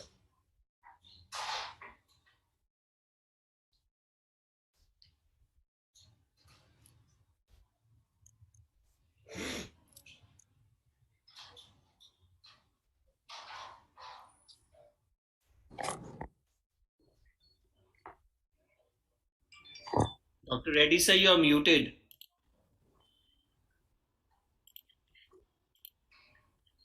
Thank you, Dr. Umesh Jalihal. You have done a wonderful job of going through the gastroparesis in great detail, with special emphasis on the mechanism of the disease and the recent advances in the management. I think we will take questions at the end. And now I invite Dr. Vasan, who is a director and consultant uro-andrologist at Ankur Hospital. He will be speaking on bladder dysfunction. Over to Dr. Vasan.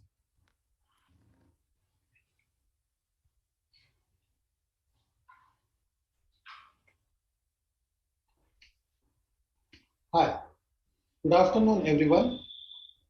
And thank you, ADA, for this opportunity to speak about bladder dysfunction, which I'm sure is a common problem which many of the diabetologists face, because we have a lot of men and women who present to us with lower urinary tract symptoms, and they are broadly classified as irritative symptoms or obstructive symptoms.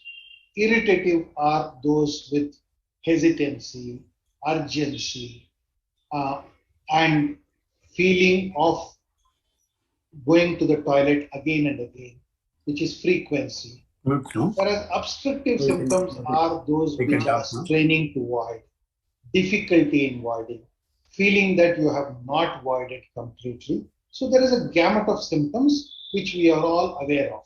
So this is what the patient presents to us with, especially in diabetes, which is also, we know that glycosuria itself can produce some of the urinary frequency. So it's very important to identify bladder dysfunction. Now, what are the areas of the dysfunction? We know there are brain circuits, efferent pathways, afferent pathways, and detrusor muscle. These are the main thing we have learned all this in our medical school. And the major etiological factors are neurological disease, an obstruction, or an autonomic neuropathy or diabetic cystopathy because of diabetes, or a normative aging. So what happens is, in a brain circuit dysfunction, there is a failure of integration of or processing. Then in efferent pathway, there is impaired activation of detrusor, or in afferent pathway, early termination of voiding reflex. And detrusor muscle, we all know that loss of intrinsic contractility. So broadly, when you look at bladder dysfunction which presents in diabetes, you have two major areas.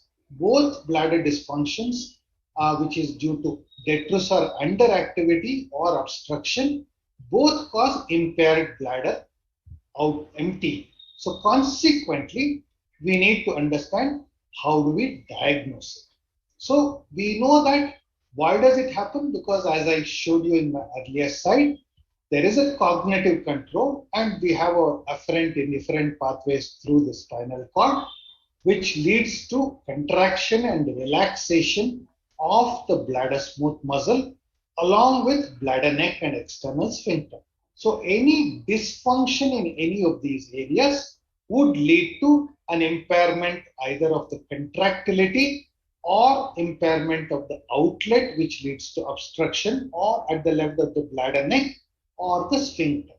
So essentially, let us discuss primarily detrusor underactivity, which is what diabetologists commonly face in women and in men. And of course, in men, you also have more of obstruction, though obstruction can also present in women. So as I discussed earlier, the common symptomatology is lower urinary tract symptoms, which is especially in this case, slow flow, intermittency, hesitancy, and straining. So essentially majority irritative symptoms leading to reduced sensation of bladder emptying, infrequent voiding, and consequently sensation also may or may not be present, and also there is incomplete emptying of the bladder. So all this are called as a gamut of symptoms are called as detrusor underactivity, which could be asymptomatic or it could be normal intravoid interval. So that means to say that there are many diabetic underactivity which are asymptomatic, present to us at late stage, and many of them needs to be diagnosed much earlier to prevent major damage and also to pharmacologically manipulate them for an effective management strategy. So the proposed clinical approach, basically because these symptoms are more in women in terms of underactivity, that's why I presented this as women. So history is very important, a sense of understanding who are the females who would require this. So a detailed history of LUTS and UTIs is important, bowel dysfunction is important, and any other previous history. There is a minimal examination just to see whether there's any prolapse or any other factors is important, and also an ultrasound just to see bladder configuration, whether there's any post-void urine is important. But primarily, what do we do in this kind of cases? There are certain key questions which need to be answered. One is, how is the bladder storage function? Is there an obstruction? If so, how much and where? Is there underactivity, or is there an underactivity and obstruction both?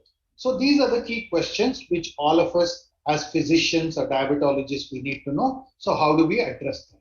One of the most important things is just a simple bladder diary. What is a bladder diary? It's an equivalent of an intake-output chart.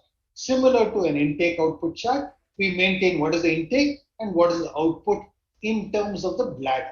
And that gives us a frequency, the voided volume. So we know what is the maximum holding capacity of the bladder and how many times the patient is voiding, so that we know when compared to normal population, where is this individual, whether it is significant.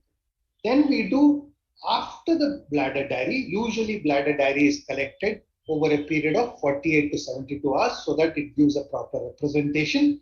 we do what is called as a free flow urometry with or without EMG. Most often it is done without EMG. So what is the prerequisite for a uroflowmetry?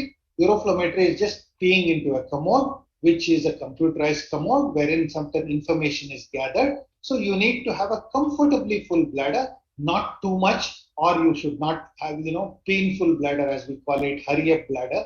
And the uroflowmetry should be in a toilet so that you feel comfortable you're passing in a familiar environment.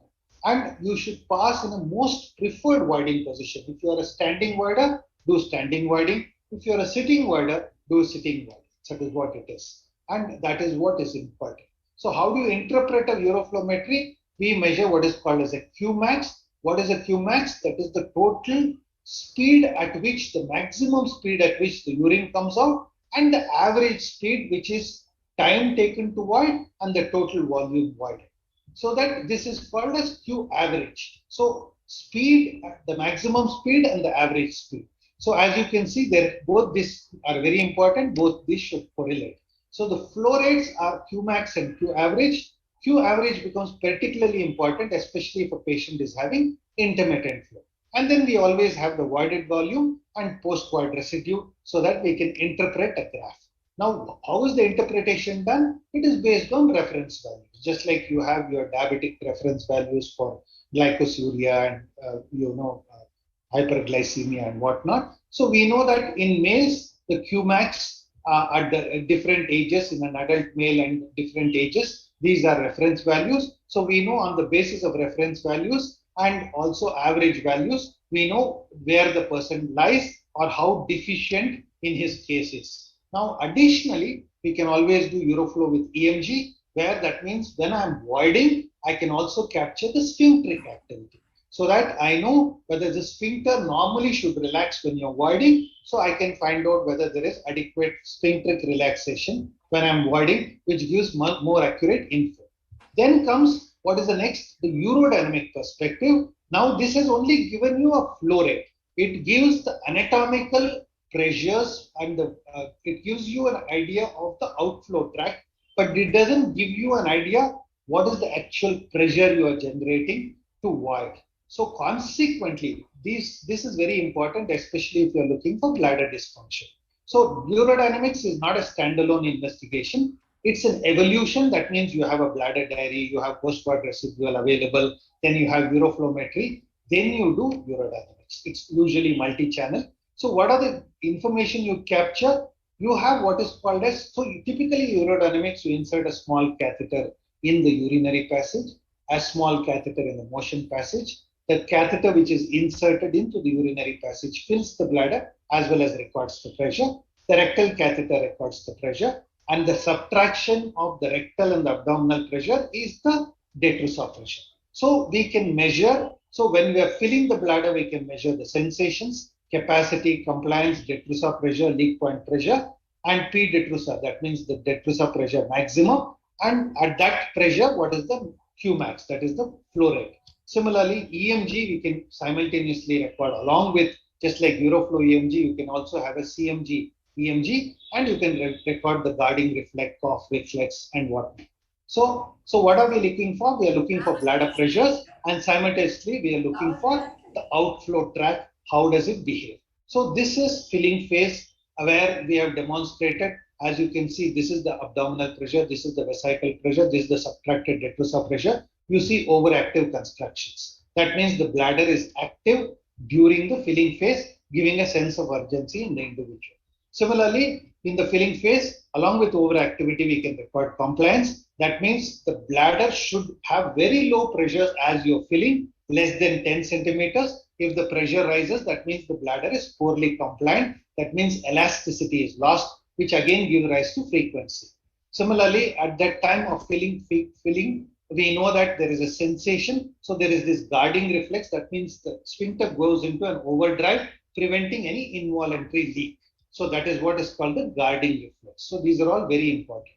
So in the voiding phase, again, we are looking for bladder pressures. More importantly, here we are looking for bladder pressures and the sphincteric activity. So here we measure the detrusor, Qmax, post-void residual, and the bell-shaped curve. So here what it is, when you are voiding, so here is the detrusor pressure. This is the detrusor pressure. As you can see, this is the urethral opening. That means urethral pressure is drop down. This is the abdomen. Here is the EMG. As you can see, as the detrusor opens, EMG activity decreases. So all this, and this is the maximum flow rate when the person wants. So that is called as a detrusor pressure, peak point pressure, along with the voiding pressure, voiding Qmax. So these are, so classically, if the detrusor pressure is high and the voiding, and there is a urethral opening and the flow rate is low, that means it suggests an obstruction. So this is a typical bell-shaped curve. That is the bell-shaped curve. So EMG also at that point in time should show relaxation. So we know that there is a detrusor sphincteric coordination. So this is what it is, and there are normograms to suggest automatically whether there is an obstruction. These are computer inbuilt programs. So in the voiding phase, we also look at external urethric dysfunction, and we also can assess detrusor underactivity. So this is what is external urethral dysfunction, where we can assess when you are voiding whether the sphincter is relaxing. So that is most important, or sphincter goes into a contraction. So this is what it is. The sphincter goes into a contraction during the voiding phase. So additionally, to get anatomical with functional, because one is to get the bladder pressures, but you are not seeing anatomically what happens. So what we do is sometimes there is what is called as a video urodynamic or mixturating cystourethrogram combination, wherein we fill the bladder with a dye, and along with urodynamics, we also take the radiographic images. So here you can see there is a pressure rise, but at the same time there is a bladder neck opening. So you know that you can exactly correlate there is no obstruction. Similarly, here there is pressure rise, but the bladder neck is closed. So you know there is definitely an obstruction. So this is a video urodynamic picture. Similarly, external urethric sphincteric dysfunction. Again, there is a bladder pressure rise and the sphincter goes into spasm. As you can see, there is a cone which is formed. That means the bladder neck is open and the sphincter is closed. So it's a classical way of diagnosing detrusor sphincteric dyssynergia.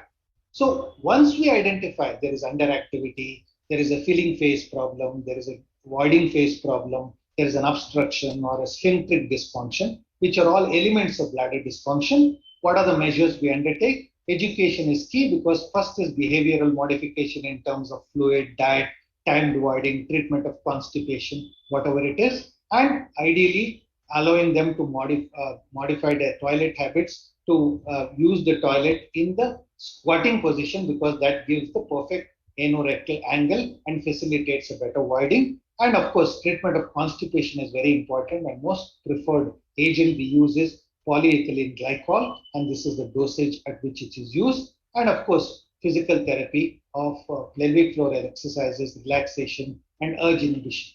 So essentially, this is what we are looking at. First of all, demonstrating a bladder dysfunction on the basis of symptoms to a detrusor sphincteric overactive detrusor, or a detrusor which is hyperactive, leading to obstruction or an outlet resistance, or in terms of drainage problems. So, and in what are the various elements we use? We either use timed voiding, catheterization, urinary diversion, alpha blockers, muscle relaxants, everything which is available is listed out here. So there are various strategies we adopt to facilitate treatment of bladder dysfunction. So to conclude, urodynamics or evolution of bladder dysfunction management is basically on the basis of identifying, having a high index of suspicion on the basis of symptoms, categorizing whether the symptoms are irritative or storage symptoms, and then looking at doing simple tests like uroflowmetry with or without EMG and post-void residue.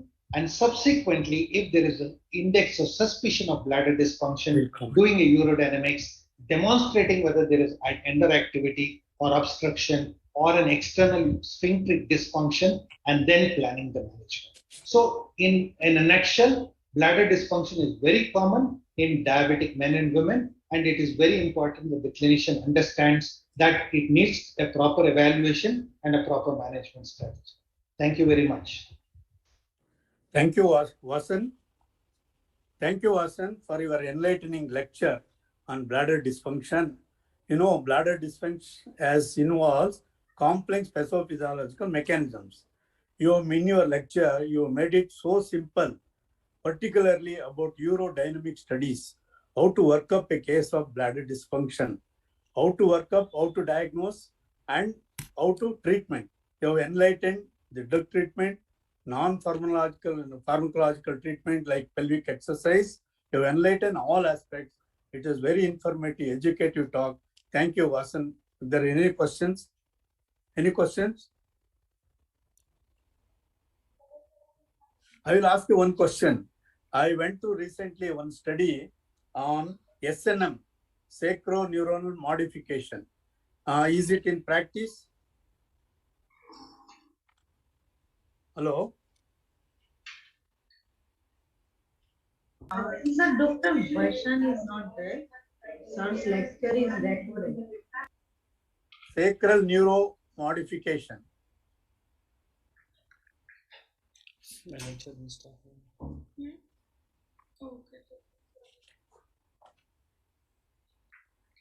So shall we go on to next lecture? Hello? Yes, sir.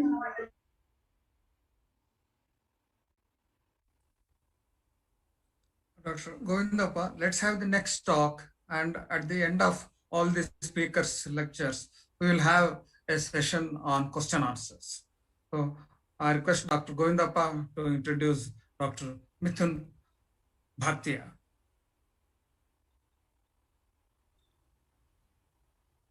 Okay, sir.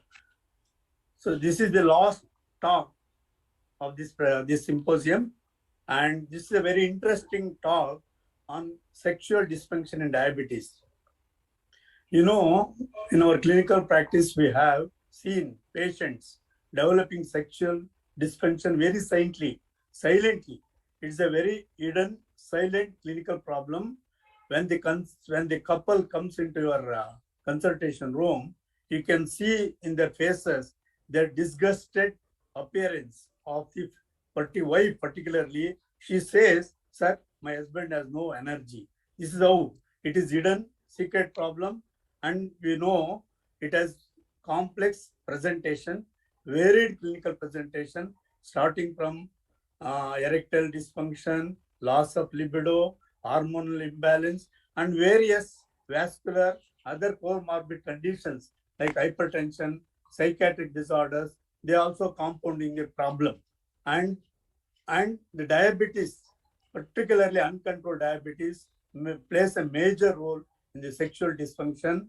To highlight on all aspects of mechanisms and treatment options of sexual dysfunction, I am very glad to invite Dr. Mithun Bhatia to highlight all aspects of sexual dysfunction. Over to Dr. Mithun Bhatia. So thank you. Am I audible? Yeah. And my slide deck moving? Sorry. Slide deck is moving? Okay, thank you. So at the onset, I thank Dr. Arvind for the kind invitation. So the job that I'm going to do a 15-minute talk, which on my time assigned on sexual dysfunction. And in life, I'm going to start with something which brought me in sexual dysfunction, and I'm going to bring up a few case scenarios because we are clinicians and we can relate with cases much better than theoretical things. So before I start, I would say that I'm guilty.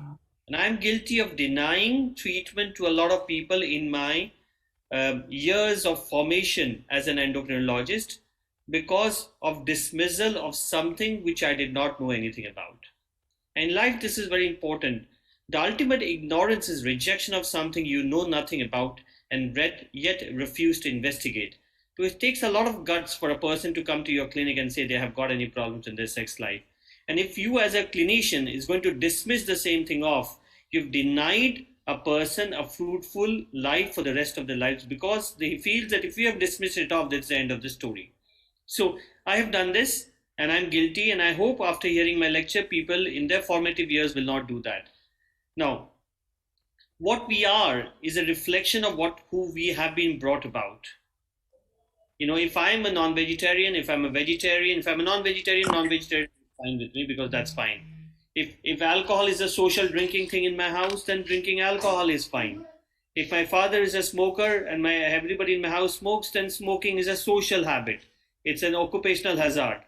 So it's the perception of what you are brought up with that reflects on your practice. I belong to an era where there was only one Cartoon Network, which was Tom and Jerry and Mickey Mouse.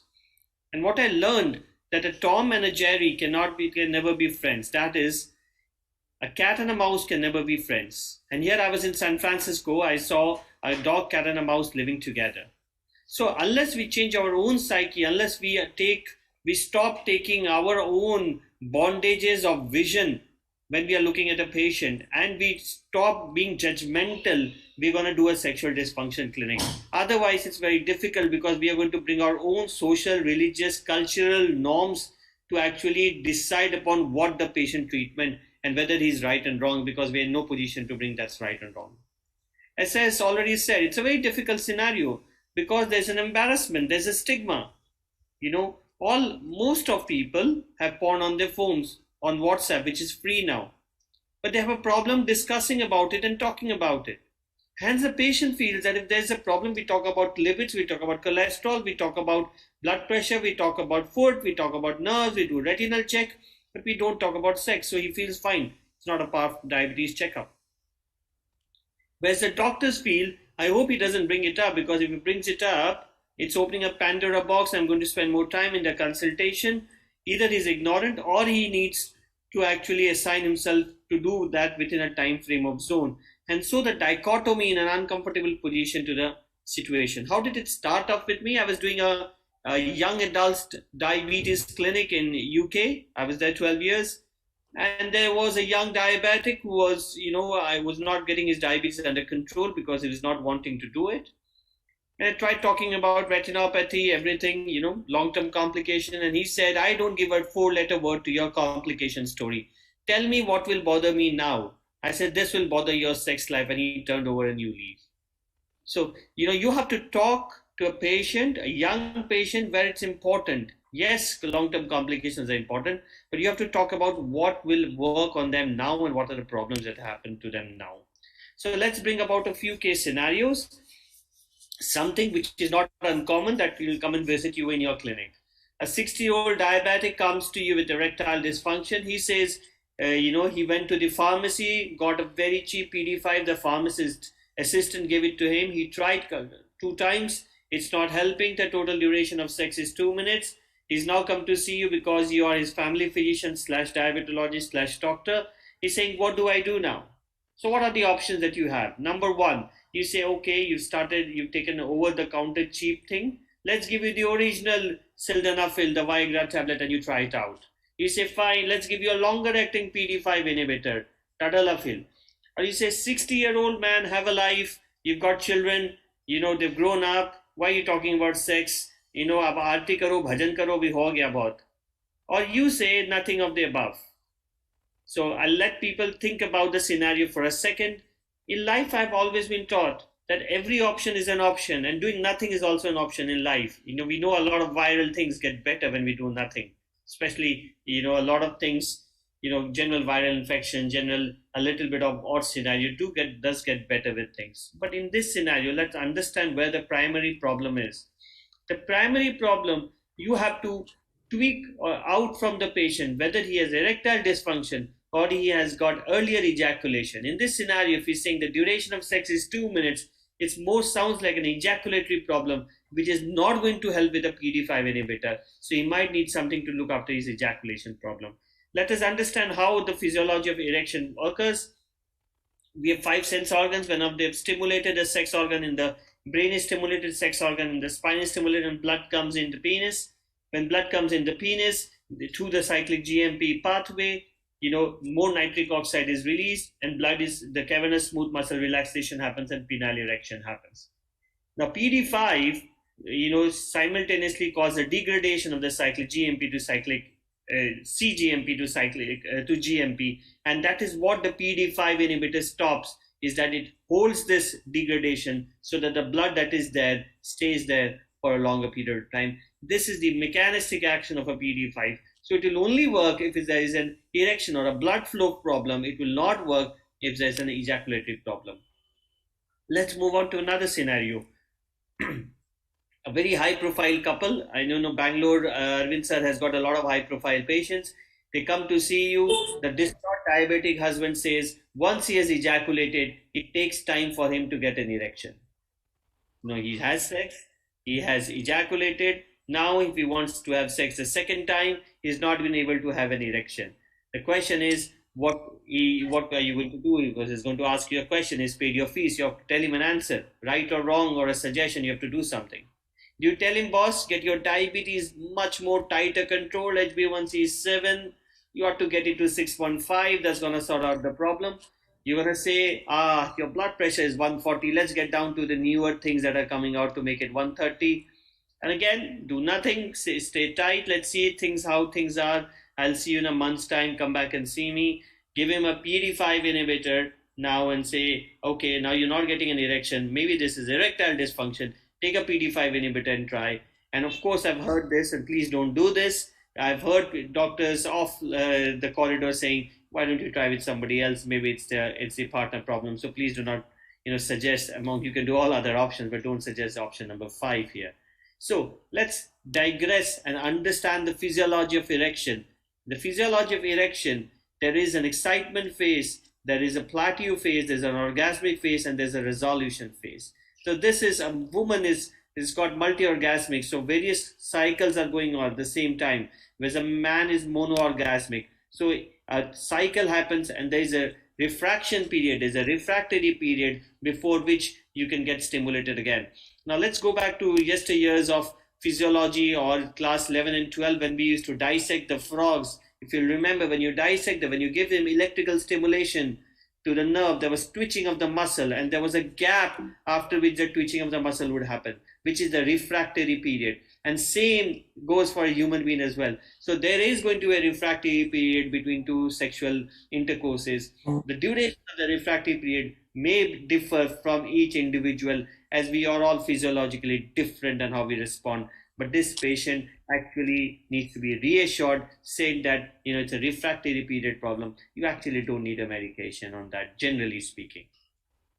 Another scenario, a Google patient. We've got a lot of Google diabetic patients coming to see us. They come with a list of problems and a printout of problems. He comes and says, sir, I had a stent recently put in, and I've read in the newspaper, I had a stent put in. I read in the newspaper that erectile dysfunction can lead to heart attack.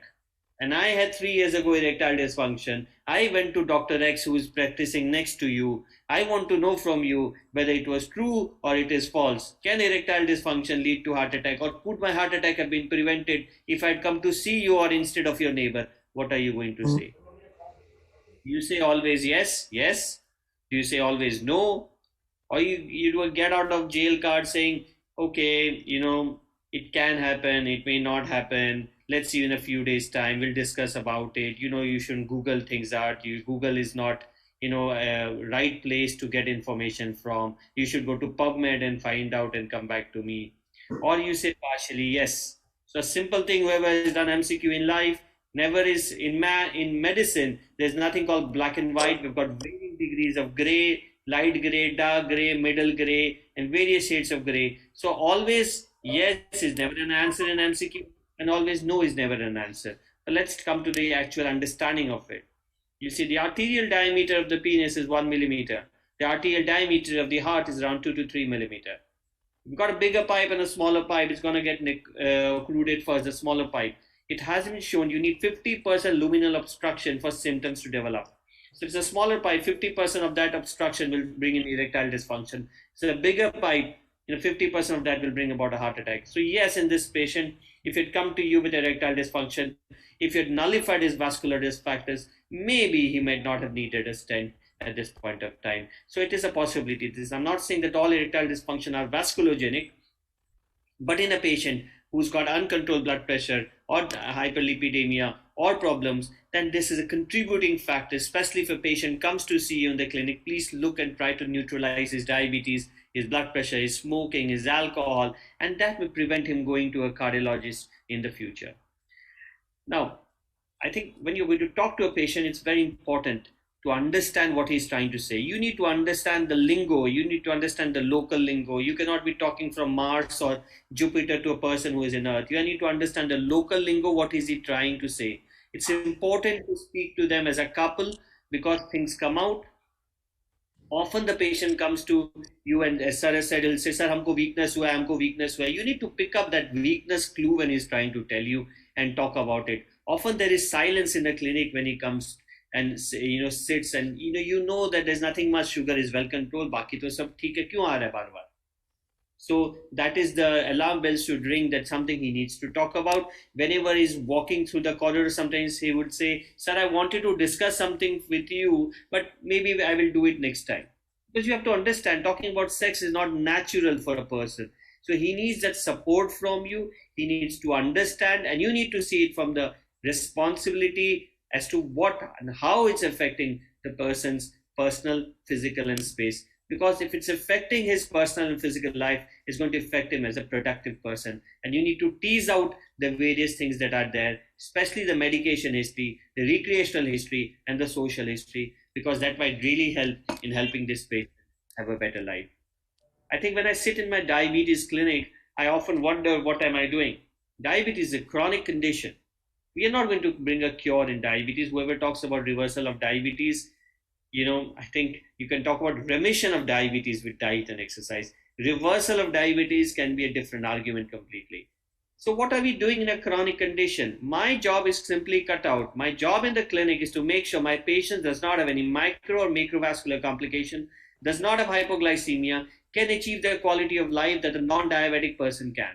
And that is what is cut out task for me. And sex is a very, very important part of your life. If a person can have a healthy sex life, a diabetic, because of the inability to do that, it's going to have an effect on his relationship, in his work-related and financial and productivity of the society as large. So we need to start talking about sex, and you need to actually encourage your patients to talk about sex in your clinic, and that's when the box will open up. Last few slides. This is a slide just to say what appears on the outside. A fit, well man can also have problems in their sex life. This is James Bond. I'm not saying that he has problems, but I'm trying to say, and just to bring the perception, what appears on the outside may not reflect what's the turmoil that is going on in this time. And I'll end the quote by a quote from Leo Tolstoy, a very famous writer, as you know. Man survives earthquakes, experiences the horrors of illness, and all of the tortures of the soul, but the most tormenting tragedy of all time will be the tragedy of the bedroom. With that, I thank again Dr. Arvind for the kind invitation. Would be happy to take any questions. Thank you so much. Thank you, Mithun. You are really, with your clear case scenarios, you have highlighted all aspects of sexual dysfunction, starting from loss of libido, erectile dysfunction, and the pathophysiological mechanisms of sexual dysfunction, particularly in diabetes. So sexual dysfunction, a hidden issue which you have enlightened very nicely, and we'll take up the questions. We'll invite all the four speakers, and we'll ask questions to each presentation.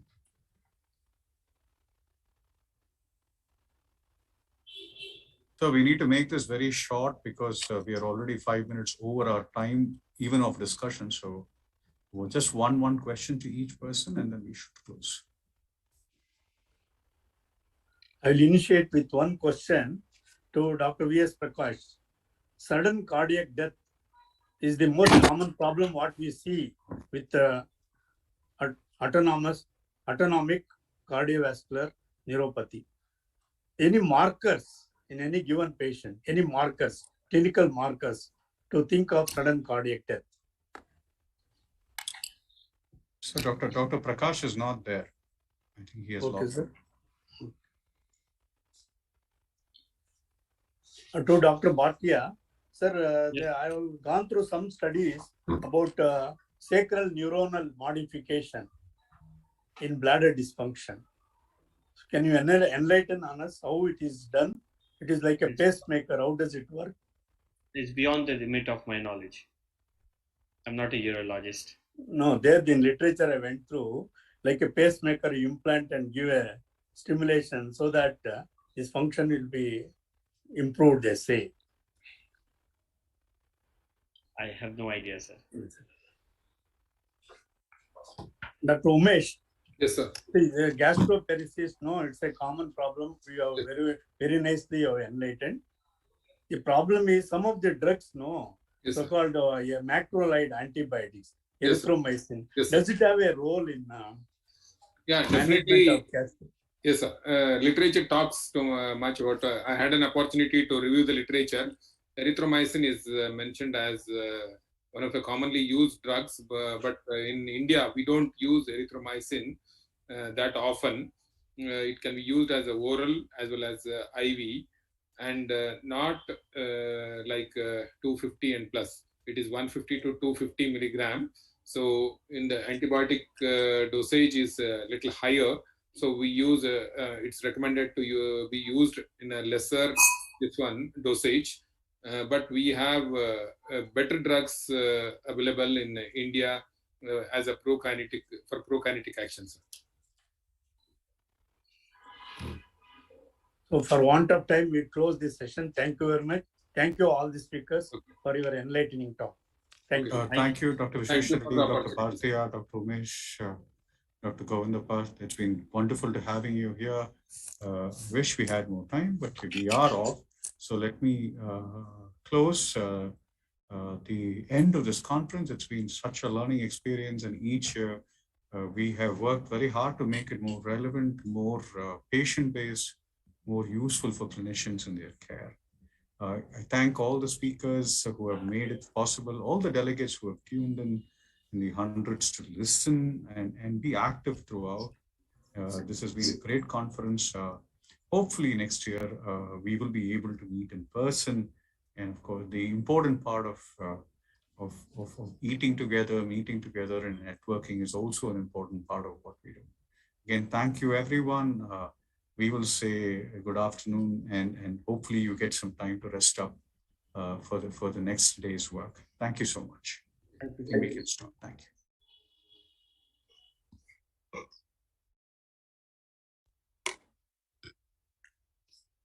Recording stopped.